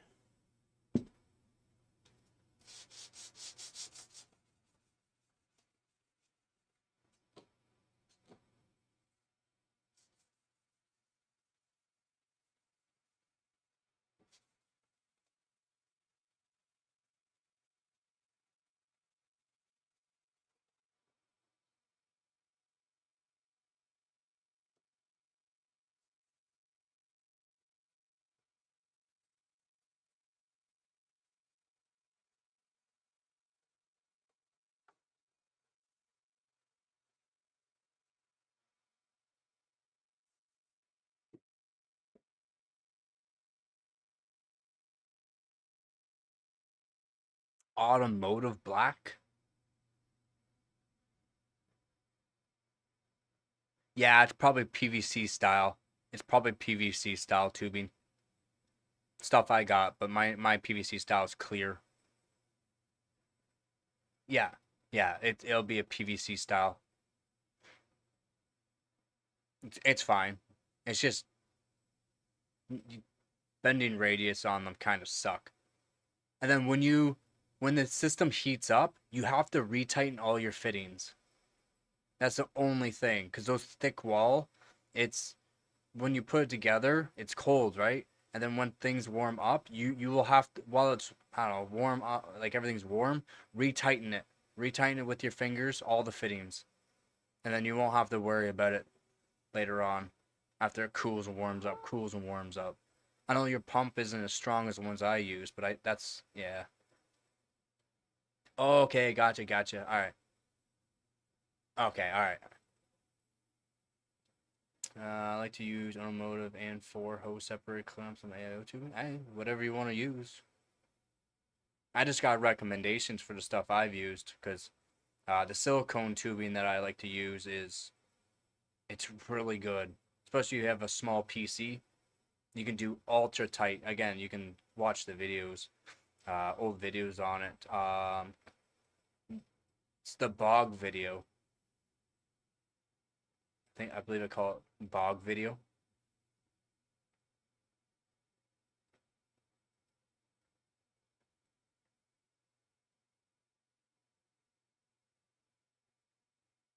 Yeah. Yeah, I mean, fittings are fittings. They're just compression style.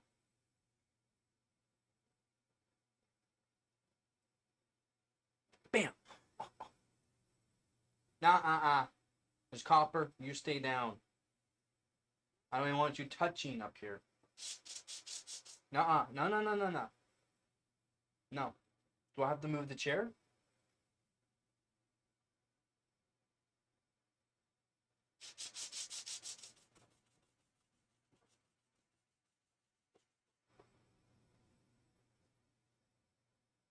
Fittings are fittings. You're just using soft tubing fittings. They're all the same. Barbed fittings. That's all they are. Barbed fittings. Uh, Unless you're gonna do hard tube like these, they're completely different. They're completely different than hard tube, and they're very basic. Oh, okay. Well, that makes sense. I hear you on that. But they're still, yeah, they're still barbed style. Yeah, I definitely hear you. But like hard tubing got double O seal, gotta be done a certain way. These are more like home, like your home fittings, like for your pipes. And then you got the other ones where they're just compression style.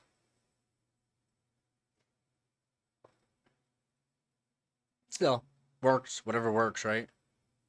The ones that you got, they're good, especially for thick walled.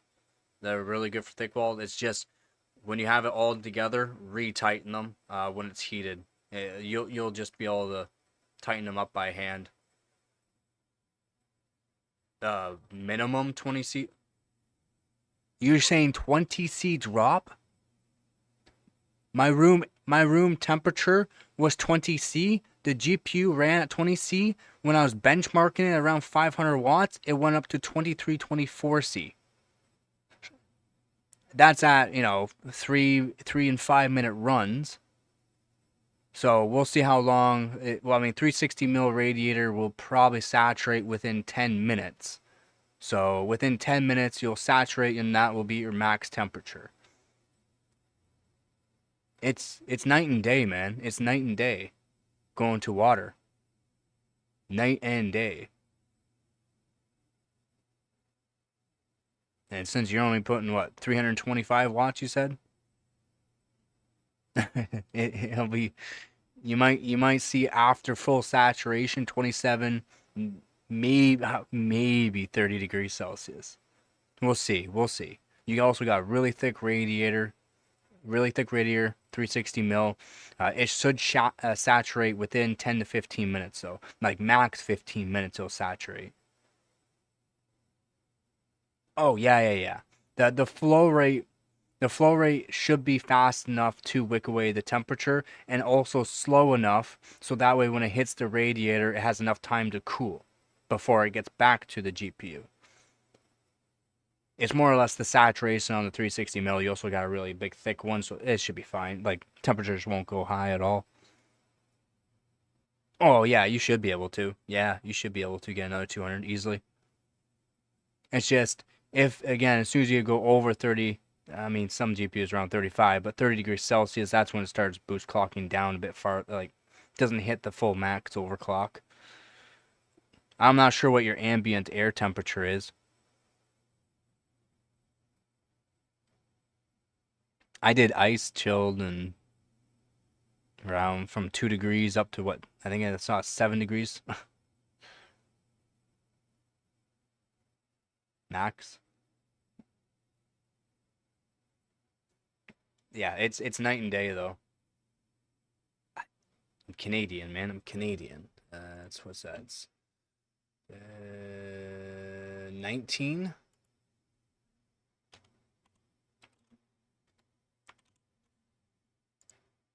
17, 18. Sorry, 18. That's close.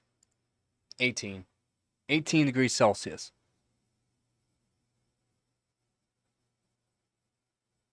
Oh, sorry. I put in 64. Yeah. That's more like almost 20. Yeah. That's like about 19 degrees Celsius. Not even. Like 18.5. 18.5. 18.3. Not even 18.5. You're around 18 degrees Celsius, so maybe 20 max, we'll say. Decent. I'm summertime I was up to 40 degrees Celsius. Now it's 26. Now it's 26 degrees Celsius about.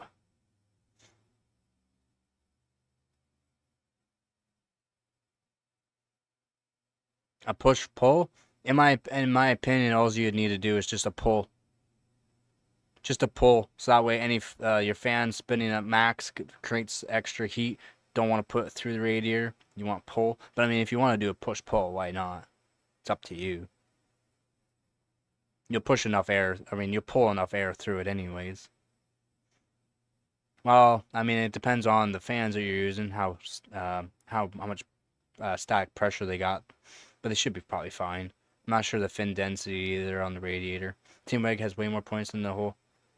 Yeah, yeah, Team Reg does. Yeah, yeah. If you got fans laying around, then you should be good. Yeah, yeah. EVGA fans.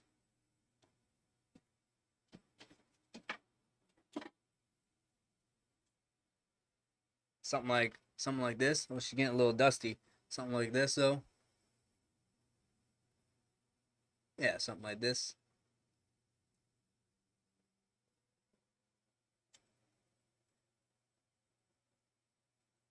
Not these ones. Oh, okay. So you got the others. You got the newer style. These are older. These are like 10-year-old style EVGA fans.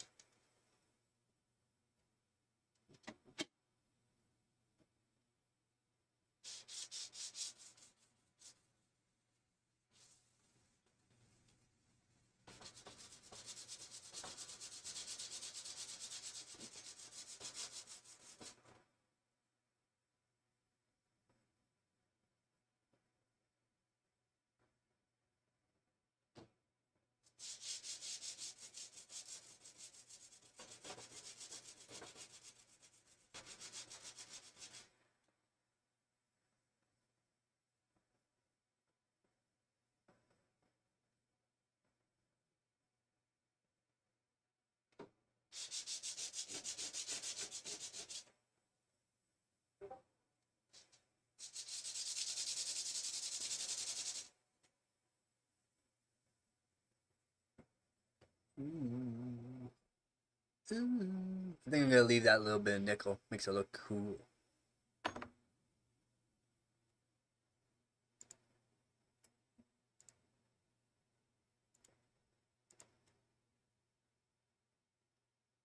Oh, the backwards ones. Yep. Yeah, the backward fans. Yeah. Those are the newer ones. Yeah, those are the newer ones.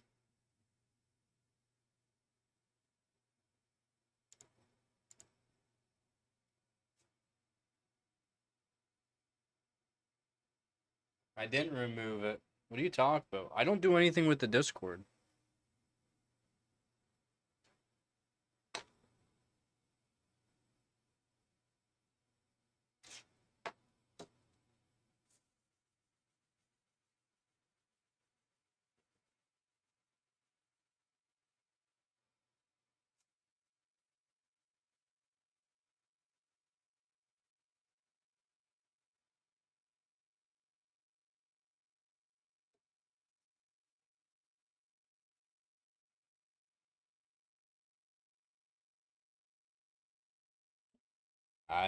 I couldn't tell you what happened to him.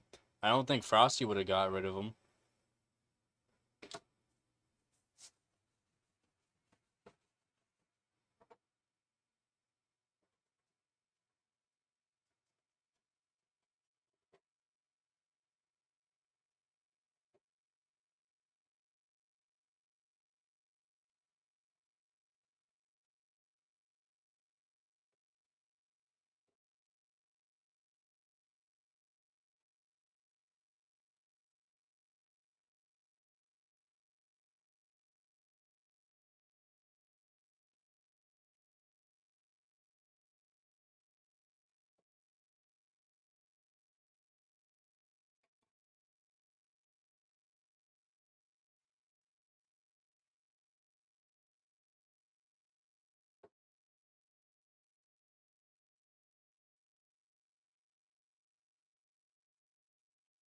I don't know.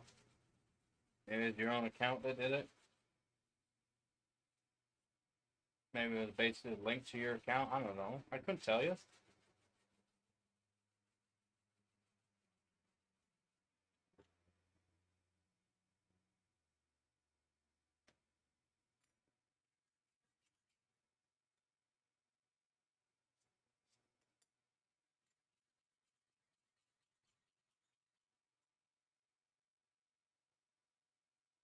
Pretty good.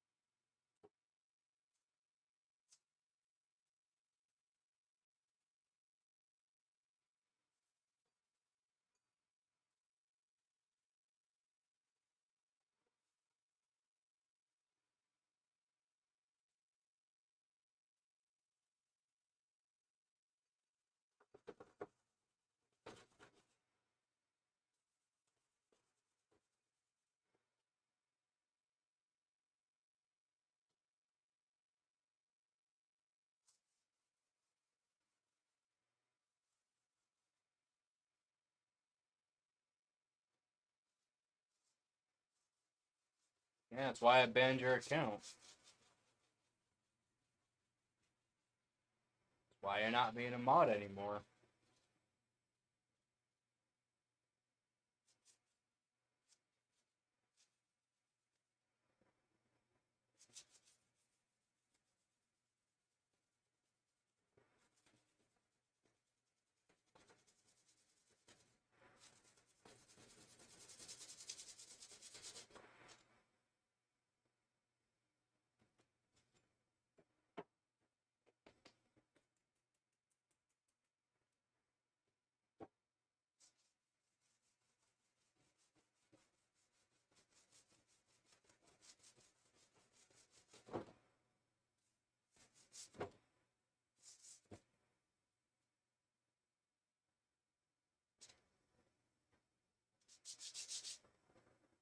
Mm. What?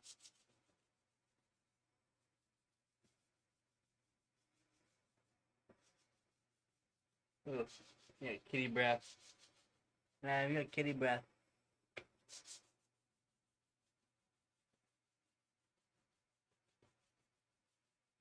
No.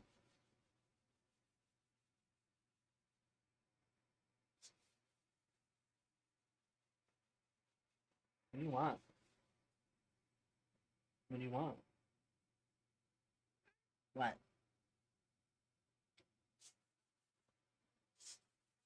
Huh? I see you're being good. Good girl. Gabby the goat. Are you the goat? No, I'm a kitty. Are you a goat?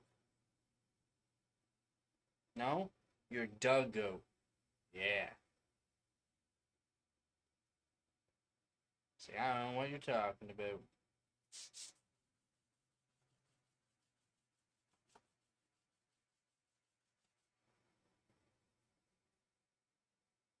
Do you have to be near me while I'm doing this?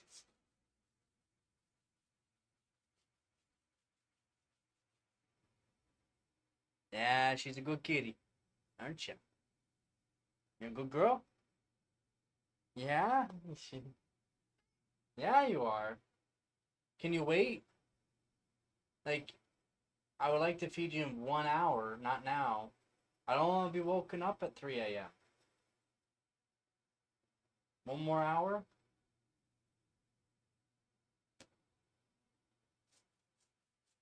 Yeah, she's supervising. Yeah, she used to be.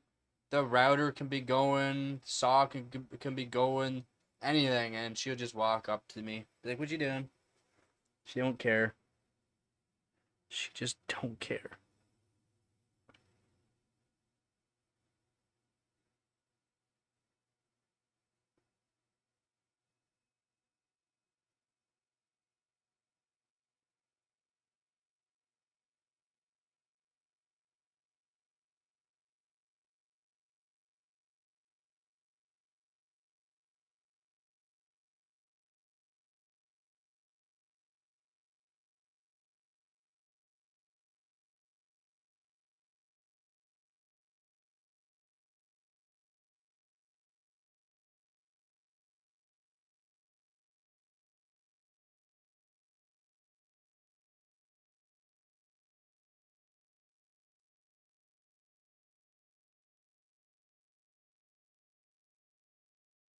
She's a good supervisor.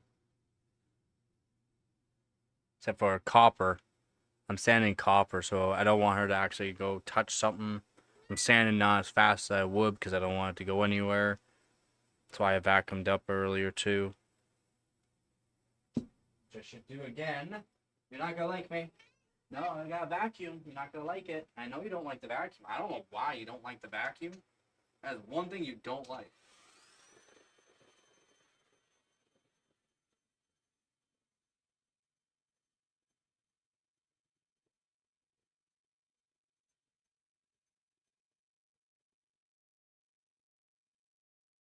I'm going that way.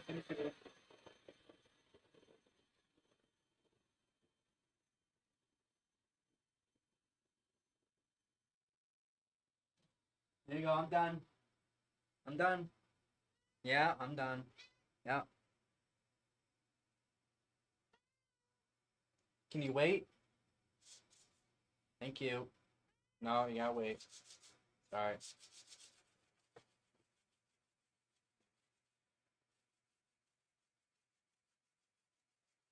Can you sit up on the chair for now? Quit going back and forth. Hey, up on the chair.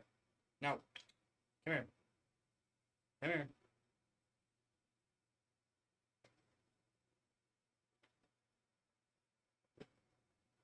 Sit.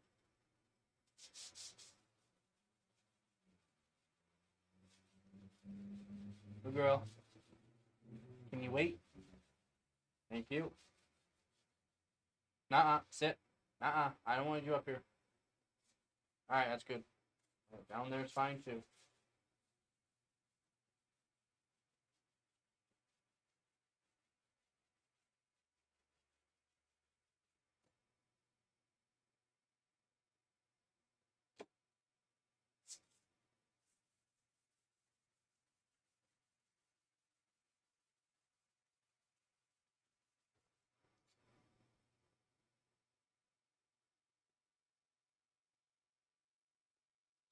It's gonna make marks anyways. Probably best just get rid of all the copper.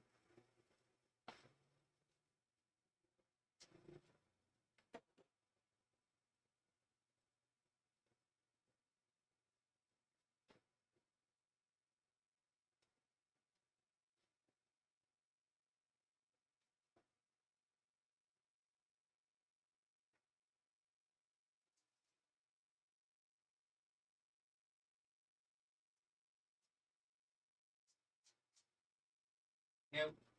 Thank you.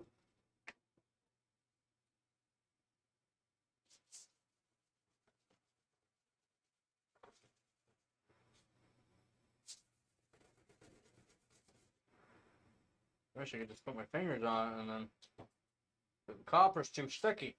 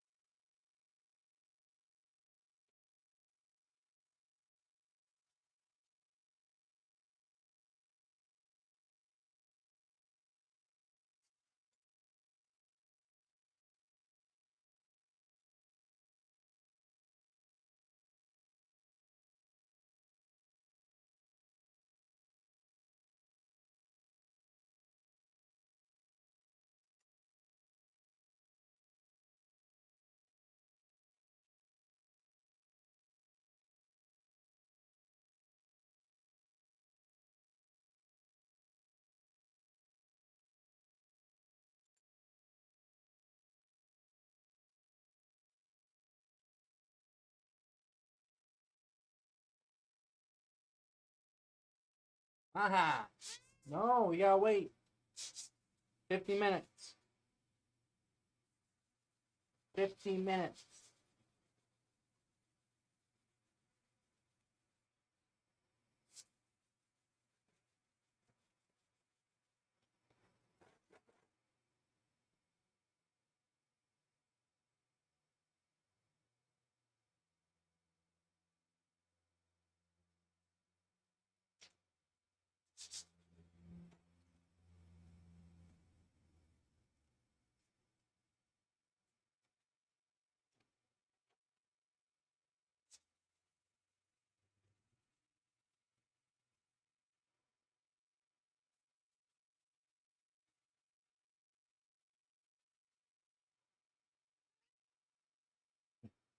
You missed. You missed. You're missing. You're missing. What you doing?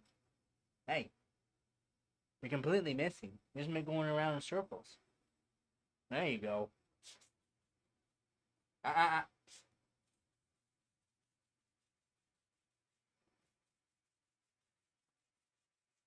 Hey, the kid. I just cleaned this chair not long ago. How's your cat hair all over it again? Holy crap! Well, how are you on that side of it? I literally just cleaned this chair not long ago, Gabby. Yeah. No. Yeah, wait. I'm sorry. Yeah, I know you're looking all cutesy, but I'm sorry. I have to wait.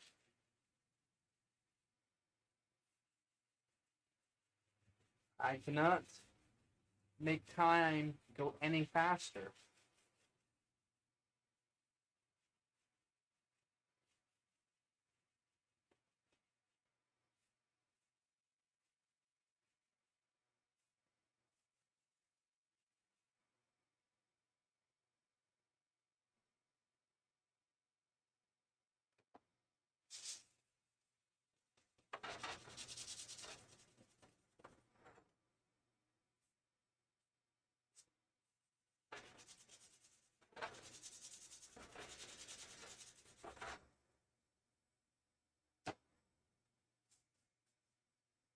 What?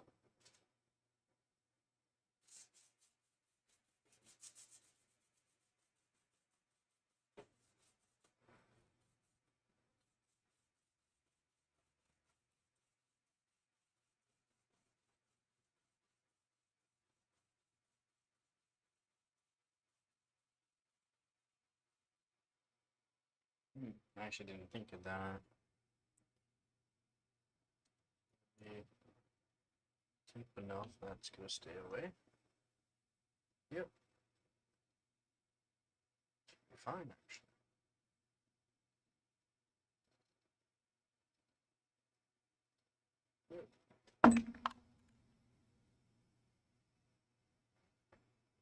It'll be fine. It'll do, donkey. It'll do.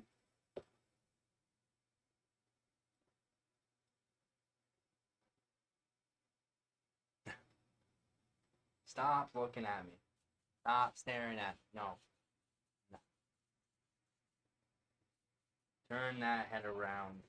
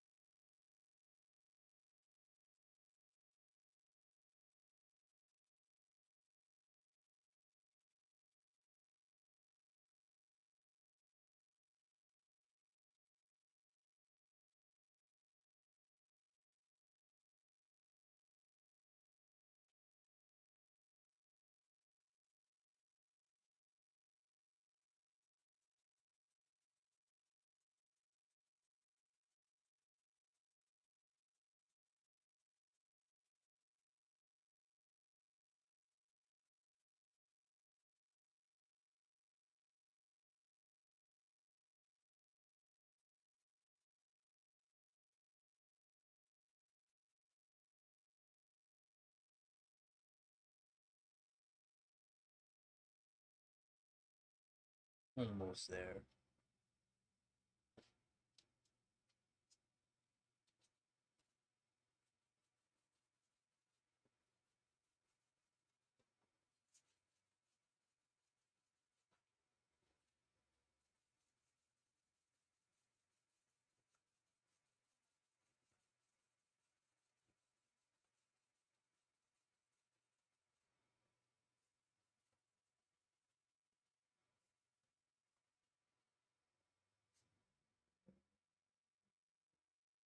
Yeah.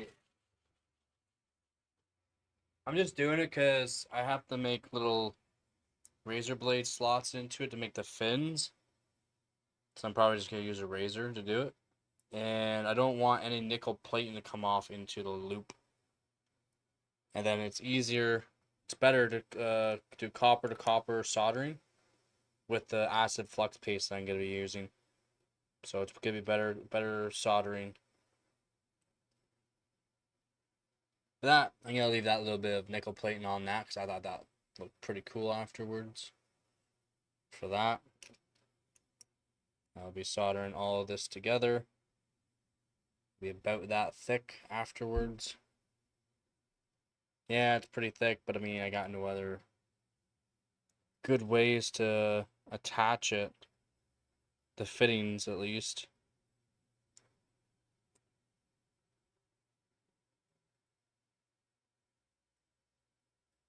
Yeah.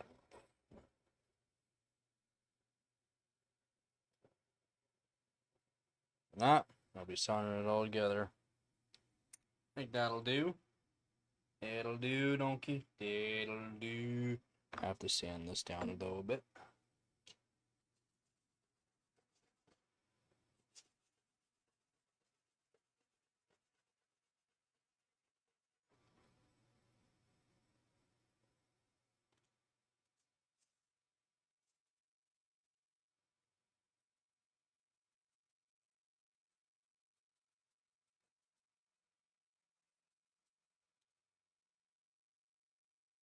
Go. A rectangle cutout for it. It's all good. And that will be where the fins I'm going to be cutting into this are going. So, be like that. Now I'll be cutting fins in that area because the rest of it's going to be soldered down. And then this over here will get soldered to that. I'll get soldered to the IHS. And that'll give me plenty of height. And it's all going to be copper to copper, which again, just should be easier to solder. It's not going to be easy to solder by any means. Not going to be easy to solder, but that's okay. And I don't have brass, so that way I could do brass, but yeah. I think it's going to be alright. I just got to figure out how I'm going to put the fittings in. So I got one angle one that I want to use, and then, well, angle fitting at two. It's a male, female angle, and then it's swivel head. So yeah, I think it's gonna perform. It's just to make the fins in this in the area. So I'll trace it out and show you the area. This should be about there.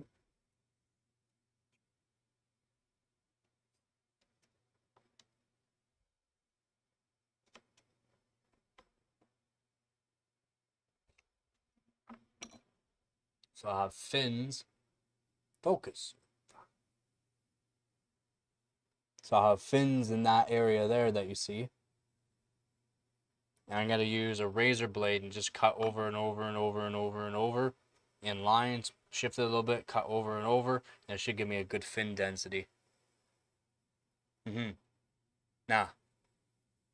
It's literally an IHS. It's the part of this. And it's going to be a literal IHS. So I'm going to cut fins into it with a razor blade. I got a ton of them, heavy duty razor blades. I'm going to set up clamps onto it so that way it fits proper. And I'll just keep cutting over and over and over and put really good fin density, like basically the best fin density you can think of.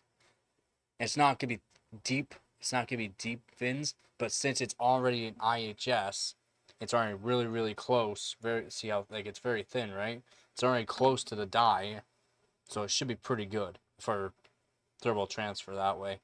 But just having some fins, basically in it, will make it a bit better. Yeah, that'd be pretty cool, I think. Hopefully. Yeah, I don't have a CNC. I was gonna make one years ago, my own, like an 8 foot by 8 foot CNC. But all those I got is a router. I don't have small bits. I don't have any small bits. I've had a lot of things stolen over me over the years, so I don't have a lot of tools I used to have. So that's why I'm using a lot of hand tools.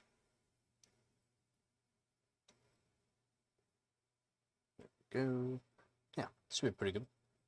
Yeah, man. Yep. It's true though, man. It's true. It's it's it's, it's true. You gotta wait. Actually, it's 4:30. You hungry? Oh. Are you? Hey, look at me. You hungry? You really hungry?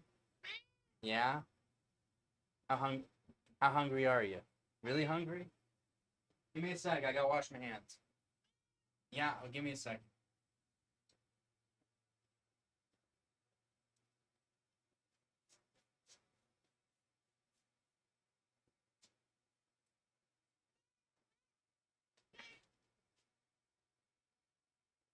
Yeah.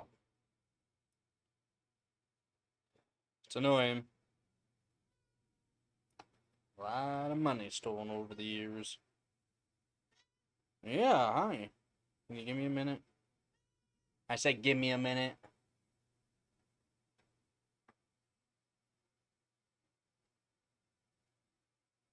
I got you.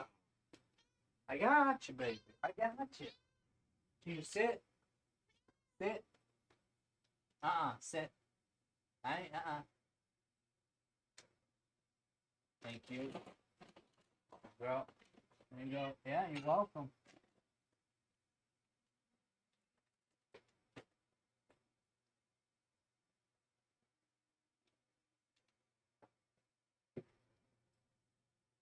Yep, that's true though. So true. That's you ain't wrong, man. You ain't wrong.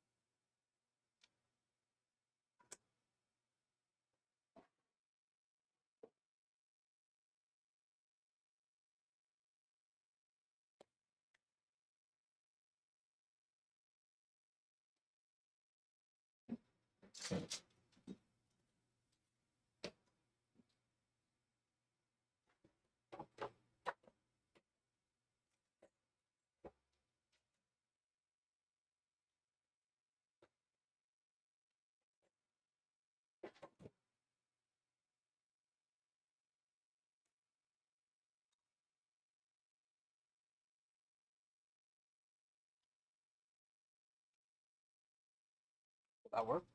Oh, it will. Still screwdriver good for everything.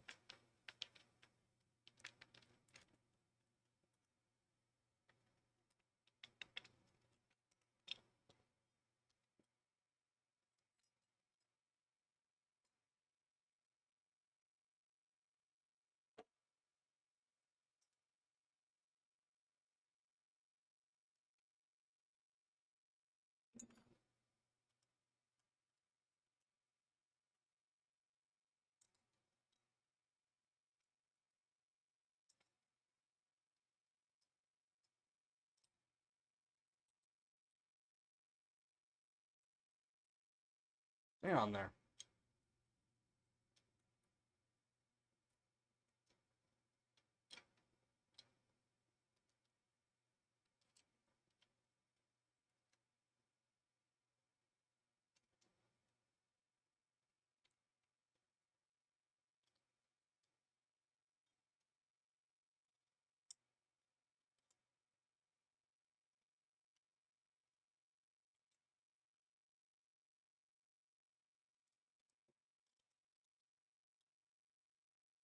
Blade's not sitting right. There we go.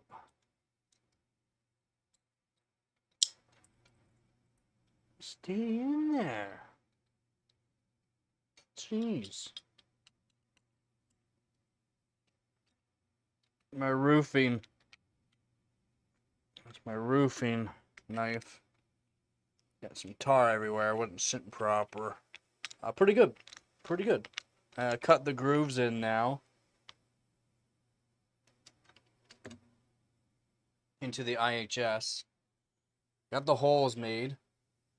I've still gotta figure out how I'm gonna do the threads. I don't know how I'm gonna do the threads. Maybe just use a fitting and keep going back and forth onto it. Should work. Technically, it should work, and it won't be the fitting I will be using. So, because I don't have tap and die anymore, this is all ready to go. I got everything sanded down for soldering, so it's all copper to copper, so it'll be easier to solder it together. But it's going pretty good. I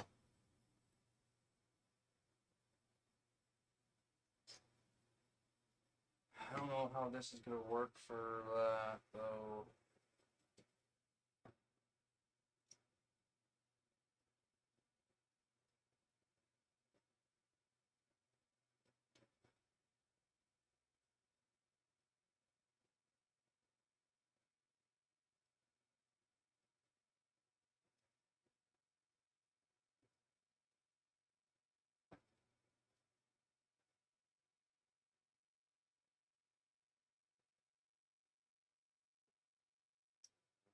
So put it that way. Should put it this way. And I figure out how I can put that on there. Yeah, I'm trying to figure out how I can put it on there. So I need to be able to hold the ruler and keep moving it to make the fins. It's fins. Fins, like it's something. Something for more surface area. I don't want to drill holes. I don't want to drill a million little holes. Rather do like 25, 30 razor blade scores. I figure out how I can put it down so that way.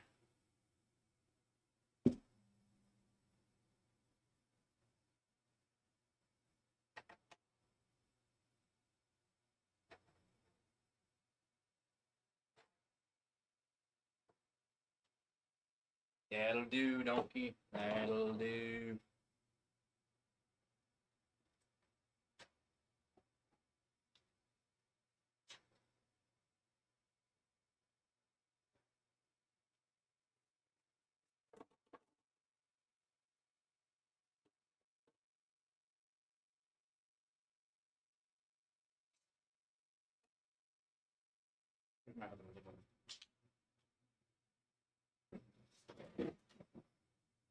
Let's use the little clamps. Should be plenty for this.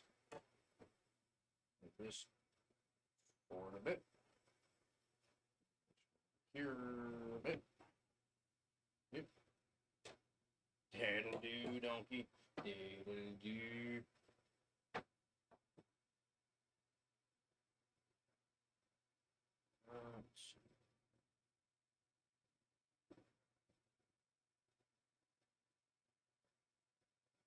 That.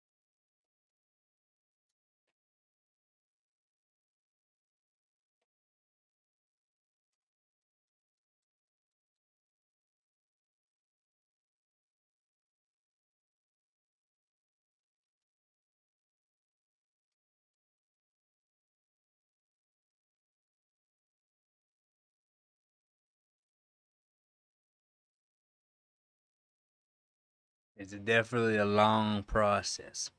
Is it gonna be worth it? I don't think so, but might as well do it.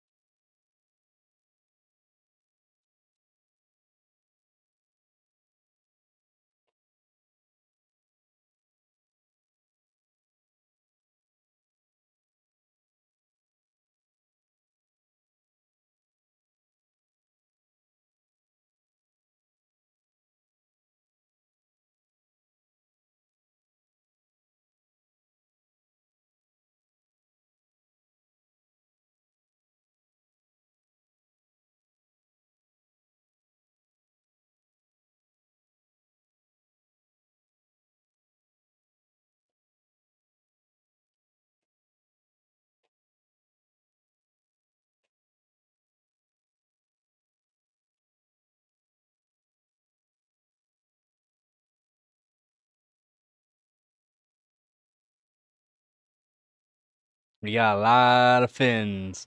We got a lot more to do. I know. Hey, I could set one up. I could set it up.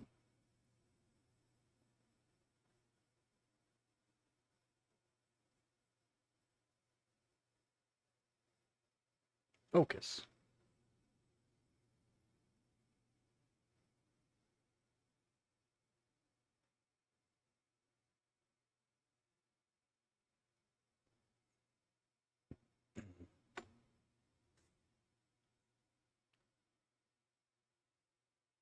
I could set up camera to move it over. That's why I need more cams. Cam for this, cam for that, cam for this. It's like, yeah, if only I could afford it. I can move the one cam, but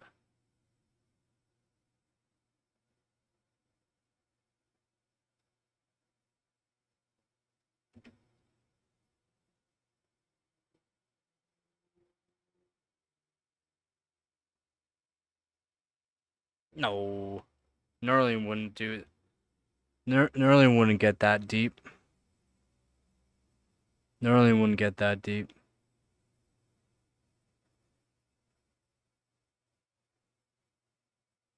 It's hard to show how deep it is.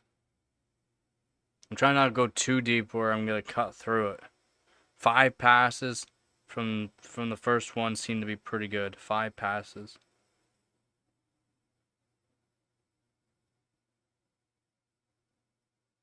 See, the only way I know what knurling is knurling, as in knurling, which isn't very deep. Like that's like nothing compared to how deep that is.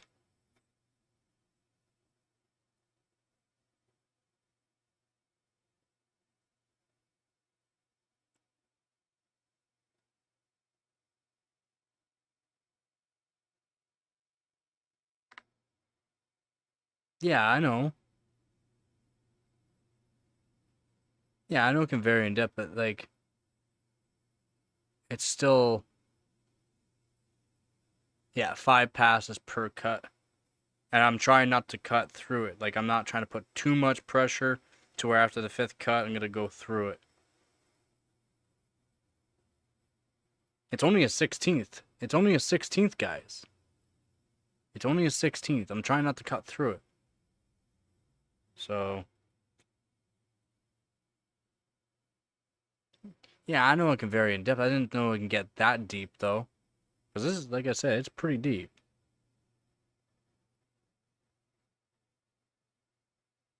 That's really hard to show. It's got some depth.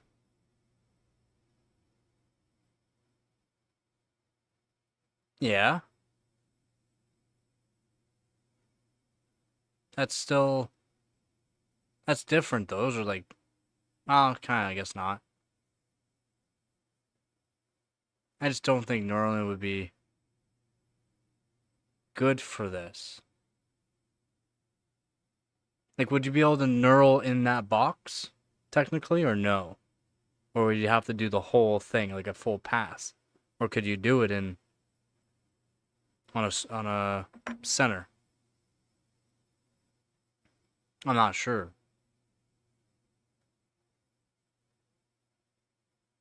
I know it's just a rotary cutter, basically. Not all of them are press cut. Press cut. Pressed.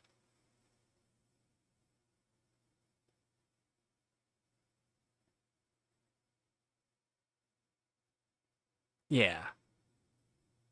Well, I don't think you're gonna get that density though. I don't think you'll get that density, would you?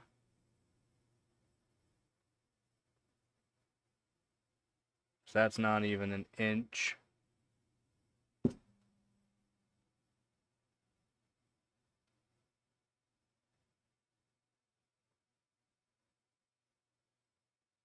that's a 1/4 inch that I did.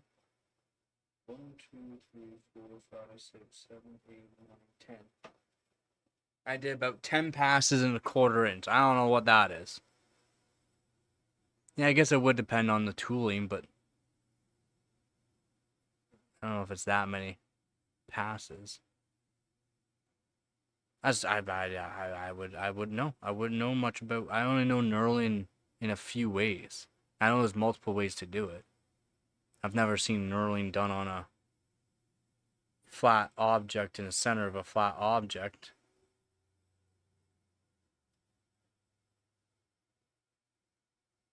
Because yeah, the English wheel one would be press. Yeah. Yeah, apply pressure, and then you have to worry about bending the IHS, right?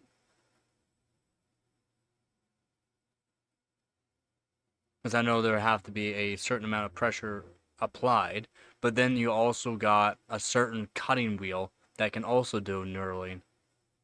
But it also has to be fed at a certain speed while the cutter is actually going at a certain speed to create that first pass of the knurling. I know there's the pressure knurling, and then there's removed. Here it is. But I'm pretty sure you would. I'm pretty sure you would. As how thin it is, I'm pretty sure you would uh, bend it because of the amount of pressure. It's only copper, right? So I'm not sure if the knurling process will warp it or like convex or concave, whatever way.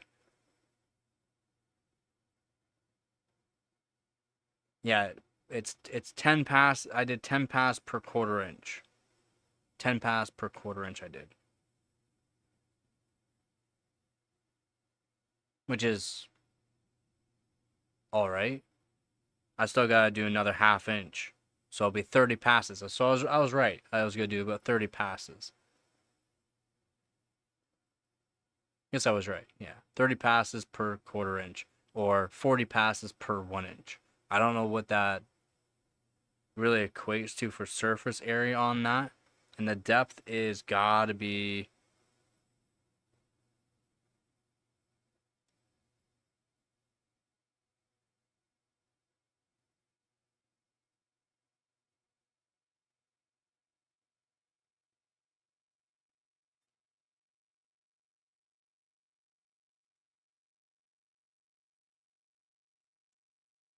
At least a 30-second. I mean, it's not that deep. At least a 30-second per each. Yeah, about 30 seconds.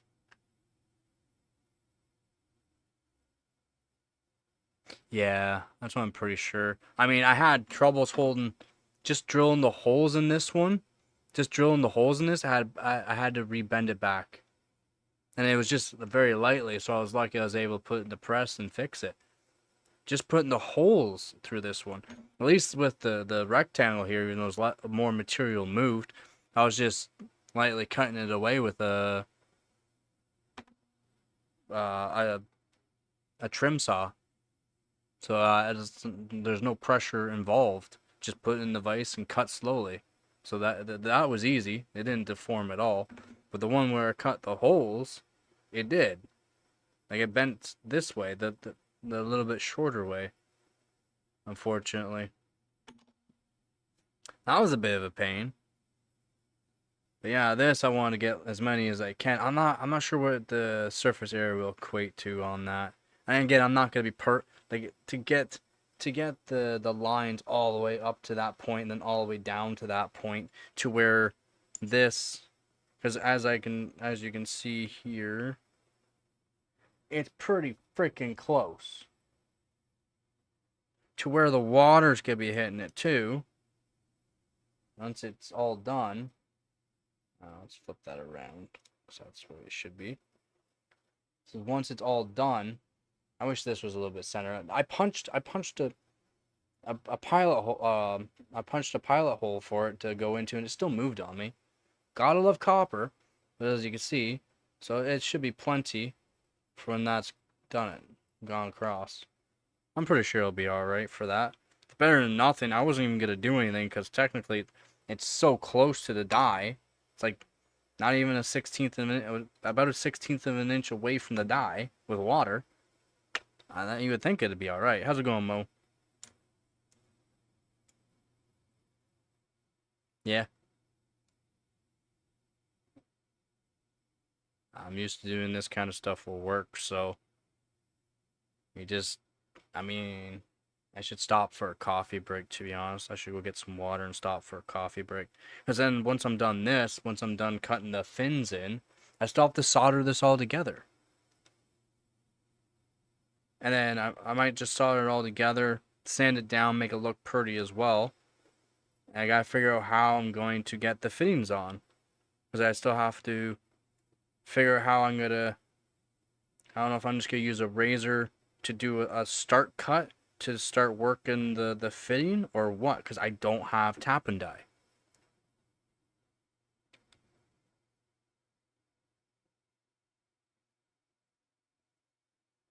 So I don't know.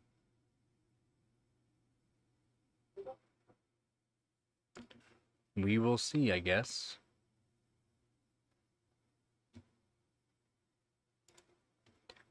We will see.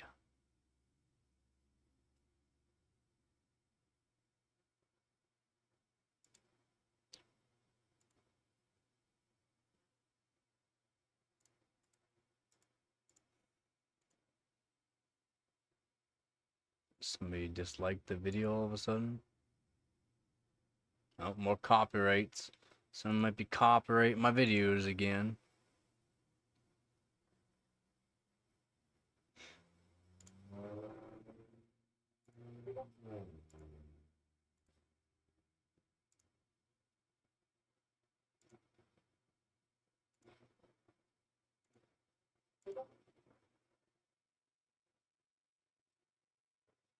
No.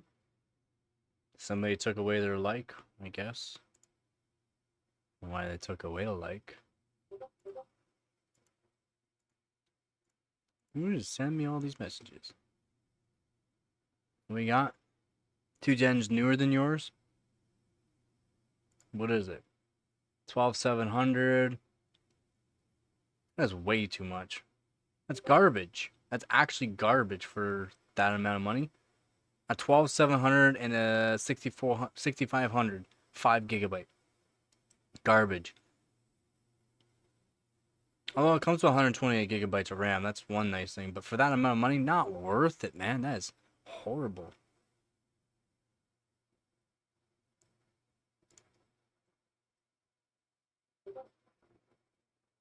Wild.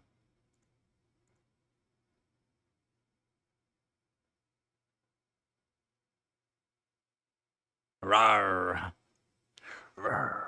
Rawr. Doing pretty good. I'm gonna leave this again. I'm gonna leave this bit of nickel plating. I thought that looked pretty cool for a final product with that nickel plate and copper. And then once it oxidizes, I think it'll look pretty good too. So, and then we're working on the fins right now.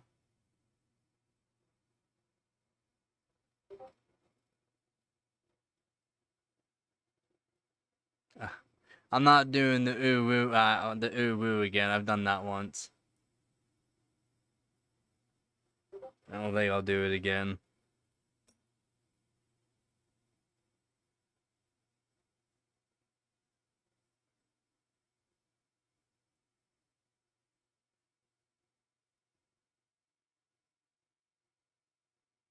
I would ignore you too.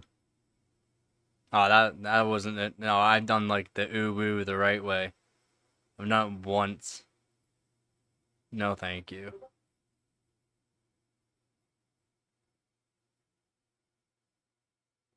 The old, like the actual like Japanese, or what do you want to call it, Asian way, the Japanese Asian way of doing ooh woo.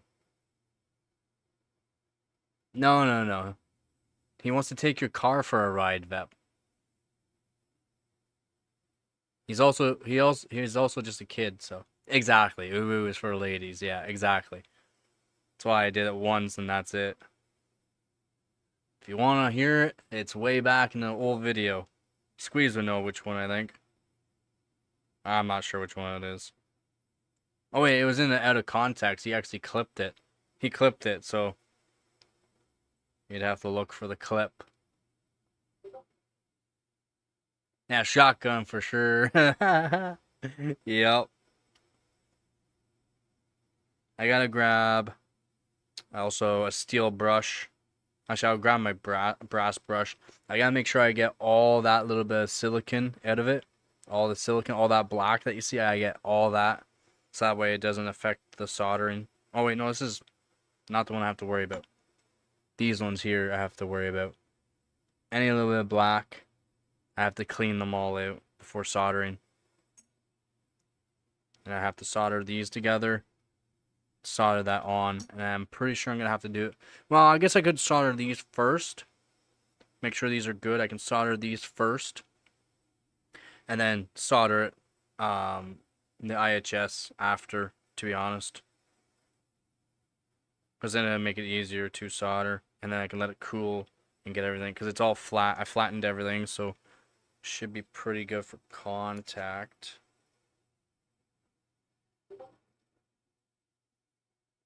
Yeah, it is pretty good for contact. So that's good. That'll be not too bad to do. That'll make it easier to line up, hopefully.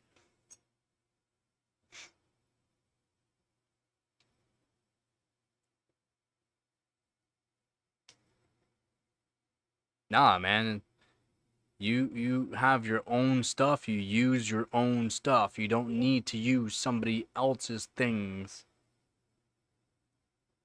That's the way I believe. That's me.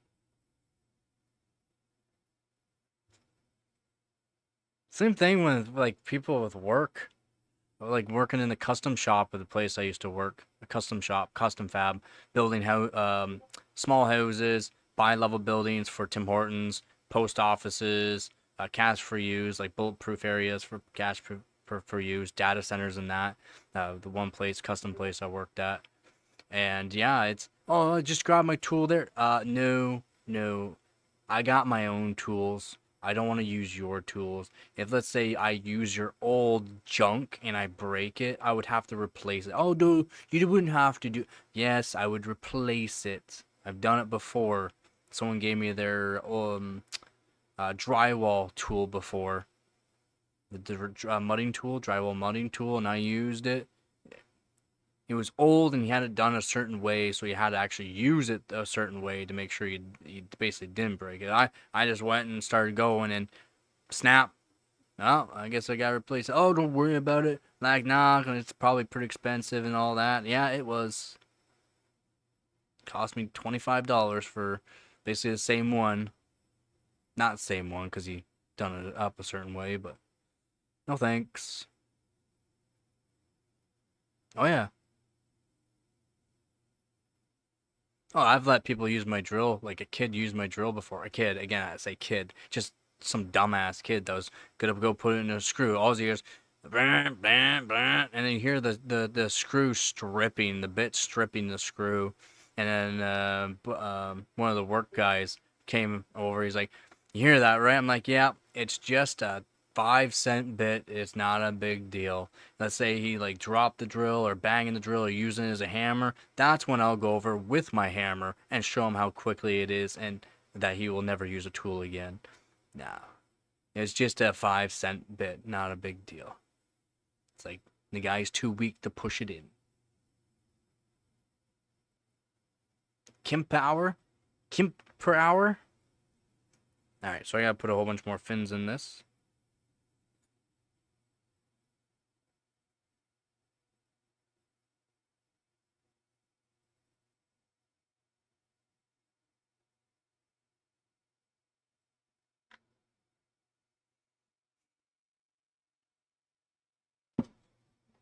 More fins.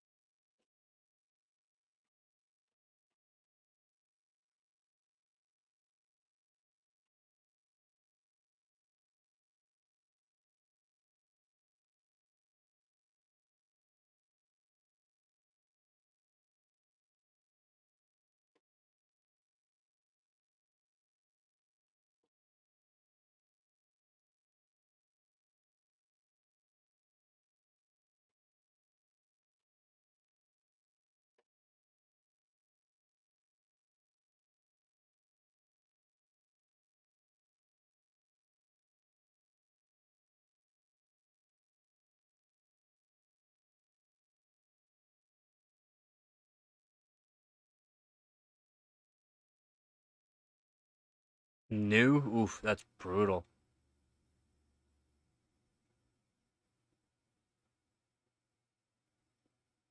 Uh, you, with my drill, you can hook up a 12-inch and it will do it.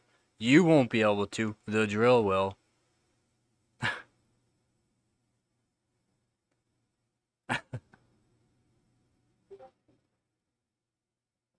Yeah, there's nothing stopping my drill. That's for sure.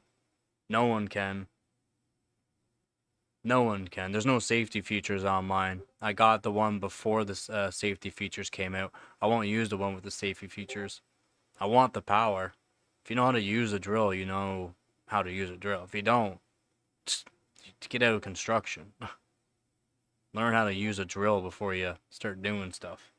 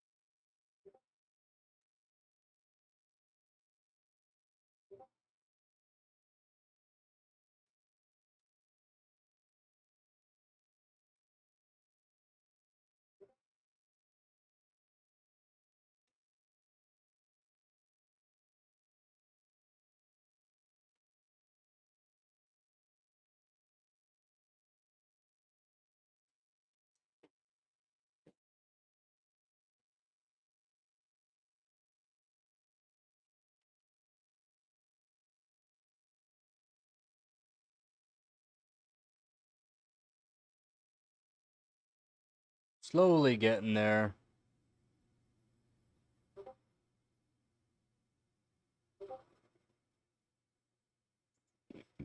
Slowly.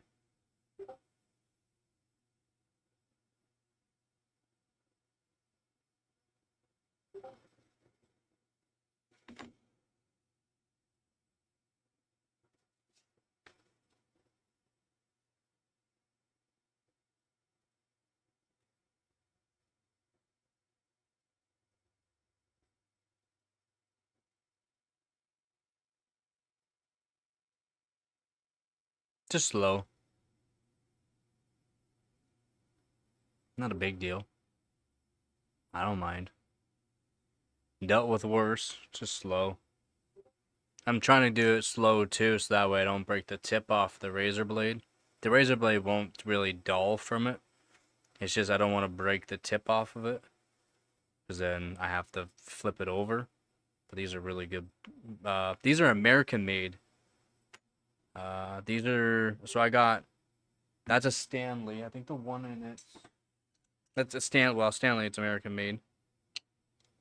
But these are, there's a certain brand that are really good, like Stanley ones that I've used before, and they work really good. I think that's these ones too. Pretty sure if I remember correctly. Yeah, this is the one that's in it. Nope. Only Alpha 4.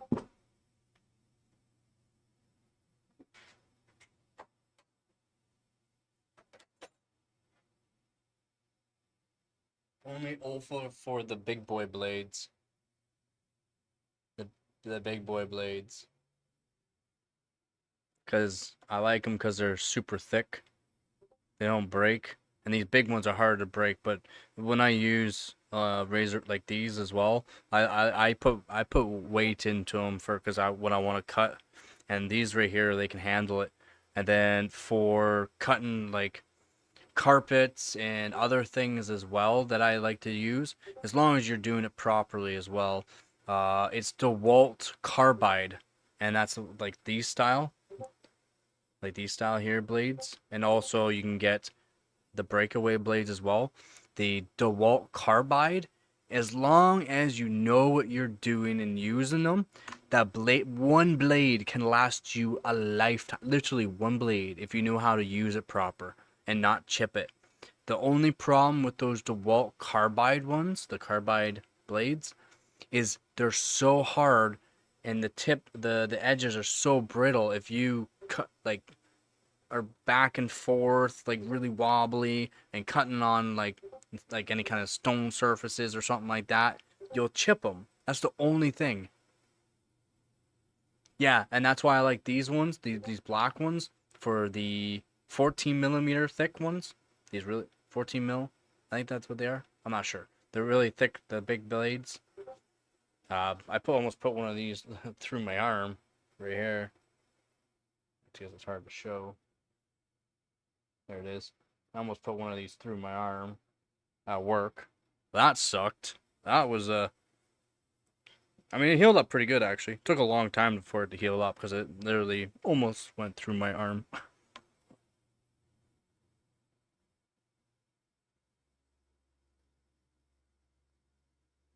Yeah, so that's the thing. You wouldn't be using those blades, those DeWalt carbide ones. You wouldn't be using it like that. You'll be using it for like cutting carpets on top of like wood or something like that, or cardboard boxes or whatever that a blade can be used for. But one blade, if you knew how to use them properly, will literally last you a lifetime and still stay razor sharp as long as you knew what you were doing. They they could basically cut through one of these blades if you wanted. It's just they're so brittle. They're just so brittle. And like if you actually talk to people that know about them as well, and people that showed, like, there's actual tests done on all the blades. The DeWalt carbides are the best blades you can buy. They are literally the best.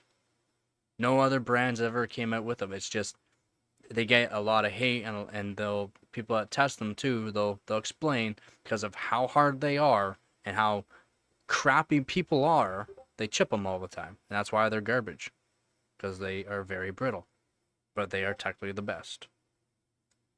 They may be the best, but they're very brittle. That's fine. But yeah, Stanley for these little blades, and then there's this American blade company. Give me a second. I'm pretty sure it's in here. And these are really good too. They're thick, they're durable, and you can buy 100 packs of them fairly cheap. I like them for quick roof jobs.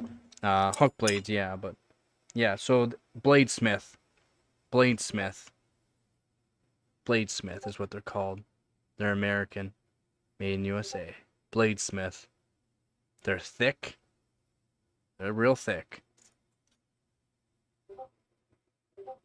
A little bit thicker than the Stanleys. But they're cheap. And then I also got the hook blades, which are DeWalt's hook blades. Now, the only reason why I like these DeWalt roofing blades is I've tried the cheap ones. They don't work for me. When I start, like, I'm small compared to what I used to be, man. Like, I haven't worked out in years, and I haven't done much of heavy lifting and stuff like that. But I'm strong, like very, very strong. I snap them. I snap them. Not down here, not the tips or anything. I snap them up here. I snap them up here. I snap all the blades. These DeWalt ones, I don't know. They can withstand me for some reason. I don't know how, but they do. So I like the DeWalt ones for roofing. And then these blade ones are cheap, and they're American made, nice thick, and they got a good edge on them too, just like the Stanley. A lot cheaper than the Stanley though. A lot.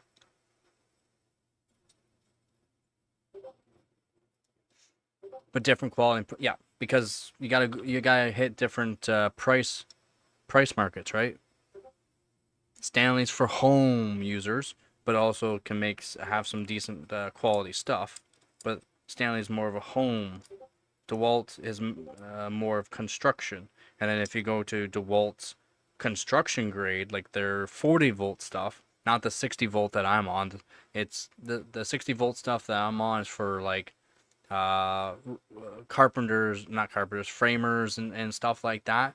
Also electricians, but electricians like Milwaukee because they're pussies basically, and they like stuff that dies on them all the time basically. I use Milwaukee too. I know how they work, and I've seen in job sites of literal dumpsters filled with broken Milwaukee.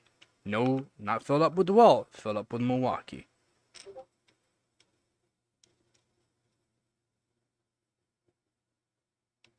Yeah, the Irwins are nice too. Yep, yep, yep. Yep, I like the Irwins too. One sec.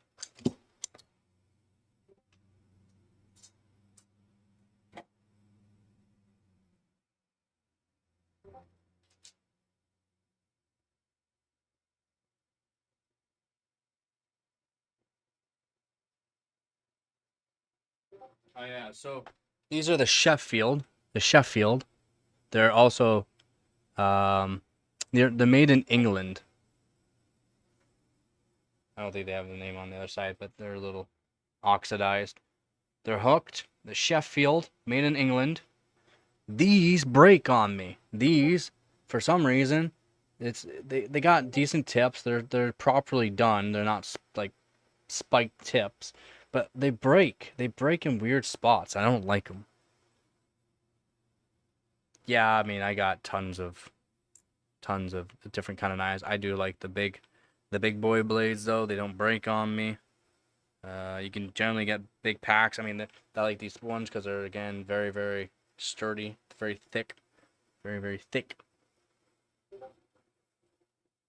But yeah, I'm not sure where we're at.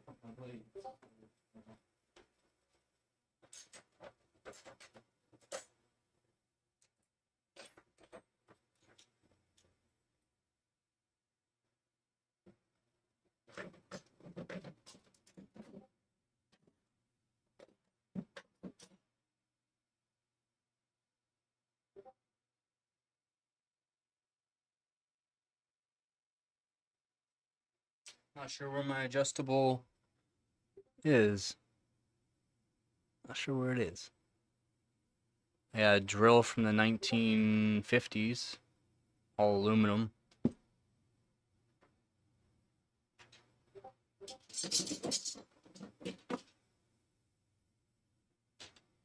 With original cord, with... It finally broke off. I have to get it. No way. No! I have to find it. It's over my box. The original chuck, I'll just put it back on. Probably must be... Oh yeah, she's cracking pretty bad. Dang! I usually use softener on... rubber softener on it, but I guess not. Yeah. I still have it. I still have the original chuck. It's at the bottom of my box though. All aluminum. 19. This one I believe was 1957 from going off of the. You can search it up. No load, 800 RPM with a 3/8 chuck. Stanley Electric Tools, a division of Stanley Works, New Britain, Con, made in USA. Riveted on. Oh yeah. Oh yeah. Hand riveted on. Missing the ground. Missing the ground. It will shock the little out of you. If you're sweating too much, it will shock the out of you. I know. I know. It will shock the living out of you, man.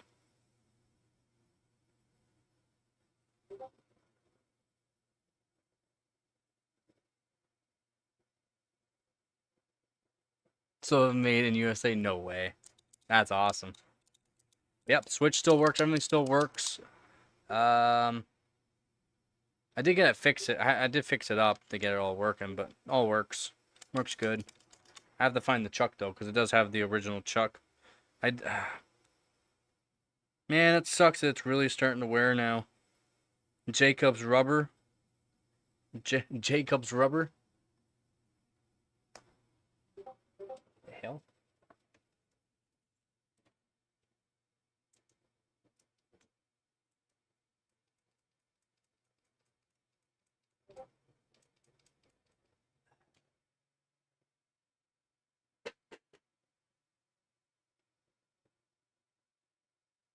Or if the plug's getting cool.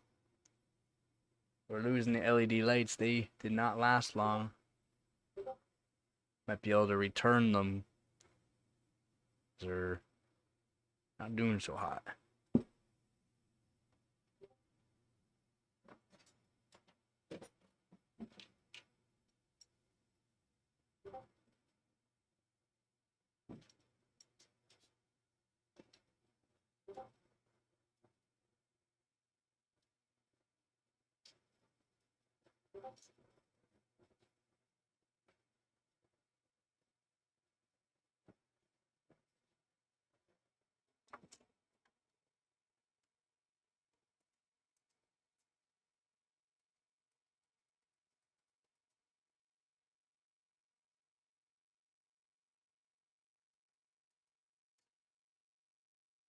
Hmm.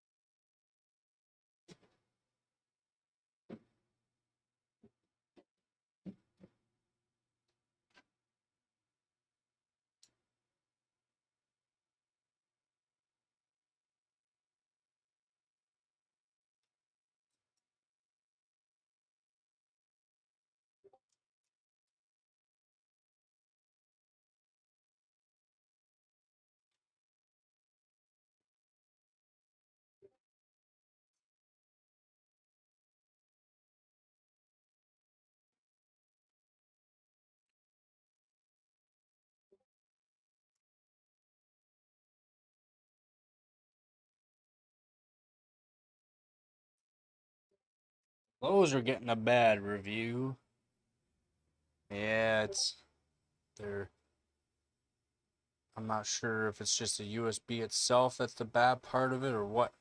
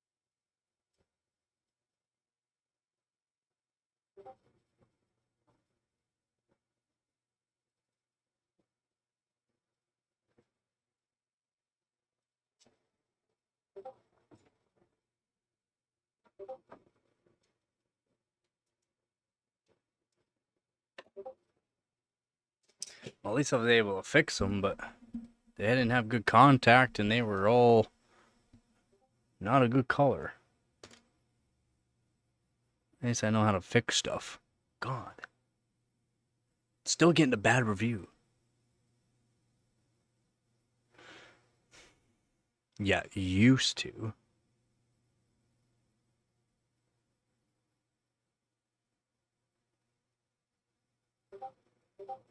Used to.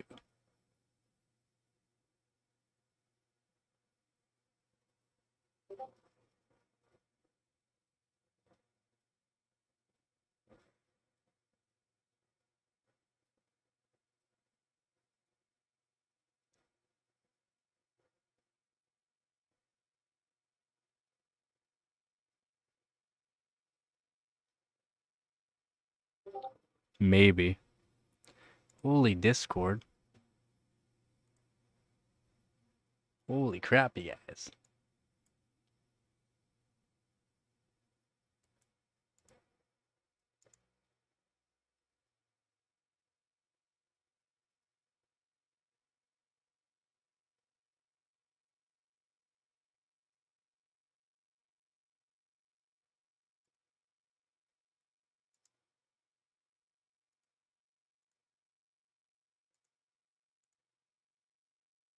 All good. All good. It's just beep, beep, beep, beep, beep, beep, beep, beep, beep, beep, beep. I'm like, holy crap, what is going on? I mean, I can just disable notification, but I see that. I see that. I read it quick. I saw all the pictures, and I was like, okay. Alright, everyone's good. Everyone's alright. Everyone's fine. Okay, maybe I'll solder this together.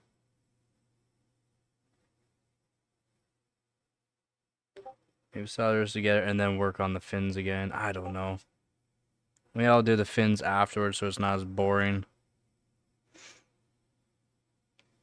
I wanted to fix my light, though. I wanted to fix my light. Thought it was burnt out. No, it's the USB connector. Burnt, basically. So I fixed it. They have terrible contact. Terrible USB ends, to be honest. Yeah. Yep.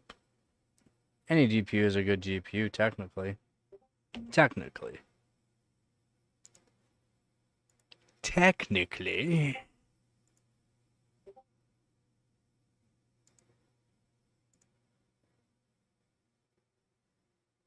Or maybe I'll finish tomorrow.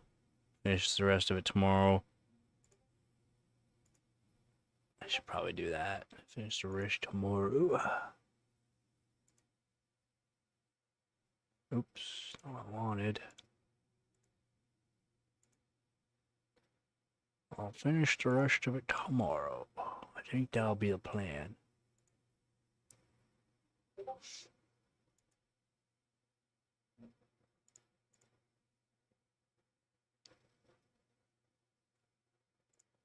You guys good in there?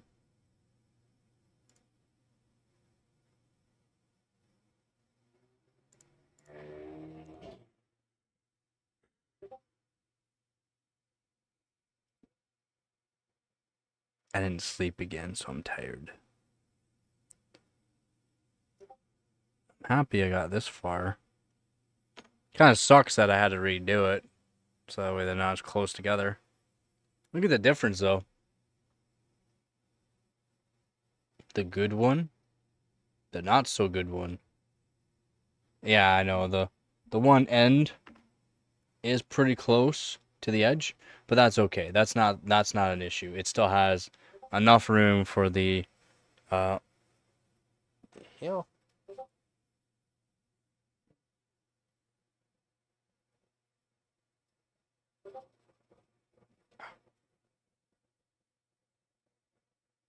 Still has enough room.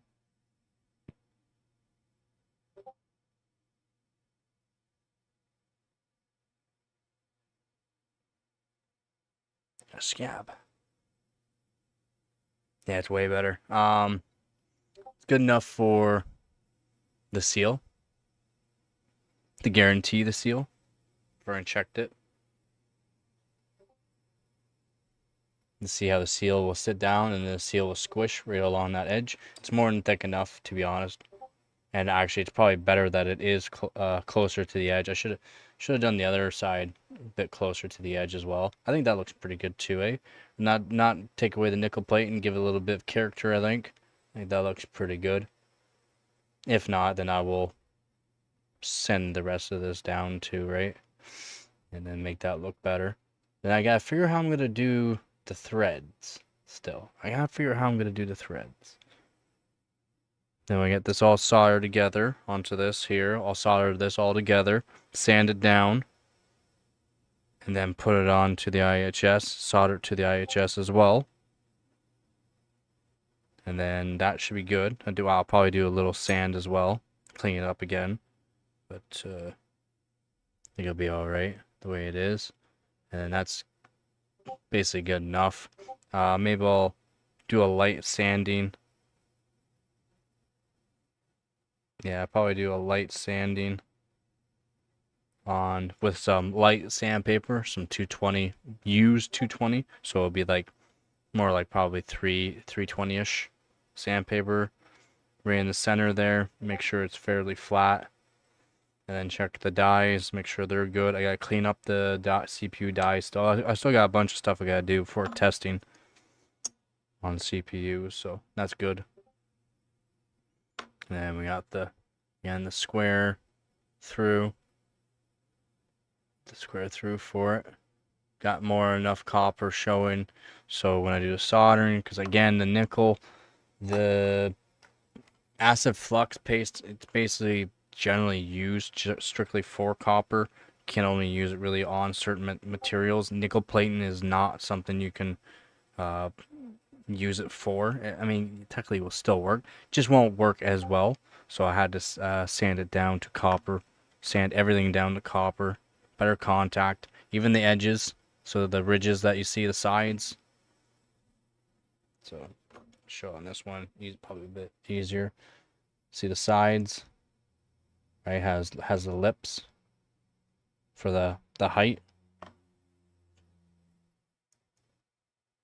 right? For the height, give it that thickness.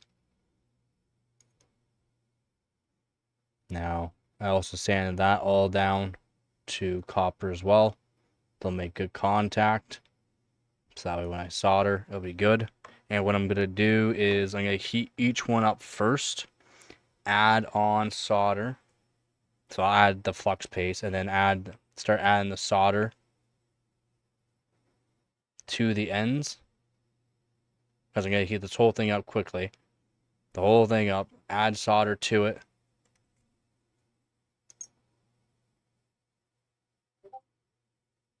Then I'm going to add the second piece up on top of it. Heat them both together, let them cool, and then that'll be soldered together that way. That should work pretty good for that. And then when I do that, I'll sand this all down, make it look pretty as well, like match them, so it looks good. And then what I'll do is heat this up, heat this one up, also add solder to it after heat, and then it works, right? I don't mind he said that. I'm not going to correct them. And after that, once I heat this up, basically, again, I'm going to heat this up, add solder around the edge. Wherever you see that's all around that, Heat, let it cool, put this on top, heat it up, and it should be waterproof. It should hold pressure too. Should hold pressure, so I think it'll be pretty good. Again, I'm going to test it beforehand. I got to figure out how I'm going to do the threading.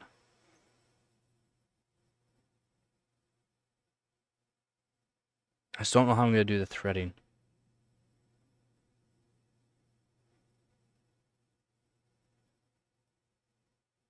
I don't know if the ROG would have better temps, to be honest. Not unless they changed the cooling big time and actually added a certain plate onto it, like the EVGA ones, but I don't think the ROG has better cooling. My 1080 Ti stay cooler than my 1080. My 1080 is done up in Thermal Grizzly Extreme Cryonaut with thermal pads and thermal paste, and the 1080 Ti stay cooler.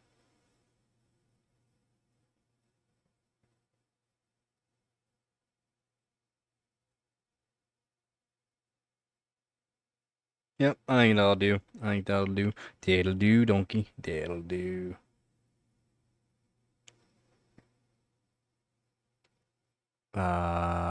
What does Mo have again? What do you have again, Mo? What do you have?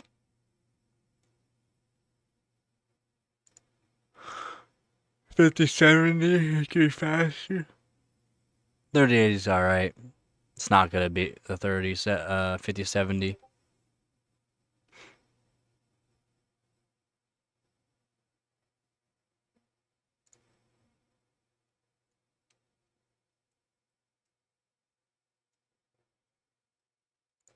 Especially ray tracing, it won't.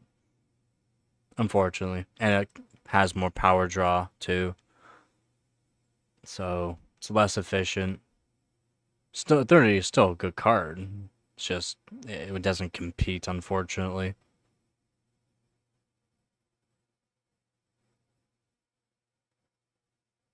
My 3070 Ti is like a 5060 Ti, but 5060 Ti is way more efficient. And ray tracing, it's going to be better versus a 5060 Ti. And since my 3070 Ti is pretty close to a 3080 when overclocked, like, I mean, basically right at a 3080, nah. I've tried to match the 5070 with the 3070 Ti, it's not. And ray tracing, like I said, ray tracing from 30 series to 50 series is a big step up. A big step up. So, give me a minute here, I'll be right back. I think I got a plan for that, though. I think I got a plan set out to finish that. It won't be on this stream. Which one's girthier? 5070, I think is. They just overspec the coolers on the 50 series. I don't know, man. I mean, when they say they overspec them, they overspec them. Well, okay. Not on like the cheaper, what do you want to call them? Like the single fan ones. Nah, those are okay. Yeah, those are big cards, but have you looked at the 3070 Ti amp Hollow Extreme? It's big like the 5090. Does not need to be. Again, I got the amp Hollow, but not the Extreme. The Extreme is huge. Huge. It's a big boy. Like the 5090 it's thick, but still big. It's still pretty big. The 5070 is still pretty big for it's overspec'd. The coolers are overspec'd for what they are, in my opinion. But I mean, they overclock nicely.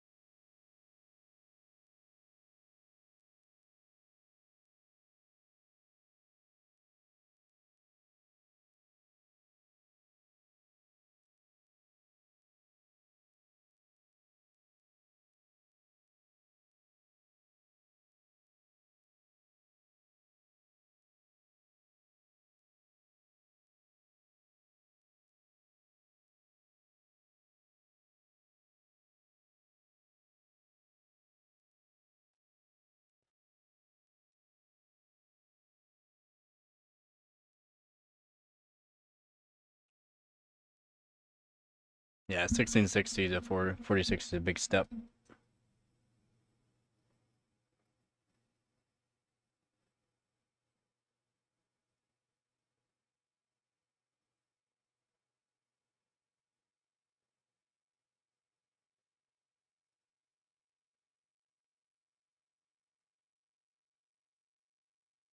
The 1660 Super wasn't half bad. I had it.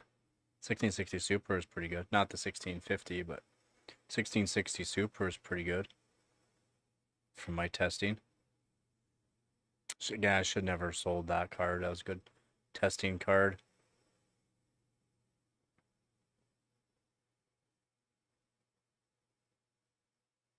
It was pretty good.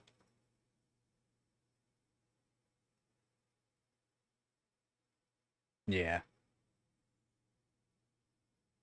Yeah, decent card. Decent card for the time, for price wise too. My opinion it was pretty good.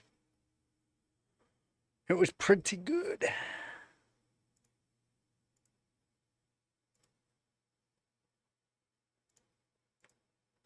Swimba, Shadawash.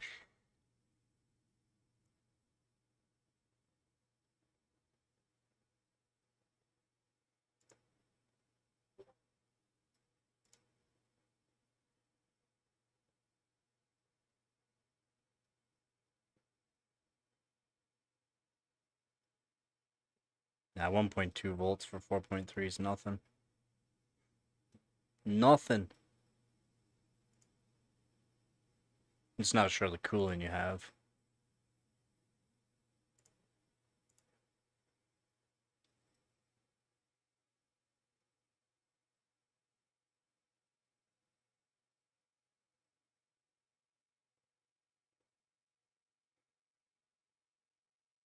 Yeah, I've had a lot of different CPUs and GPUs over the years.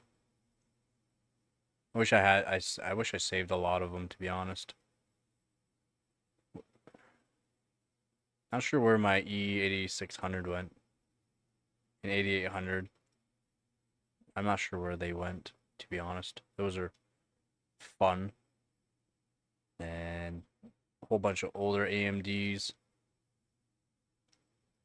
Biggest upgrade jump, 6700 non-K to an 8600K.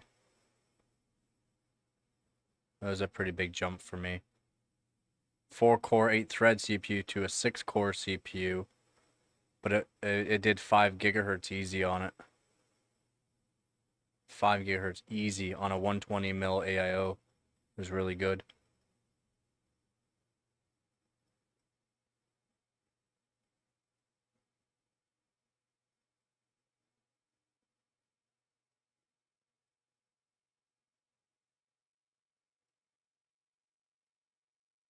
Yeah.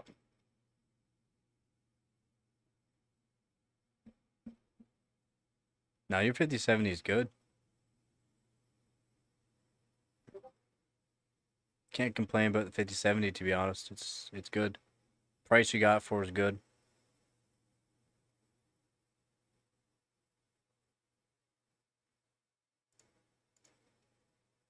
And then GPU wise, probably the RX 580. RX 580 8 GB to the 6700 XT. Huge upgrade. Then I sold the 6700 XT for a lot of money because people wanted them big time at the time. Sold it for almost what I paid for it. Bought a 1080 Ti and bought the 8700K, which is another upgrade from the 6-core 8600K to the 6-core 12-thread 8700K that did 5.2 gigahertz easy. That was a good sell, to be honest, but I wish I never sold it because it was a good graphics card for testing.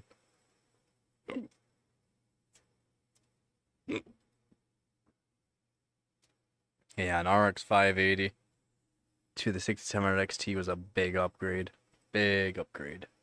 But to the 1080 Ti, yeah, to an older GPU with 1 gig less, and it was the best choice I ever had, ever made, to be honest. Again, I wish I never sold it, but Right there, 1080 Ti. Yeah, the supers they should be good. And yeah, October. And probably not the first week of October, either second or third week of October. I'm gonna say October 13th to October 17th, around there. The super should be dropping. Right around there, right around the second week.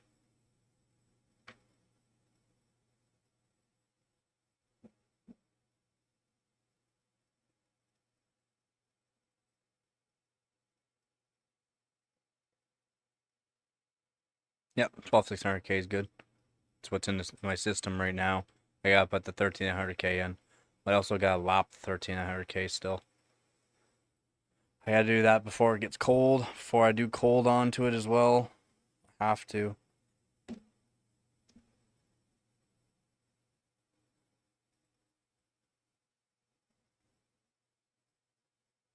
Twelve 600K is already lapped. It's good to go.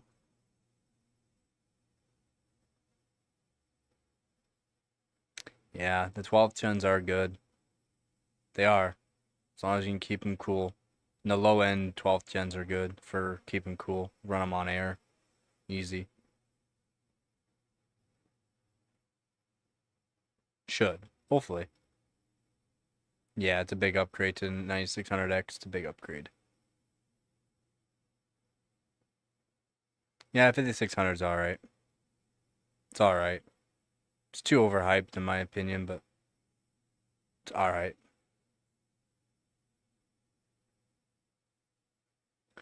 Didn't compare to the 12600K though. Yeah, true. Still doesn't compare to the 12600K. Not sure why a lot of people try to put the 5600, 5600X towards the 12600K. There's no comparison. Yeah. Yeah, I'm more of the 12400F. And 12400F is cheaper than 5600. And you also get a stock cooler with it, so. Yep, DDR4 or DDR5. Depending if you wanted to buy RAM at the time, if you're already on DDR4, 12400F is a good choice. Very good choice. Yep.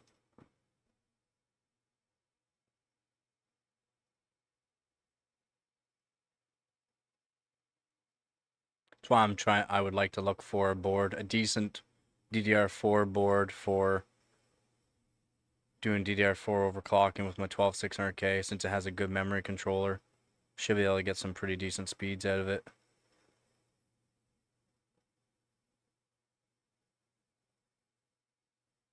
Yeah, frame gen's alright, I guess. It's it's kind of annoying because yeah, yeah, exactly why. Yeah, I mean, I don't have to explain why it's not good. The latency increase is stupid. You put so much frame time latency, doesn't matter if you're at 240 frames per second. If you have a frame time latency of anywhere from 30 to 60, you might as well just cut that 200 frames down to 100 frames.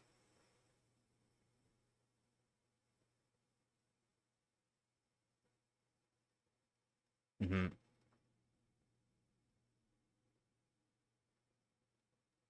Yep.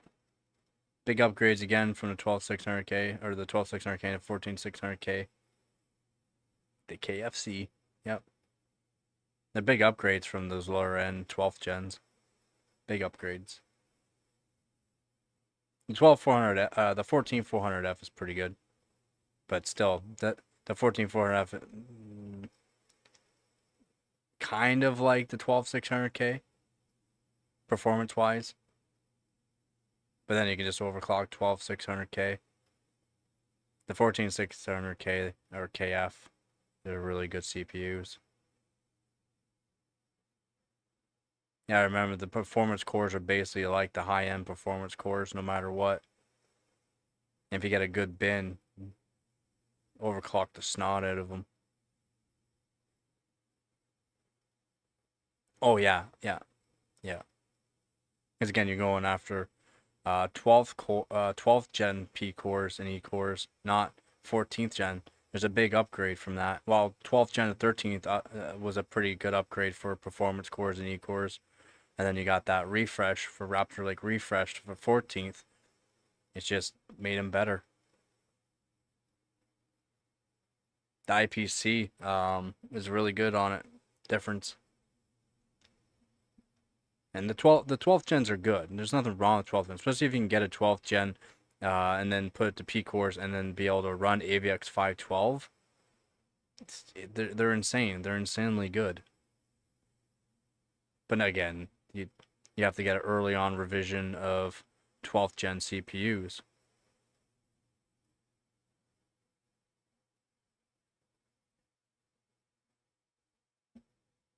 Nah. Windows 7 is good for some things. Even XP. I mean, it's good for some things. Less RAM usage, more or less. So if you don't have a whole lot of RAM, then it'll actually give you benefits due to the fact it's not eating up all your RAM.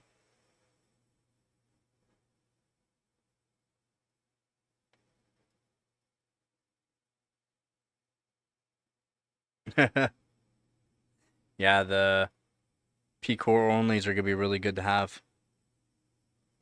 They are saying that they might come out with the new LJ 700, not just P core only ones, the 12 P core, 8 P core, and 6 P core, but also a 12 P core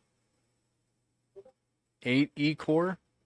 No, 12 P core 4 12 P core 4 E core.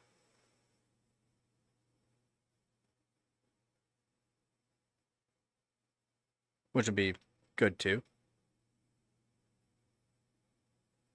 But again, the P core only ones, even the 12 P cores are supposed to have a max of 125 watts for 12 P cores, which is pretty good. A max 125 watts. So in games, it won't even be drawing that. Yeah, I agree with that, Rad.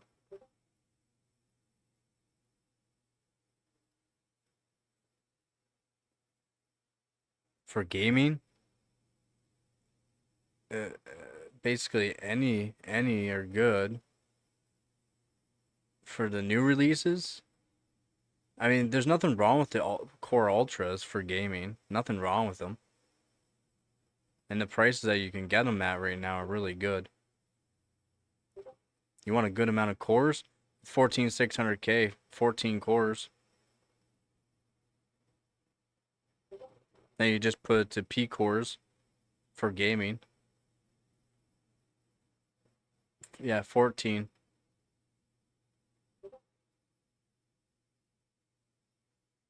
The 14600K, 13600K, 14 P not 14 P core, 14 cores. The 14700K and 13700K are 20 cores. And then the 13900K and 14900K are 24 core.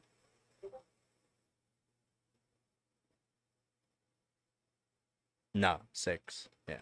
But 6, those 6 cores are actually pretty fast for AMD. They're pretty quick. And it's cooling wise, it's good. I mean, the 14600K and 13600K are not too hard to cool either.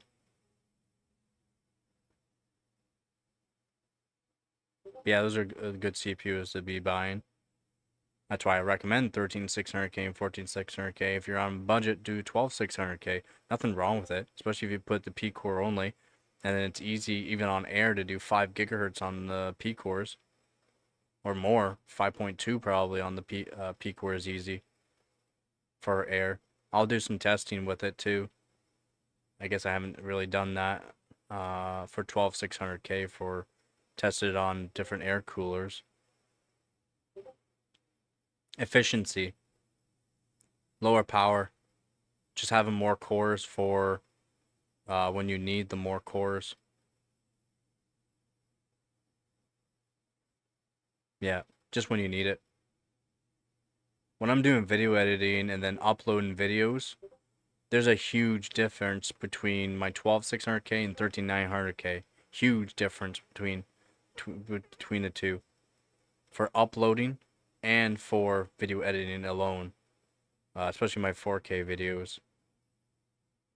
That's a huge upgrade, and that's a 10-core CPU versus a 24-core. Yeah, one's way better than the other, but still a huge difference. Yeah.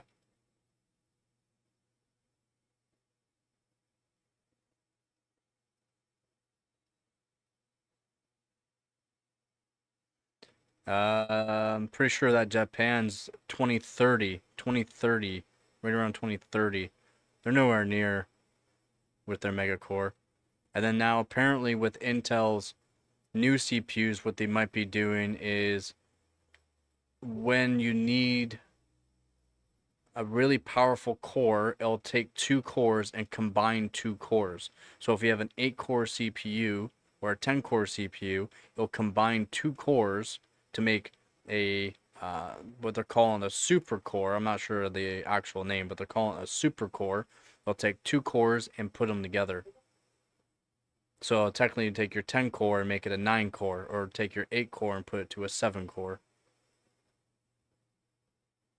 Yeah, basically, yeah. I thought that was pretty cool.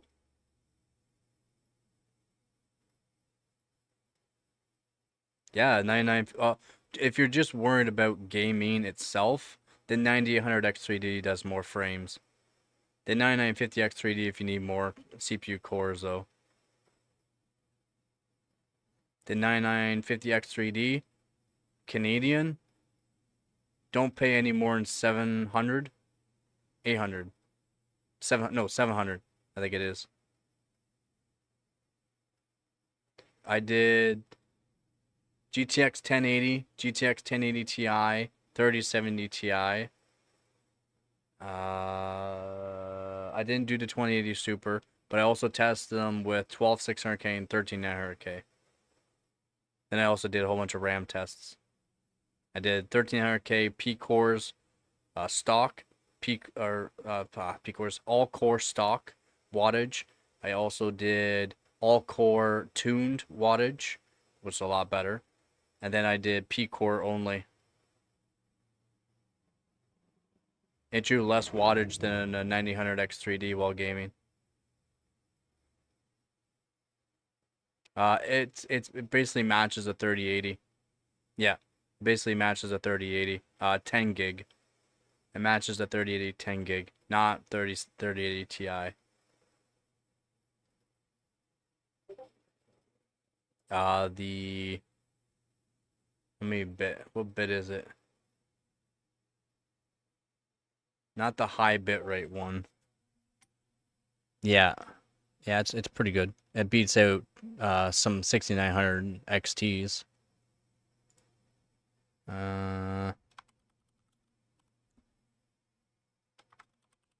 It's,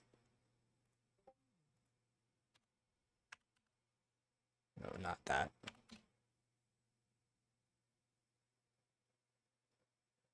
$320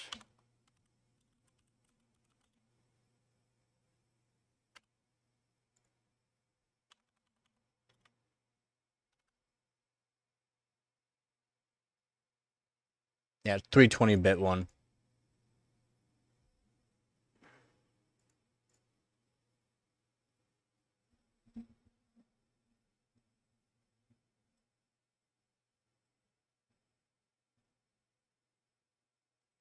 In some cases, yeah, the 2080 Ti is around there. Does Mo? Yeah. For P core only 5.6 or 39K. 8 cores with hyperthermal like 95% load all the time with 4080 4K DL.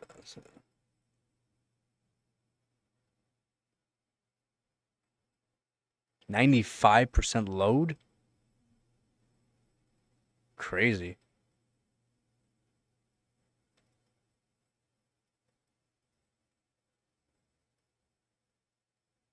What voltage? Because I can run 5.6 at 1.245 volts. I was at like 1.245 volts with the P cores.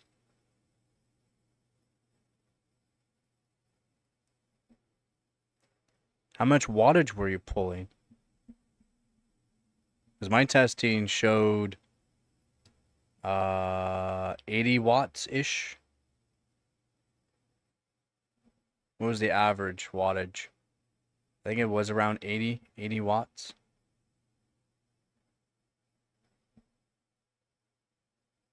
Then I did, I think, test at 5.8, or maybe I didn't make the video of it. 140 watts?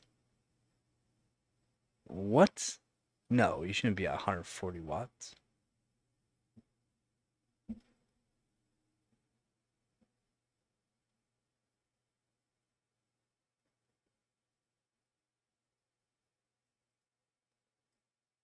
You should have been around 120 at that kind of load. Well, usage. I'm not sure what the load would have been.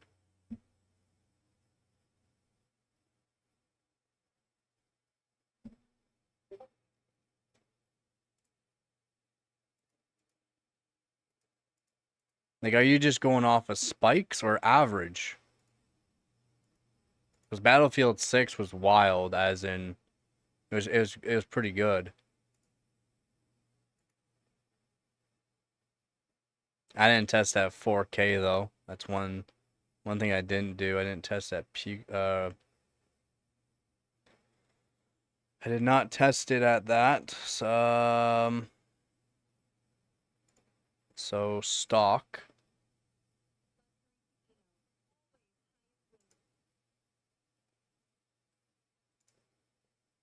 Stock. Make sure I go here. Yeah, stock was like 160 watts. 160 watts with P core and E core, about 65% usage.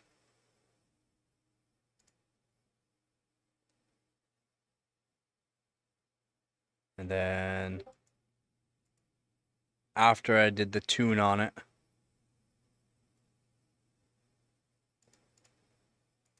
like 114, I think it was averaging around 115, 114 watts afterwards. I talked about it at the end of the video. I went over the videos multiple times, got the average for wattage and usage.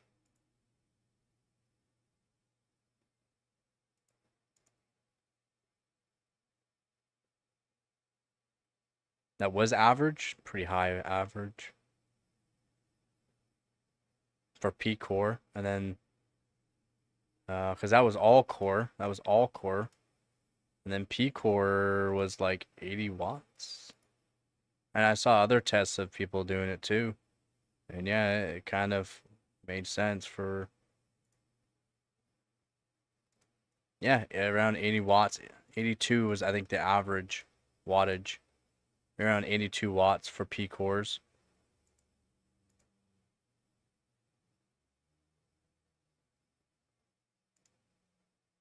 I guess that was my tune on it though.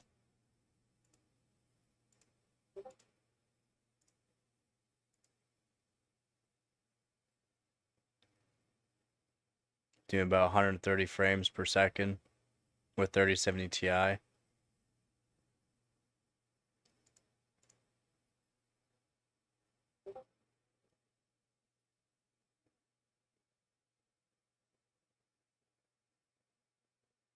It's doing 130.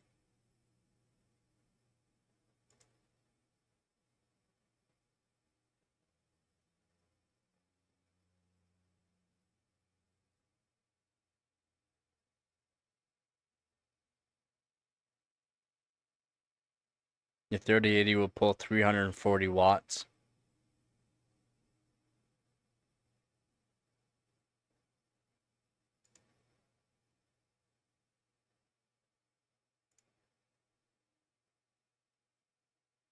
I'm gonna put the 400 watt BIOS on my 3070 Ti.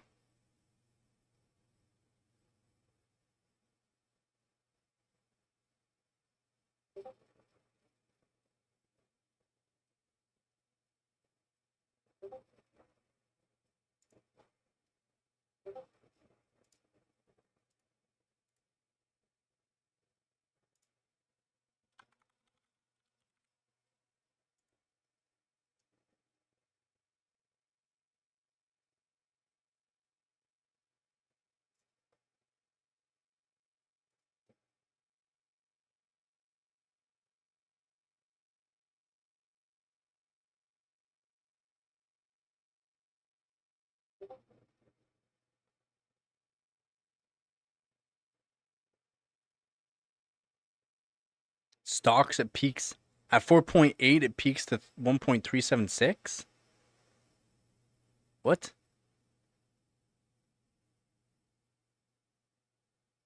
Even 1.3 is kind of high for 4.8. 1.3 should be doing 5 gigahertz on it.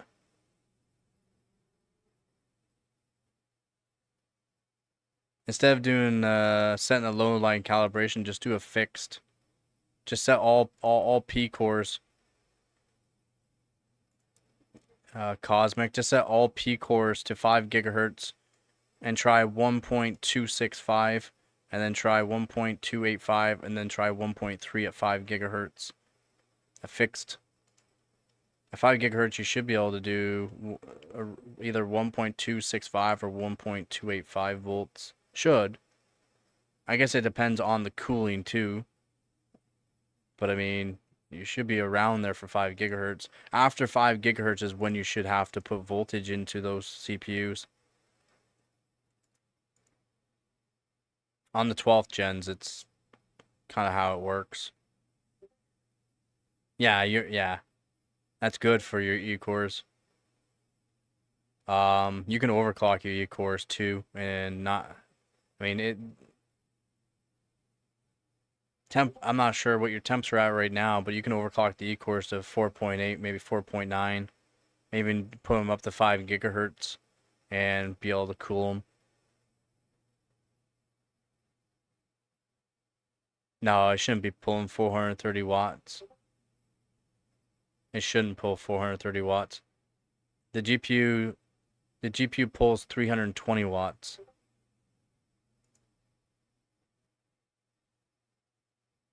The 3080 pulls 320 watts. And then you can overclock it. I think it should draw around 350. No. No. No.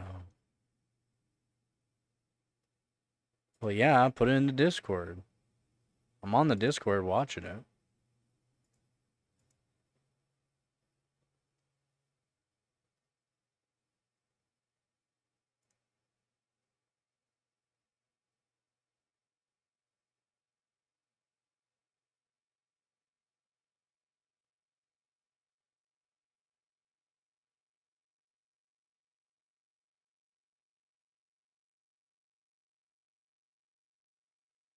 So 125, 129, there's 255. Ole. Wait, what version of 3080 do you have? What version? I thought you had the lower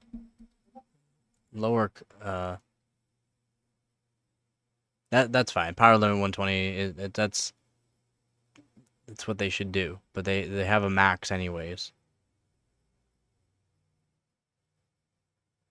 It's only at 1 volt. Go to curve editor. Mo, you can hear me, right? Yeah, I'm gonna be putting a 400 watt BIOS on my 3070 Ti.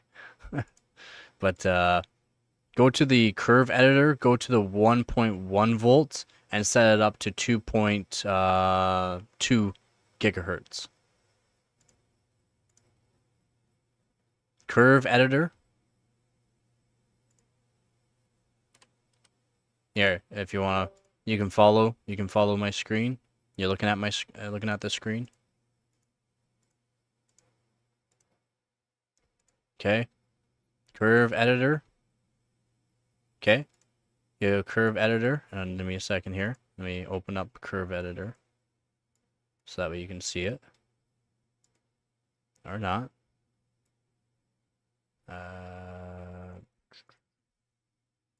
See if we can get this open here.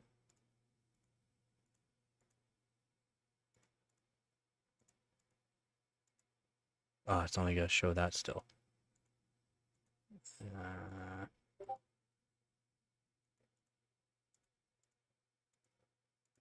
It's not going to let me show you. Anyways, you got to go to curve editor, and you got to find the 1.1. So the 1100 it says at the bottom to the right. 1.1. You go up to that dot. You got to click and hold left click to it and put up to 2.2. So 2200. That'll put you to 2.2 gigahertz. Can you show me?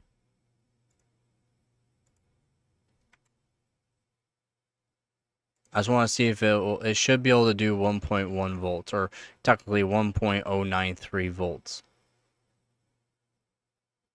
2200, which will put you to 2.2 gigahertz. An extra 200. You should be able to do it. As it looks like your temperatures are fine too. So, you should be able to do it. I can do almost 2.4 gigahertz on my 3070 Ti, so you should be able to do it on your 3080.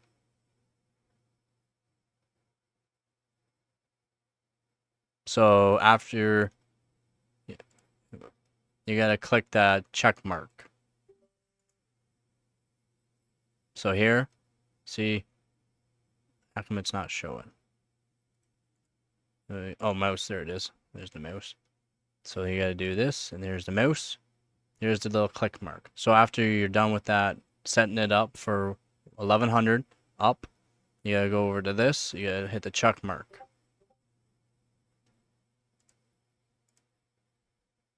$722. Yep, that should work. Yep, that should work. And then you gotta make sure you hit the check mark though that I showed. Make sure you hit the check mark after. So I think you have the core volt. Yeah, you have the core voltage up. Everything good. And that will set you so it's on the curve editor, and your memory is already up. Power limit's already up. Should be good. You should put the temp limit up too. It will never hit the temp limit as long as you have the fans up. But yeah, that's.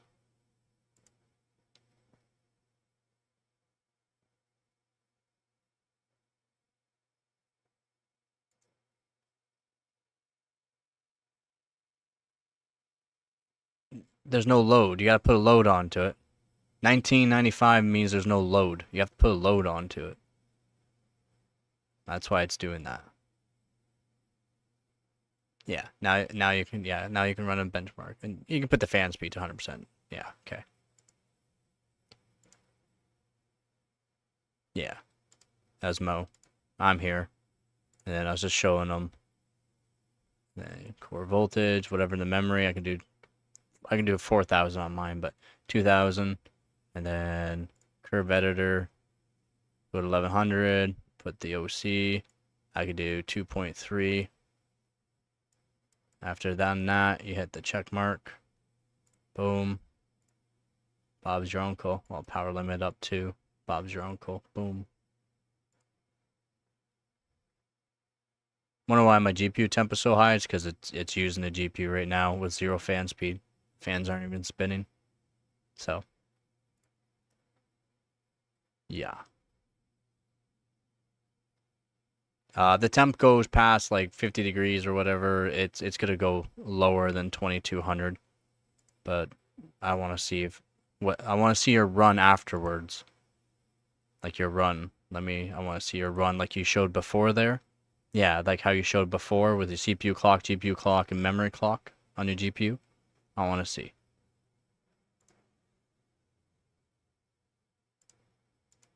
How's it going, Skib? If anyone wondering, I'm going to be finishing up the IHS water block. The IHS water block tomorrow.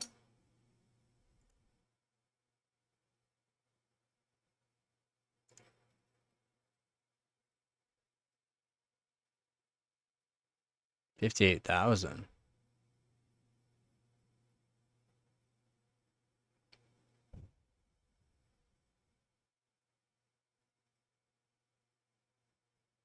What?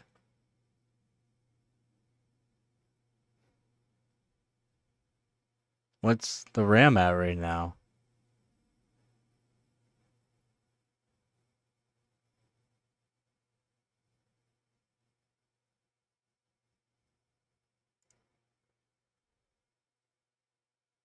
$58,000 megabytes and 39,000 megabytes is oof.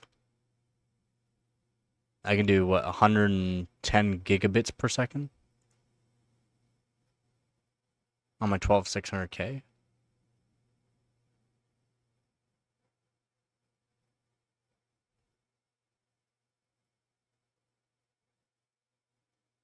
What's the temp? What's the temp though? I don't care. I want to see the frequency though. Yeah, you probably should put the fan speed up.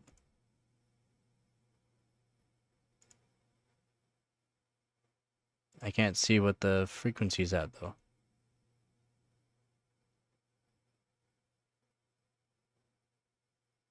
Yeah, that's a lot. It's a big change there, meme. Chicken liver? Yeah, I've tried it. Yeah. 2.4? Yeah. Can you check the voltage though? In MSI Afterburner, just click the monitoring and look for the voltage.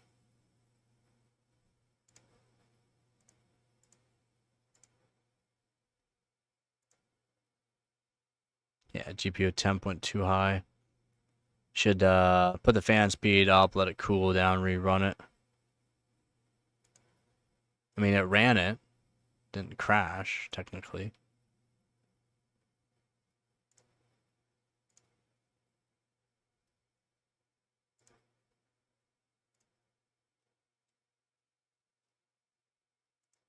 Did do better, too. GPU clock is lower by the end, or wherever you showed, so halfway through, and then where you showed me there, it was you did at the end of the run. So yeah, 2.04 by the end of the run. As big blades, certain blades, the way they're made, quieter. Just let it cool down. It's cool. You can get it, rerun it. It should be around 2.1, maybe more. I mean, I could try showing an easy 2.2 gigahertz.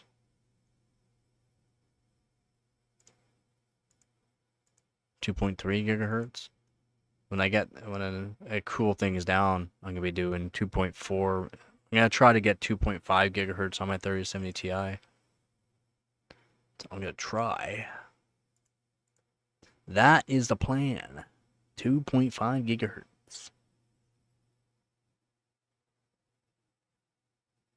I mean, you already beat your last time you did it, so. I want to see the voltage, though. I want to see the voltage, too.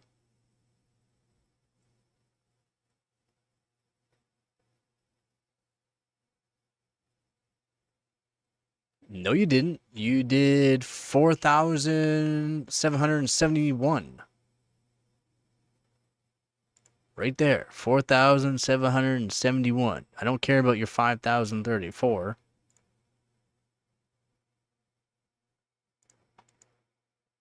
I know. I know. I'm talking about what you just beat. With everything open still. Yeah.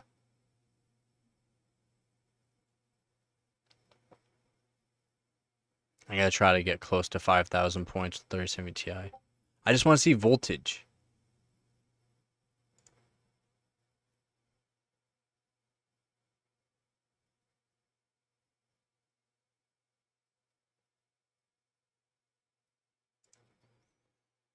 $69,000, $66,000, 53.7 nanosecond latency. That's not bad.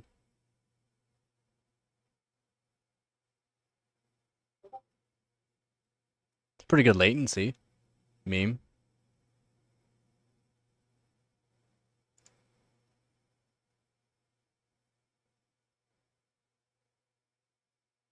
$4,600, that's it. That's what my 3070 Ti can do. Easy. Well, should be able to.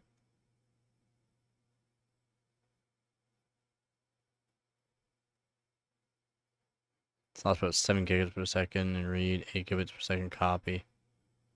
That's crazy. Has your latency changed? I wonder if temperature or something's gone iffy on it. And that's why it's doing that to you. Not sure how much you've been running things. What latency there, meme? So latency always around the 53? 54? That's pretty good latency.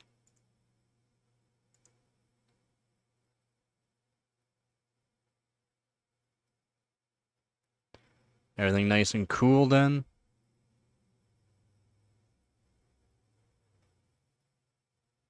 Alright. Get her done.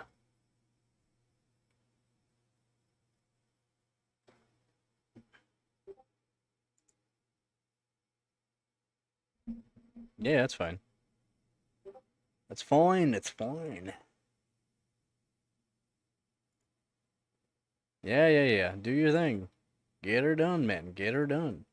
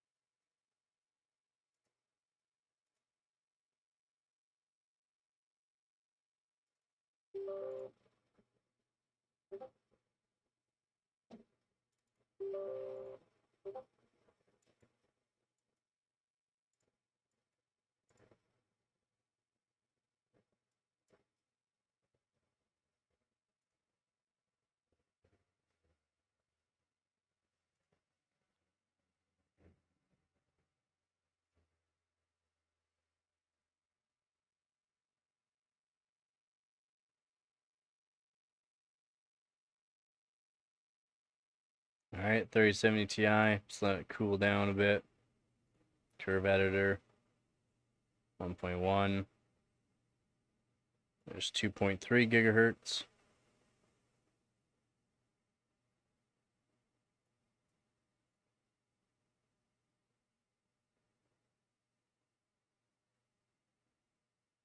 Yeah, that cool down. It's not cool in here, but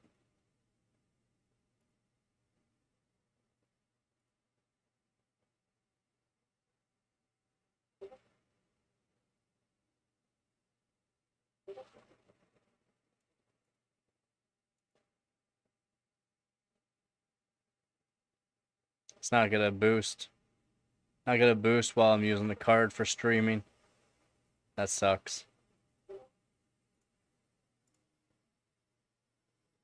Yeah, I want to see the voltage. Yeah, temperature still might be getting too high.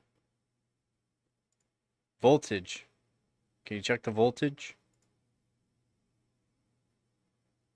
Yeah, but you're at the end of the run. It was higher in the middle. Higher in the beginning too.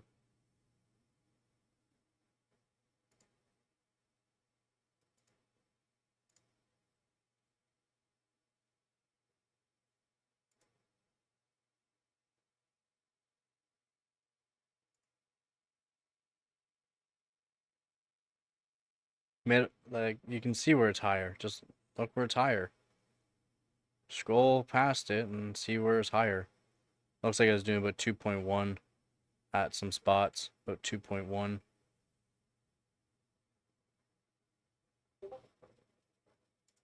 It's downclocking itself because it's getting too hot. That's the issue. It's just downclocking itself.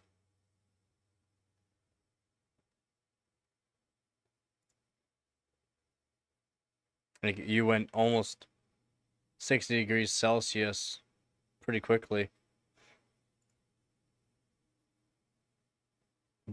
Voltage. I want voltage from MSI Afterburner. Open up the monitoring. Monitoring.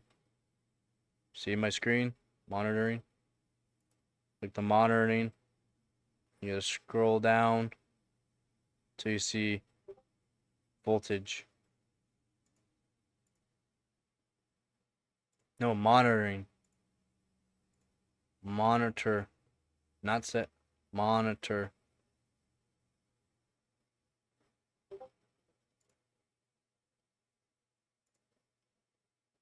$58. Yeah.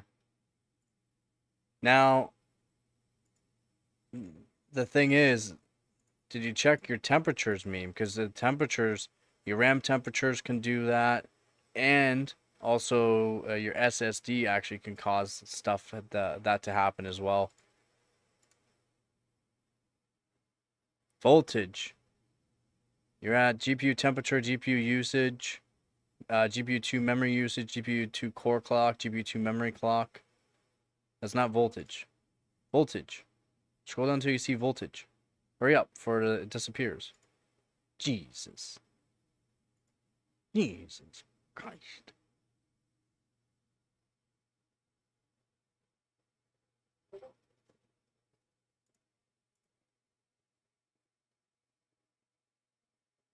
Now you're on CPU. Can you not read? CPU now. Oh, voltage right there.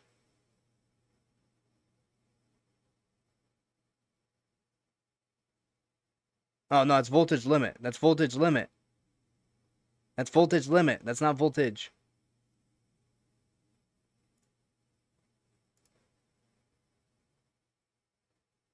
Yeah, it's doing 1.1. It's just it's too hot for you. It's too hot for you. It's doing 1.1. You see the max says 1.1 and lowering itself because it can't. It's too hot. Too hot. Yeah. Even your CPU temperatures are getting hot. 71 degrees Celsius. It went up to 74 degrees Celsius on a 9600. That's crazy.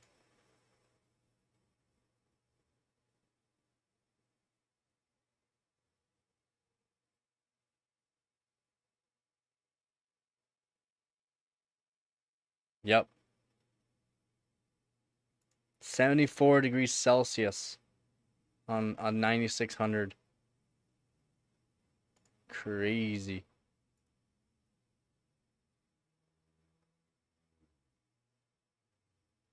Make sure your AIO is getting fresh air. It's fine that your AIO is blowing warm air into your PC. It's not going to change your temperatures that much. It doesn't matter about the memory dies to the touch, right? It doesn't matter about memory dies to the touch. It could be inside temperature is too high. What voltage are you at there, meme, for yours? What voltage?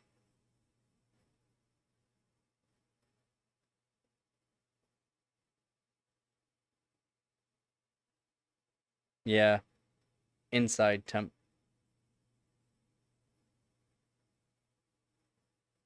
Yeah, inside temp could be getting too hot.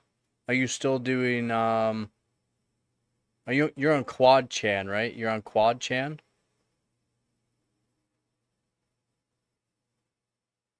I'm pretty sure you're on quad chan.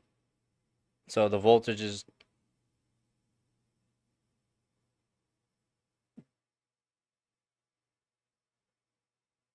it's gonna happen. Let it all cool down. Rerun it. I'm not sure how much you've been yeah. I'm not sure how much you've been running it today. So I would say try it, just let it cool down.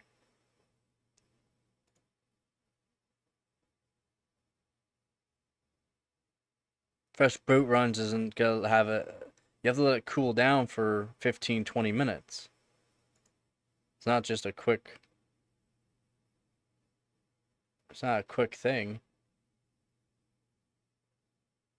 You've given it 15 to 20 minutes to cool with fans on them. Because you're also running IDA 64. It's gonna be pretty stressful.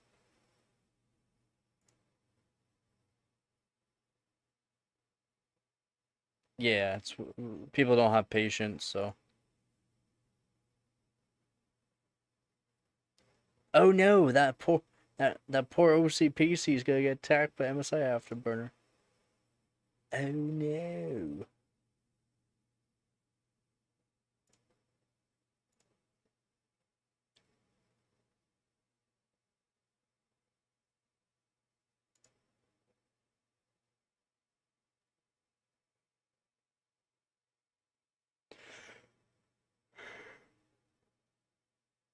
Yeah, I should be ending the stream here, to be honest.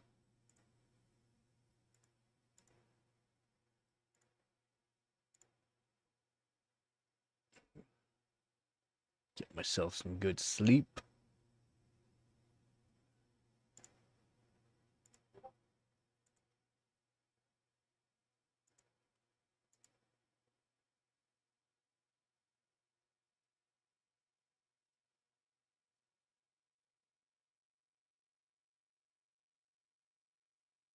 Again, I can't say for sure there, meme, because there's a lot of things that can cause that.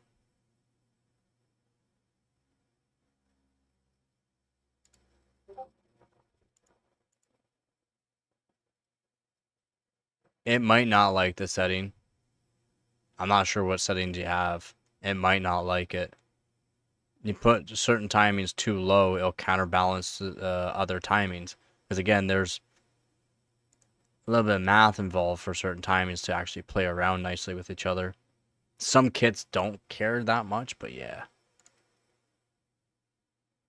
Yeah, that's why CPU is hot. You want CPU AIO air intake into the PC as your intake. Not exhaust. You want an intake. I've always said that.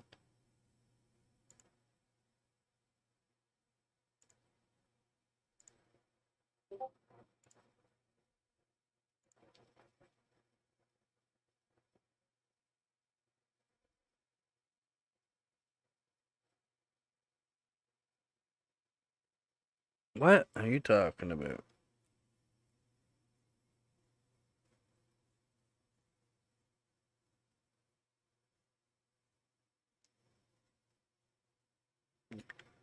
You just blew out all that dust anyways. All the dust that's going to come into your PC is going to go through the exhaust as your AIO. So it's still going to get dusty.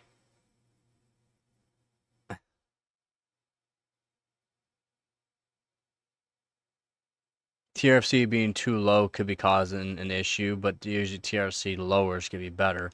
But it could be causing an issue. I would say more like your TRC and TRAS could be causing an issue.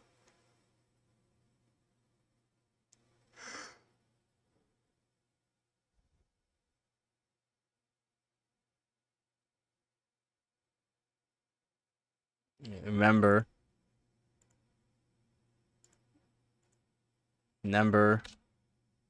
use this, use as guidance.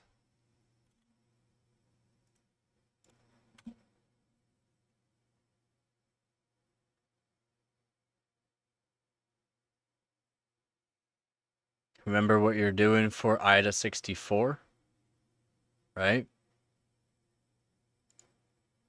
Read and writes. It explains the timings for read and writes in there. Especially doing memory read and write bandwidth, TRCD. is one. TRP for accessing scattered data.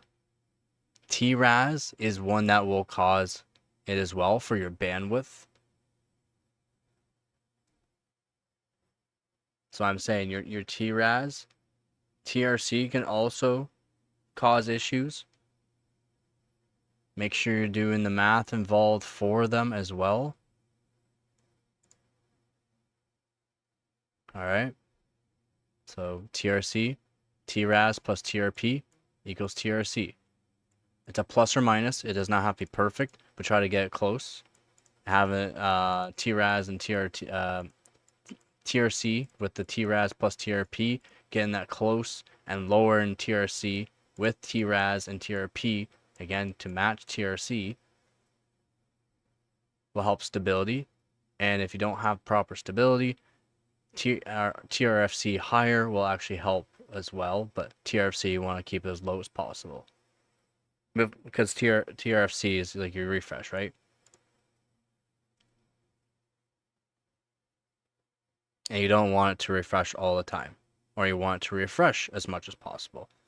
Refreshing it as much as possible will make it so that way your RAM acts faster. Refreshing less will actually help stability.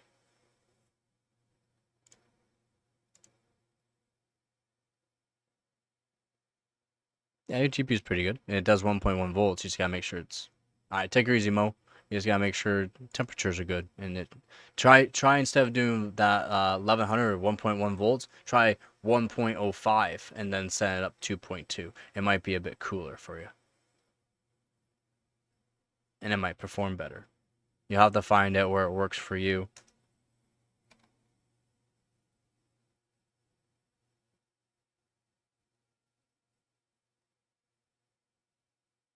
I mean, GPU temps you're already getting cool air for GPU right underneath the GPU, so it's not like it's gonna cause an issue on that. Yeah. Meme use that little guidance there.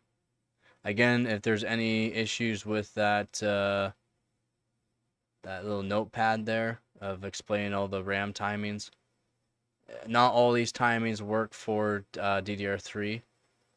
But it's mostly DDR4 and DDR5, but still the exact same thing for a lot. So, yeah. But I should be ending the stream here too.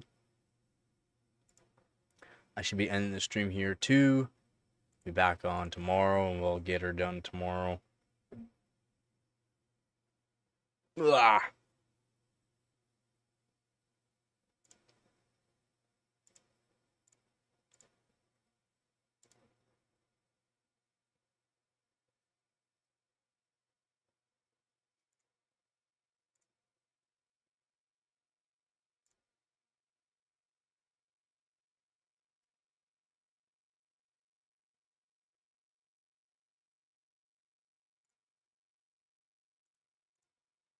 Yeah. I'll get you on tomorrow, and then we'll finish up this cooler block, and then more or less try to take my time so that way I can talk more, chat, instead of just being into my own thing, basically. So we'll see what we can do.